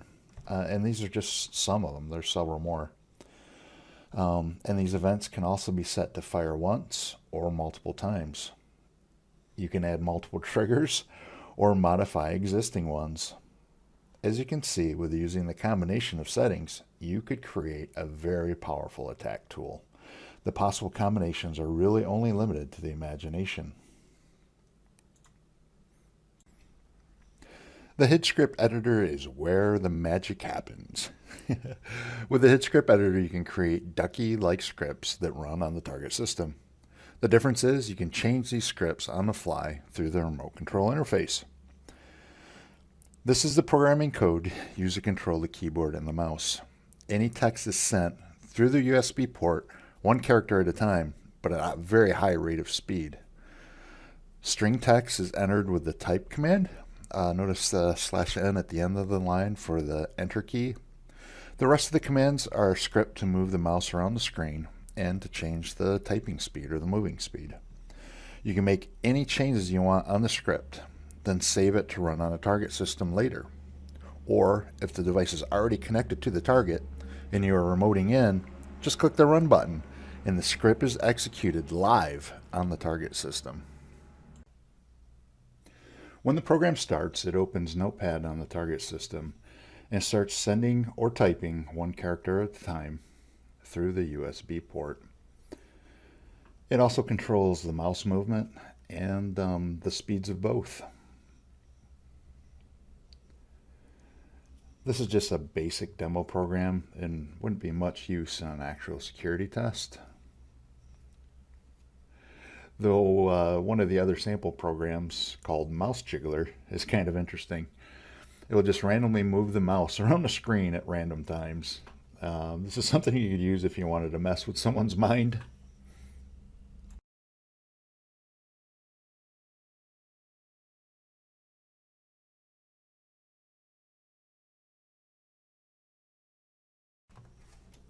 Again, this is just a simple test. There are many PwnPy scripts available online that do different things. You can also enable the device to act like a USB drive, so you can copy files to and from the device during an attack.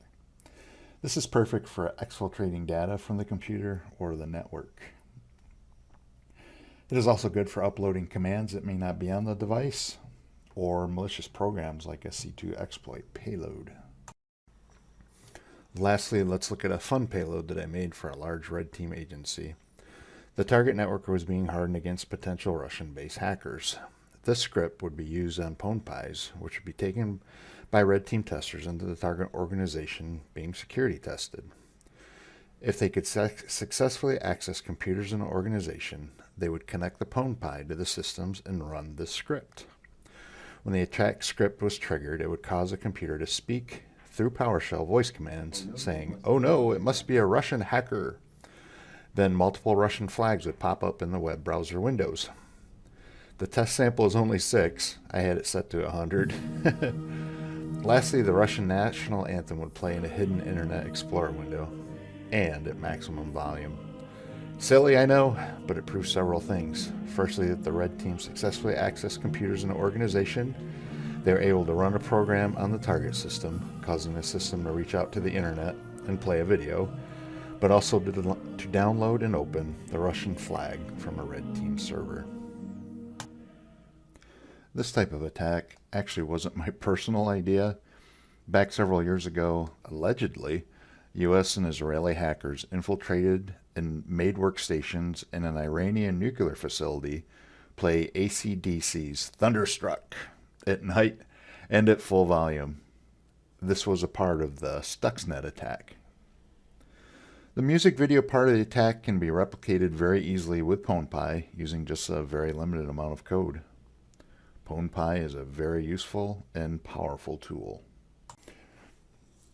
The last topic I want to cover today is some fun uses for the Raspberry Pi and future uses of IoT devices like the Pi in cybersecurity. One of the most popular uses for the little Raspberry Pi Zero W right now is to turn them into a Pwnagotchi. Pwnagotchis are ridiculously cute little Wi-Fi hacking devices. They are just a Pi Zero with a LCD display or a e-ink display, but the magic is in the software. The A2C based AI code powered by BetterCap learns from its surrounding Wi-Fi environment and automatically hacks any Wi-Fi networks in range. Okay, it doesn't really hack them. It just tricks the Wi-Fi network into giving up its authentication handshake, as well as any PMK IDs. These keys are then saved to be cracked by Hashcat at a later time. The cool part of a Pwnagotchi, though, is the adorable and lively status faces that it shows during different stages of scanning, detection, and key capture. If you have more than one Pwnagotchi, it makes friends with each Pwnagotchi it detects, sharing information with it. New cybersecurity students love these things, and they are a great tool to learn about Wi-Fi security. Cute interface aside, they are running BetterCap in the background, which is a very good Wi-Fi scanning and attack tool. The problem with Pwnagotchis are that they use the internal Wi-Fi, so the range isn't that great. You have to be fairly close to the target Wi-Fi network for them to work, and you are fairly limited with what else you can do with them once they are running the Pwnagotchi code. But with a little tweaking, you could run it on a Pi 4 with an extended range antenna. Or, with a little more tweaking, you could turn your whole office into a Pwnagotchi playground. Not interested in something that looks like a toy?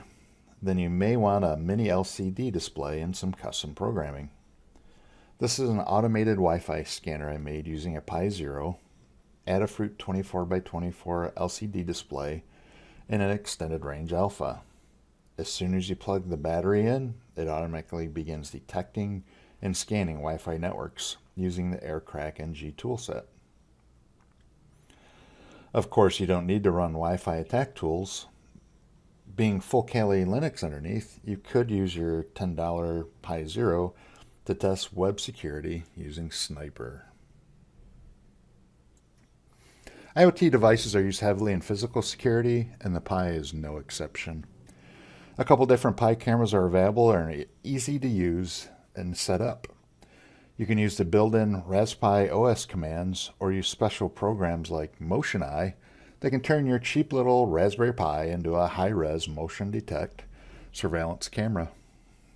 Another option is the Raspberry Pi night vision camera. Software-wise, it works exactly the same as a regular camera. You can swap one for the other without changing any settings. But with the night vision camera, you get full room size night vision. This is a portable night vision system that I made. It is the same Pi tablet that I've shown before. It is just running Raspbian, some custom code, and has the night vision camera taped to the back. But the effect is amazing. Here are two pictures of what it saw in a room that was completely blacked out. You couldn't see anything with the naked eye, but you could easily walk around using the night vision system and see perfectly fine. Notice you can even read the label on the pop bottle. One last fun use of the Raspberry Pi is using them to track airplanes. Using our RTL SDR software-defined radio adapter, you can literally track airplanes. The flight radar software picks up airplane ADS-B signals, which is plane ID, speed, and altitude, and plots them on a Google Map type display in real time. I had about a 50-mile range with mine. You can also upload your data to the main FlightAware website or Flight Radar website and share them with other ADS-B systems. So you could literally track airplanes across the world just using ADS-B monitor systems like this. Lastly, let's take a few minutes and talk about future uses of IoT devices in cybersecurity. This will include some of the work that I've personally been working on. Pentesters and red teams have used Raspberry Pis and other devices like the Hack5 pentesting tools for several years now. Hopefully I've shown it is very easy to take a Raspberry Pi and use it as a device like a Dropbox. But what's next? What does next generation smart IoT offensive security devices look like? What would they be like? Sensors and sensor input have revolutionized maker boards, robotics, and the IoT world. It will do the exact same for next generation Dropboxes. Right now, Raspberry Pis loaded with specific pen test tools are left on client sites as remote access Dropboxes. They usually connect back to the security testing team through cellular, internet access, or Wi-Fi. Once they are connected to the target network or a network-connected device, they are left to run until they are picked up at the end of the pen test, or until they're discovered. But imagine a Dropbox with more intelligence. Imagine if they only ran when someone was in the room, or when the room was empty, or when the office lights are on or off. What if they only ran when someone was within a few feet of the device, or they turned off for the same reason, or turned on a remote access microphone under the same situations. Maybe the device is to be used on a vehicle or a ship and only turn on when the device is in motion, tracking GPS. It only turns on when the device is at a certain location, possibly giving hackers remote access options inside a secured facility. Better yet, what if the device lay dormant, just waiting and watching until one specific person enters a room, or a group of specific people, maybe those with admin access or access to sensitive data. When the device is correctly ID'd to targets through facial recognition, imagine if it ran specific exploit payloads or scanners when that person was in the room, or those people. All the above and more are possible right now, and the capabilities and stealth options will only increase as time goes on. This is a proof of concept example of a smart Dropbox that could run scans only when someone is in the room or when they get within a certain distance from the device. It is a Raspberry Pi 4 with an Arduino-based AI edge computing hat and an ultrasonic range sensor. You could also use a light level detector or a human presence detector, or all three. The edge computing board handles all the sensor interaction and the processing. If a certain condition is met, it can handle control over to the Raspberry Pi. The screen shows the range sensor running and displaying distances of detected objects. All we need to do is modify the code so that when a certain range level is reached, only 9 centimeters in the demo, but it could be whatever you wanted, it tells the Raspberry Pi to perform an Nmap scan on a network that is attached to the Raspberry Pi. Again, this is just a proof of concept. It could run and perform any security test or do whatever else you want it to do when the range limit is met. For my final example, I want to show how you can easily take the same concept and apply facial recognition to it. By this I mean we can use a Pi camera, the regular one or night vision, and have the Raspberry Pi perform some sort of security test or function only when a certain person or certain people are detected in the room. Using a Raspberry Pi 4 and the Pi camera, you can easily perform facial recognition. With a little coding magic, you can have it perform specific tasks when it detects a certain person. In this case, it kicks off a Wi-Fi scan when it detects my face.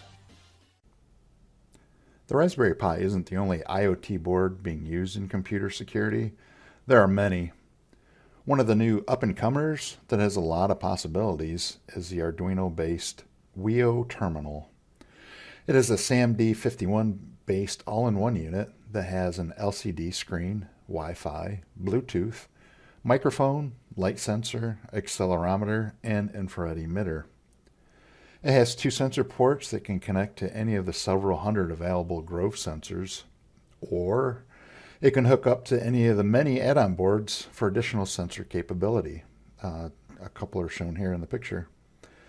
The Wio can function as a standalone unit or connect onto a Raspberry Pi as a hat, lending all of its processing power and sensor capability to the Pi. The unit was made to be a stealthy drop box, as it is the only unit I've ever seen that has a magnet built in, so it will stick to any metal surface. As you can see here, it's actually sticking on the side of a metal cabinet.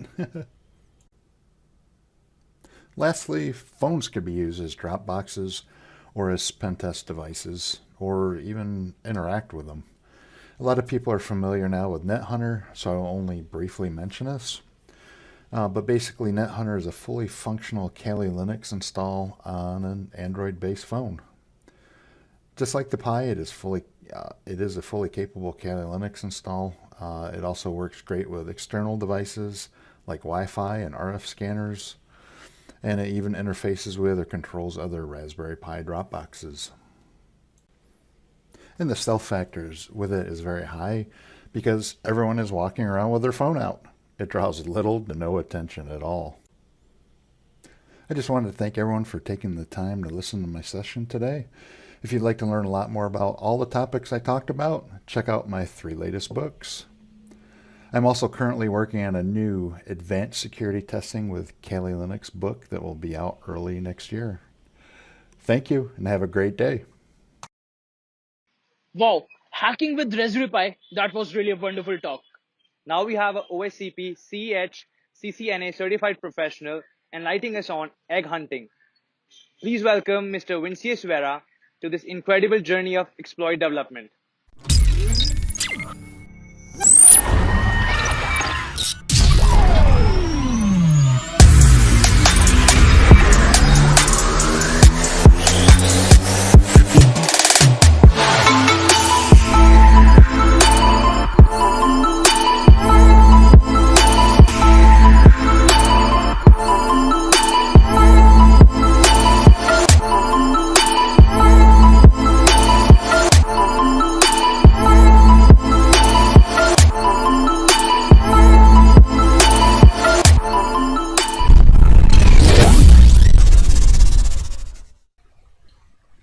Hi everyone, my name is Vinicius Vieira from Brazil.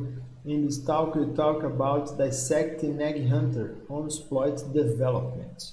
I would like to thank the staff of the CIACON for this opportunity to be here today with you. So, for those who don't know me, I am a security researcher and pen tester for over 16 years. I am a professor and academic coordinator at Filipi University in Brazil.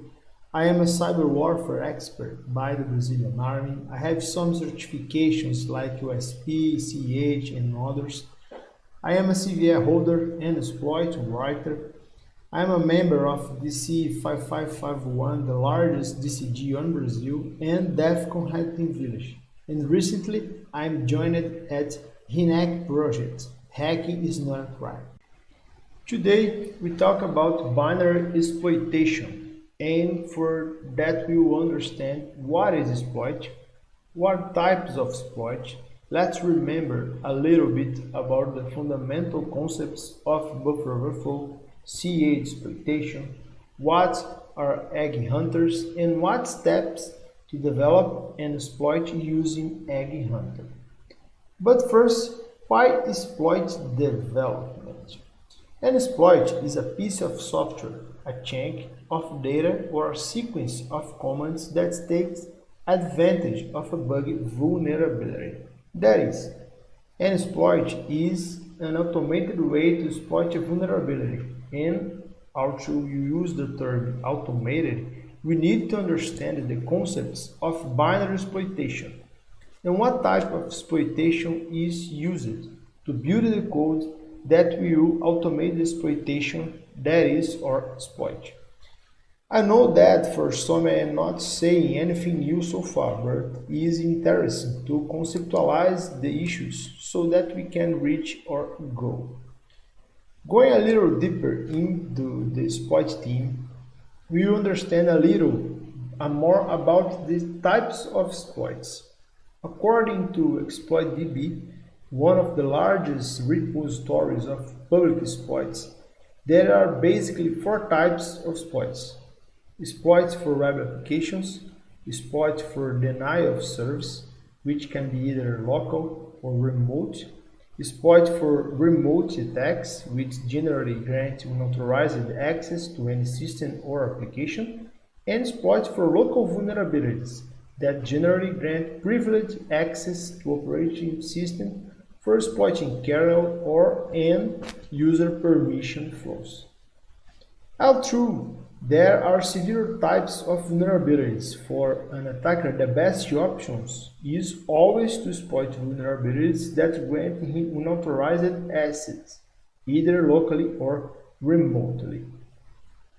So, and one of the most interesting forms of exploitation is through the exploitation of binaries, that is, exploiting the flow of execution of certain applications that allow attacker unauthorized access to a system. And we'll talk about binary exploitation, we are talking about buffer overflow, and more specifically on this talk about the stack-based overflow. According to Wikipedia, a stack buffer overflow occurs when a program writes to a memory address on the program's call stacks outside of the intended data structure, which is usually a fixed length buffer. Stack buffer overflow bugs are caused when a program writes more data to a buffer located on the stack than what is actually allocated for that buffer. So, there are severe types of stack buffer overflow exploitations, such as vanilla EEP overwrite, CH, egg hunters, ASLR, safe SEH, stack cookies, Unicode restrictions, and much more. So in this talk, we comment on Stack Overflow exploits using CH and Egg Hunter. Well, so far we have been able to remember some important concepts about buffer overflow, and we can go even deeper into the subject. Let's go. To execute arbitrary code, an attacker put his shellcode in the available buffer space created by the program in memory. What if the shellcode requires more space than the available space in the buffer? This is where the Egg Hunter technique is useful. Egg Hunter is a small piece of shellcode which searches for an actual bigger shellcode which the attacker was not able to fit in the available buffer space and redirect execution flow to it. The Egg Hunter code searches for an egg which is unique string of 80 bytes made up for combining of two tags. A tag is a 4-byte unique string. Usually, attackers consider using strings like egg, 2 eggs, or any other strings which is unique enough to search in memory. An egg is formed by combining 2 tags to make it more unique, so that it won't come across itself while searching in a memory. The egg is placed just before the shellcode, and the Egg Hunter code is placed in the small available buffer space while exploiting the overflows. So, for this talk, I used Vim Server, which is an ideal Windows Server vulnerable application for buffer overflow exploits and widely used for those studying for certifications like OSCE. The Vim Server is available at these links below. But before we go any further, let's analyze the Vim server code. Note that is building NC and has an exception handler, right? Certain programs, when created, account for errors in execution by instituting errors handlers, which will allow a program to exit or stop gracefully when an error occurs. According to Corel, the best name of binary exploitation ever, Windows has a default CH structured exception handler, which will catch exceptions. If Windows catch an exception, you see has encountered a problem and needs to close pop-up like this. This is often the result of the default handler kicking in. It is obvious that in order to write stable software, one should try to use development language specific exception handlers and only rely on the Windows default CH as a last resort. When using language EH, the necessary links and calls to exception handling codes are generated in accordance with the underlying OS, and when no exception handlers are used, or when the available exception handlers cannot process the exceptions, the Windows CH will be used on a handled exception filter. So, In the event an error or a legal instruction occurs, the application will get a chance to catch the exception and do something with it. If no exception handler is defined in the application, the OS takes over, catches the exceptions, shows the pop-up, asking you to send error to report to MS, for example. For this POC, we will exploit the gmon command from Vim server. At the top of the main data block of the application's main function, or TEB thread environment block, or TEB thread information block, a pointer to the top of the CA chain is placed. This CA chain is often called the FS chain as well. So, on Intel machines, when looking at disassembled CH code, we will see an instruction to move the word PTR from FS. This ensures that the exception handler is set up for the thread and we will be able to catch errors when they occur. The opcode for this instruction is 64A180. If you cannot find this opcode, the application thread may not have exception handling at all. The bottom of the CH chain is indicated by 8 Fs. This will trigger an improper termination of the program and the OS handler will kick in. In other words, the payload must do the following things: causing an exception. Without an exception, you won't quick in.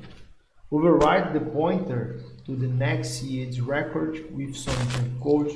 Override the CA handler with a pointer to an instruction that will bring you back to next C8 and execute this jump code. The shell code should be directly after the overwriting C8 handler. To make it easy, let's see this visually. We need to cause an exception, overwrite the pointer to the next CEH record, and overwrite the CA handler with a pointer. So, I will not explain in detail fuzzing because the fuzzing technique is a basic for all types of binary exploitation through buffer overflow. In this POC, using this bool fuzzing script and the immunity debugger against our target, we will obtain the value of our EEP. Pay special attention to the use Shift F7, Shift F8, Shift F9 to pass exception to program message at the bottom of the screen. We see that ECX and EBP have been overwritten with bchars. This seems to align with the third fuzzing payload sent with bufuzz when you look through your command line outputs on your remote attacker. So let's use Shift F9 to pass an exception to the program. Now this is looking more familiar to us. EP has been overwritten by our B values. You will also notice that the registers we previously were able to overwrite have been XORDs against themselves and therefore zeroed out. If you read the current materials, this is explained as a defense mechanism to stop malicious payloads using these overwritten registers to jump straight to shellcodes. In fact, the current materials specify that the very techniques that we are using learning with this point is a direct response and bypass to these very measures. But why does EP now hold for true, for true, for true, for true? Let's go back to the pointer in your fuzzing when we first crashed the program and go to view and then CHN. We get this. So When we initialized overflowed the program, we are able to override both the pointer of the next CH record and the pointer to the exception handler. So, since EEP is simple telling the program the address of the next instruction, which case is specified by the CH component, which we just verified both subcomponents are current for 2, for 2, for 2, for 2. The EP is for 2, for 2, for 2, for 2. At this point, we are done with buffers and need to verify that we can override the CH components with an exploit script. So, and now we can get our eggs. This is the basic mechanism of exploiting a stack buffer overflow using Egg Hunter. When a stack overflow occurs, at some point it overrides the EP register. EP points to the next instruction to be executed.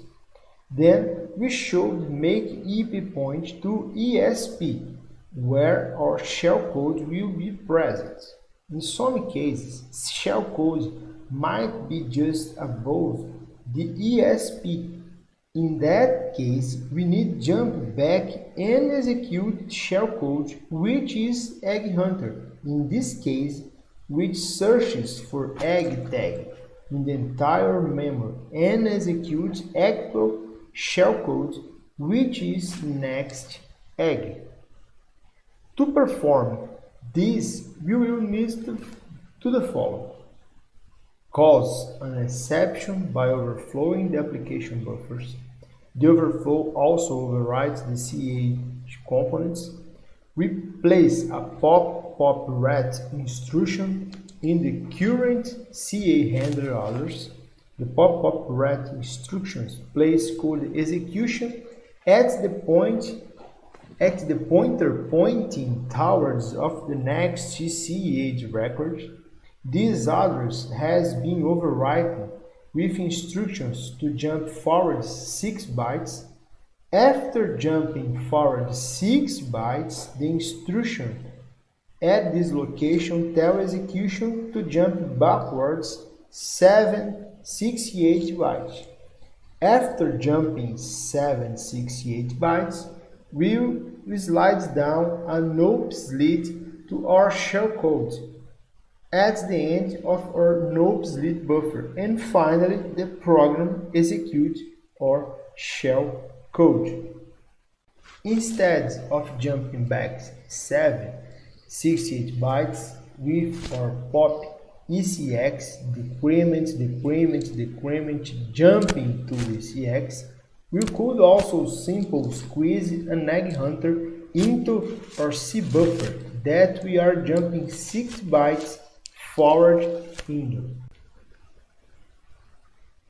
Here is what we looked like sitting in the pointer to the next CCH record, which at the time was filled with B values. So, Mona again shows us how awesome it is when we use it to generate Egg Hunter shellcodes along with a tag arguments that we will prepend for main payload shellcodes. We can use egg -t eggh, which will output us this nice little egghunter.txt. So, putting all together, we now can put in everything we have seen so far in a script to develop or exploit. Let's see how it looks on our exploits. We need to create an Egg Hunter variable in our exploit script. We create an egg variable or egg tag. We complete our exploit so that it is sending this order: E values, egg, shellcodes, NCH, CH, Egg Hunter, and C values. That's it. This is the beginning of our exploit where you are defining the variables. In addition to the targets IP and port, where are defining our CH, NCH, and egg hunter, the same we managed to obtain through Mono. Here we define our egg tag and our shellcode. We could use a MS Venom shellcode or generate yours manually. And now we can create our buffer structure, which is formed by the sequence we have seen before: evalues, egg, shellcode, NCH, CH, egg hunters, and C values. And now, so we have a functional exploit in which we can obtain unauthorized remote access to targets through the exploitation of a binary von server using the technique of CH and egg hunter. This is a technique that requires practice and assimilation of the concepts presented to develop a functional exploit. So, that's it, guys. I hope I have shared something useful to you. My goal was to present the CH and egg hunter subjects in a practical way so that you can reproduce the steps and carry out not only exploitations but also be able to develop our exploits manually. I appreciate the opportunity, and there are my contacts for those who want to check me. Thank you. Thanks a lot, sir. That was really a wonderful talk on exploit development. So now let's welcome our next keynote speaker, none other than Mr. Rakshit Tandon, the person who has been connected with more than 30,000 students from all across the globe, the person mentoring law enforcement agencies. Over to you, sir.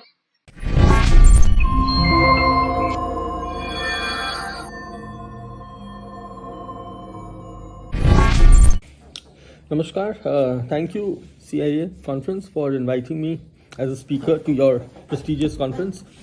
My heartiest congratulations to the dynamic team of CIA Inter-Squad Intelligence, who are the organizers of this conference. I remember it started way back in 2018, and you've been doing a pretty good job to the community and fraternity of cyber ecosystem.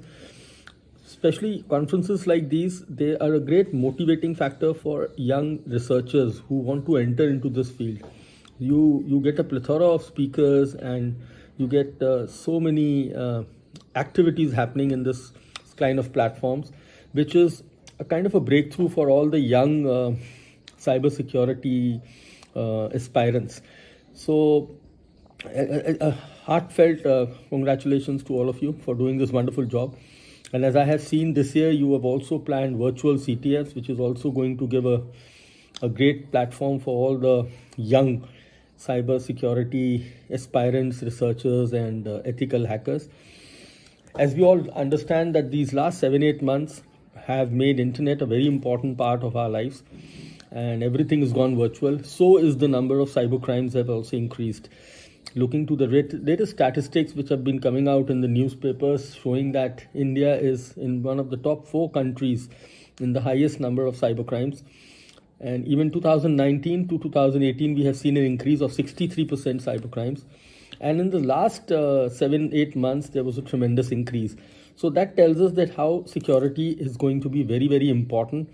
And entering into 2021, I think every company, whether you are a part of this cyber ecosystem or not, you will be needing cyber security specialized professionals to work for your organization, to protect your IT infrastructure, to protect your data breaches, and also to give you more power in terms of your product deliverables and services. So whether you are an online e-commerce website or you are a company which is only running on emails, you will be needing lots and lots of cybersecurity professionals. And this is what tells us that how important this subject is going to be. In the last year, we have seen Government of India taking a lot of initiatives to create cyber volunteers, to create an online reporting portal, to create a malware bot analysis center, to create a national critical information infrastructure protection center, and also to create think tanks and RVDP, responsible vulnerability disclosure programs. So these initiatives from the government itself tells us that how seriously government is thinking and working on the domain of cybersecurity. I have done a lot of internship programs with the state police of Haryana and Hyderabad and Uttar Pradesh, and we have seen tremendous response. And the best part is that now every state is also hiring cybersecurity experts and a very good salary. So these every states are doing it under the scheme of CCPWAC, that is Cybercrime Prevention for Women and Children. So all this positive happening tells us that why this cybersecurity domain is important. At my organization, Hacker Shala, also we have seen a good response of students who wants to come, train, work, learn, and earn. So when you get into these kind of conferences, these are the platforms which actually expose you to best of the experts, speakers, technologies, and especially when you go through these challenges, you also analyze your skill set, and you also know what and where is the room for improvement. So I think you are lucky and fortunate enough that in this domain you are getting exposure to such good conferences, and I congratulate the whole team. And there have been recently a lot of conferences, and such clubs have been doing a lot of activities in the recent times, and I wish all the best of luck to all of you who have organized and worked hard day and night. And I would just say that we need more and more secured coders also. So the people who are in this domain of cyber or in the domain of technology, software programming, good knowledge of hacking and ethical hacking is going to improve your skill set as well. So don't think that cybersecurity has to be treated as a separate branch or a career. We have to take cybersecurity now as a process.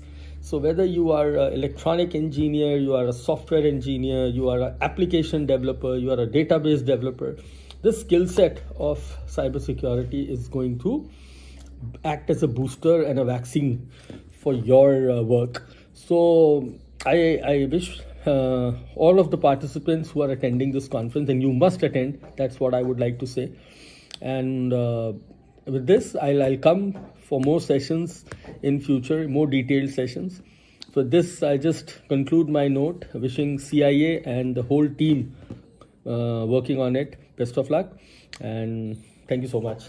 Jai Hind. Namaskar. Thanks a lot, Rakshit sir. Now let's switch over to our last keynote speaker, Ms. Amy Storer. So guys, as you all know, for the first time in the history of India, we are joining our hands with US Homeland Security. So without any further delay, I would like to present Ms. Amy Storer speaking on child exploitation and human slavery. Over to you, ma'am.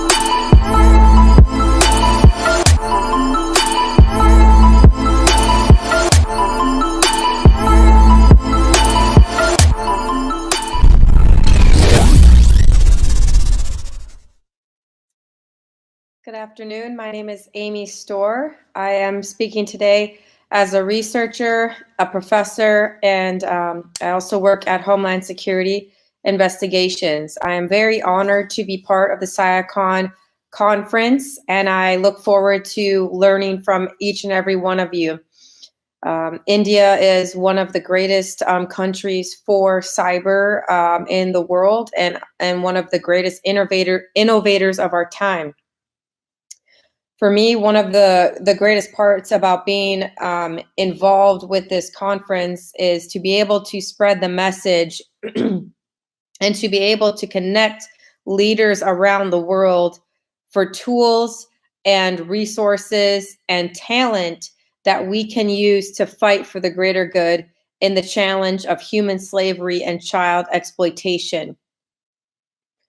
Worldwide, we're in a complete crisis with the levels of human slavery and child exploitation in the United States and around the world. For me, I am quite devastated to complete the research and to identify that a child is trafficked every 2.5 hours in the world. Children also represent over half of all human slavery victims. 1 in 4 children will unfortunately become victims of child exploitation in some estimates as we have currently studied. Unfortunately, it is going to take a lot of talent and effort to really combat this growing epidemic. The world was shocked by the evils of Jeffrey Epstein. As we've seen, there are unfortunately many hundreds and hundreds of victims that suffered under his disgusting acts. Sadly, Jeffrey Epstein is one of many that are out there hurting children, abusing children, and selling children for sex. Human slavery is one of the most horrific crimes that is continuing to plague our nation and our world. The United States is one of the top 3 nations of origin for human slavery victims, along with the Philippines and Mexico. The fact that we are in the top 3 is very disturbing in the land of the free. The industry is producing over $150 billion per year off the backs of slavery. That includes labor slavery, that includes sex slavery, that includes child slavery in those categories. Unfortunately, we are facing an uphill battle with current legislation that is causing us a lot of hardship to identify victims. In the United States right now, there is currently a bill that is trying to pass in Congress, and I'm hoping it will not pass, but it will be very devastating to our ability to find victims. A member of Congress has proposed a bill to stop all federal law enforcement in the United States from using AI facial recognition to identify these victims. This is why we need the help of the CIACON people. We need the help of anyone that can provide us tools and resources that we can use to find these victims. As we unfortunately battle these legal challenges that we are faced with, we need to identify other resources and other tools from experts in the world, such as yourself, that we can learn from and that we can hopefully grow and come to rely upon in a global force for good, a unification of souls to fight for these children, many of which do not have anyone fighting for them, including our United States Congress and lawmakers. Sadly, 60%, 60 to, in some studies, 80% actually, of child sex slavery victims in the United States come from the foster care system. Very tragically, these children are oftentimes never reported missing to the authorities. They do not have people that care about them. They do not have loving parents and loving families to protect them and reach out to them. Very tragically, those children oftentimes fall victim to human slavery, and especially child slavery, which is very sad that the traffickers, these slave owners, are very much targeting those types of children that come from broken homes. The numbers clearly paint the story on the types of children these traffickers are going after. Every 2.5 hours, a child is sold into sex slavery. It is estimated that every time a child goes missing, within 3 hours, they are approached by a human trafficker. There are 20 to 40 million estimated victims of human trafficking in the world. When I first started doing this type of work, I thought there was no way this could be true. Unfortunately, after my years of work in this industry, I have learned to find that those numbers are actually probably low. I believe the numbers are even higher than what is estimated. Currently, we have so many victims in circulation that the traffickers and the pimps will simply go to jail if we're lucky to get them prosecuted and get them behind bars. Unfortunately, they will get back out and continue their trafficking schemes, or someone else will just simply take over the human slavery enterprise and continue circulating those victims over and over. Unfortunately, once these young children fall victim into this terrible, terrible game, they oftentimes never get out. And they oftentimes are so manipulated and so controlled to the point that they will actually ask their trafficker if they are allowed to order a cheeseburger at McDonald's. This actually has happened in one of my cases. These children and women, unfortunately, do not have a voice. They do not have somebody speaking up for them as a parent, as a loving family member. They, unfortunately, the only person that they claim to love is the one person that is actually enslaving them every single day. Children that are sold into sex slavery are sold at least 4 to 5 times per day for sex once they are in this horrific experience. The amount of psychological damage that is upon them is insurmountable. I've worked cases involving things that I could not even say on this conference, involving child sex torture chambers where the children's genitals are being actually mutilated and abused violently. I have seen cases where these children are unfortunately being abused to the point of actually danger to their lives physically. And it is very tragic that this is becoming, unfortunately, becoming worse and worse each year. The number of human trafficking cases and incidents continues to skyrocket each year in every state across America and globally, unfortunately. The epidemic of the human slavery crisis is becoming expounded exponentially by the global drug trade and the rise of the opioid epidemic in the United States of America. The opioid crisis has killed more Americans than the Iraq and Afghanistan wars combined. America has a serious drug addiction problem. However, what I would like to stress upon the drug addiction problem in America is the connection with the human slave enterprise. I guarantee the majority of these drugs are being pumped into the bodies of human slaves for sale.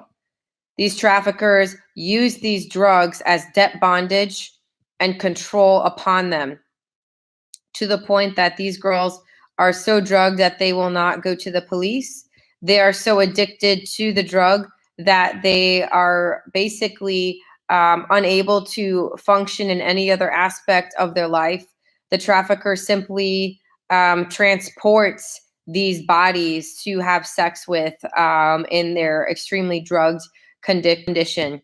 In addition, he will force them to have sex as a means of debt bondage, to force them to pay for drugs that they are unfortunately being addicted to by these traffickers. And when I tell you that most of these females ages 18 to 25 that are addicted to drugs, the majority of them are unfortunately human slavery victims, or they fall into the trap of human slavery. The prison system is another way of major recruitment in this country. Unfortunately, these people, anybody who is facing a vulnerable time in their life is highly vulnerable to falling into human slavery. There are 3 types of human slave owners in the world. The first type is a Romeo pimp. The Romeo pimp will oftentimes recruit young victims and give them affection that they've been deprived from. Affection is a drug to the deprived. Affection to children who have never had loving parents, who have never had anyone pay attention to them. That is a very real tactic that these Romeo pimps are using on the internet, specifically on social media, to recruit victims in mass proportions. Next, we also have what's known as the opportunity pimp. The opportunity pimp is the one that will recruit victims with a fake job offer, or it could be a real job offer that is a very grandiose promise to give someone a better job, to give someone a better life, specifically to give someone a better job or a better life to come to a country like America, where everyone is very much excited to go and hoping to get a new life, a better life. Very sadly, that hope of freedom and that hope of what America stands for is oftentimes a trap by these traffickers to enslave them. Unfortunately, these opportunity pimps prey upon these women and men and children to come to America for a better life, to come to America and promise them that they will get them here, and they end up becoming victims of human slavery on farms. 80% of child labor trafficking victims are in the agriculture industry, in farming, and in fishing. Very sadly, these children are being brutally worked in some cases to death on these farms by these greedy slave owners. It is hard to believe the magnitude that is going on in this country and in the world. America does not have as much problem with child labor issues as does Southeast Asia, in particular India, in particular China, in particular Thailand, and other countries where Southeast Asia is becoming very much a hotbed for that type of activity, unfortunately. So that's why it's also very important that we're bringing in the human trafficking aspect to this conference in the area of Southeast Asia. My goal for this presentation is to hopefully unify the forces and unify the talent and identify people out there in this conference, in your incredible country, who have skills, who have knowledge, who have a particular ability to create technology, to create facial recognition, to create any type of idea that you may have to help us identify these victims. Oftentimes in these horrific child sex torture chambers, these videos in the dark web, these horrific videos and horrific acts that are occurring, we are only able to see a trace of a victim's face, a trace of a perpetrator's face. And that is what we're trying to identify. We are trying to look for any ways that we can manipulate data, that we can try to find also big picture ideas of the trafficking networks. I am very open-minded to learning different technologies, both as a professor and also as a researcher and a Homeland Security employee. I believe that knowledge is power. I think this conference is a great way for us to really bring together leaders in tech and industry. Artificial intelligence is a beautiful thing. I see it as a positive thing for law enforcement at all different levels. Facial recognition gives basically more correct ability than the human eye to detect facial similarities. In many cases, the human eye is inaccurate in terms of if this photo is a match. Facial recognition, as we continue to evolve, especially as we continue to improve upon this technology, is an excellent tool for law enforcement to get a better picture or to at least narrow down a suspect list. It can also exonerate the innocent. Another very important aspect of facial recognition, of AI technology, is the ability to not only find the perpetrator, but also the ability to exonerate the innocent. And I say that with the idea that, for example, this technology might identify the child with a different individual than perhaps the suspect, okay? So that is one of the big reasons why I believe we should get AI facial recognition technology into surveillance cameras worldwide to identify missing children. In the United States, over 400,000 children go missing each and every single year.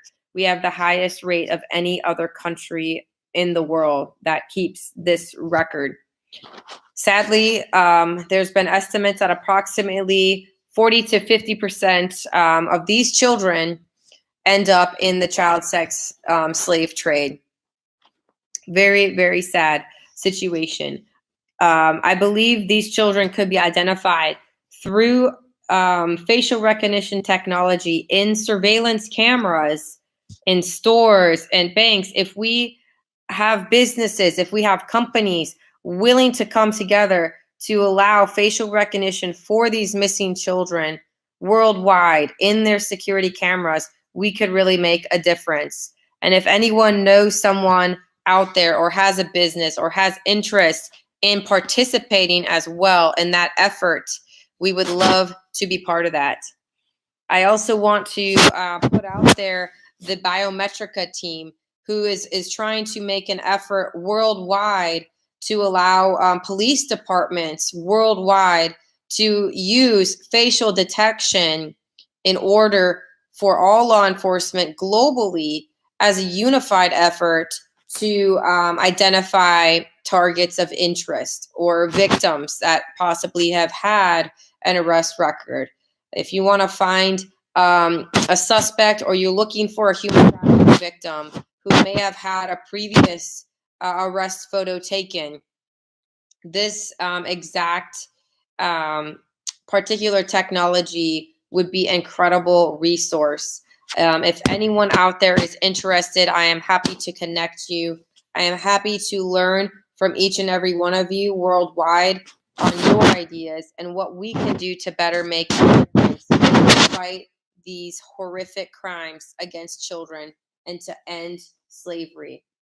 I appreciate you all, and I hope to hear from you soon. Thank you so much. So I hope you must have enjoyed today's keynote and technical sessions, and you might have learned a lot. Let's meet tomorrow as we'll be announcing the CTF winners, and we're having a CTF by Security Innovations, and they're giving some amazing prizes, followed by a keynote talk by Ted Harrington, and after that we'll be having IoT Village.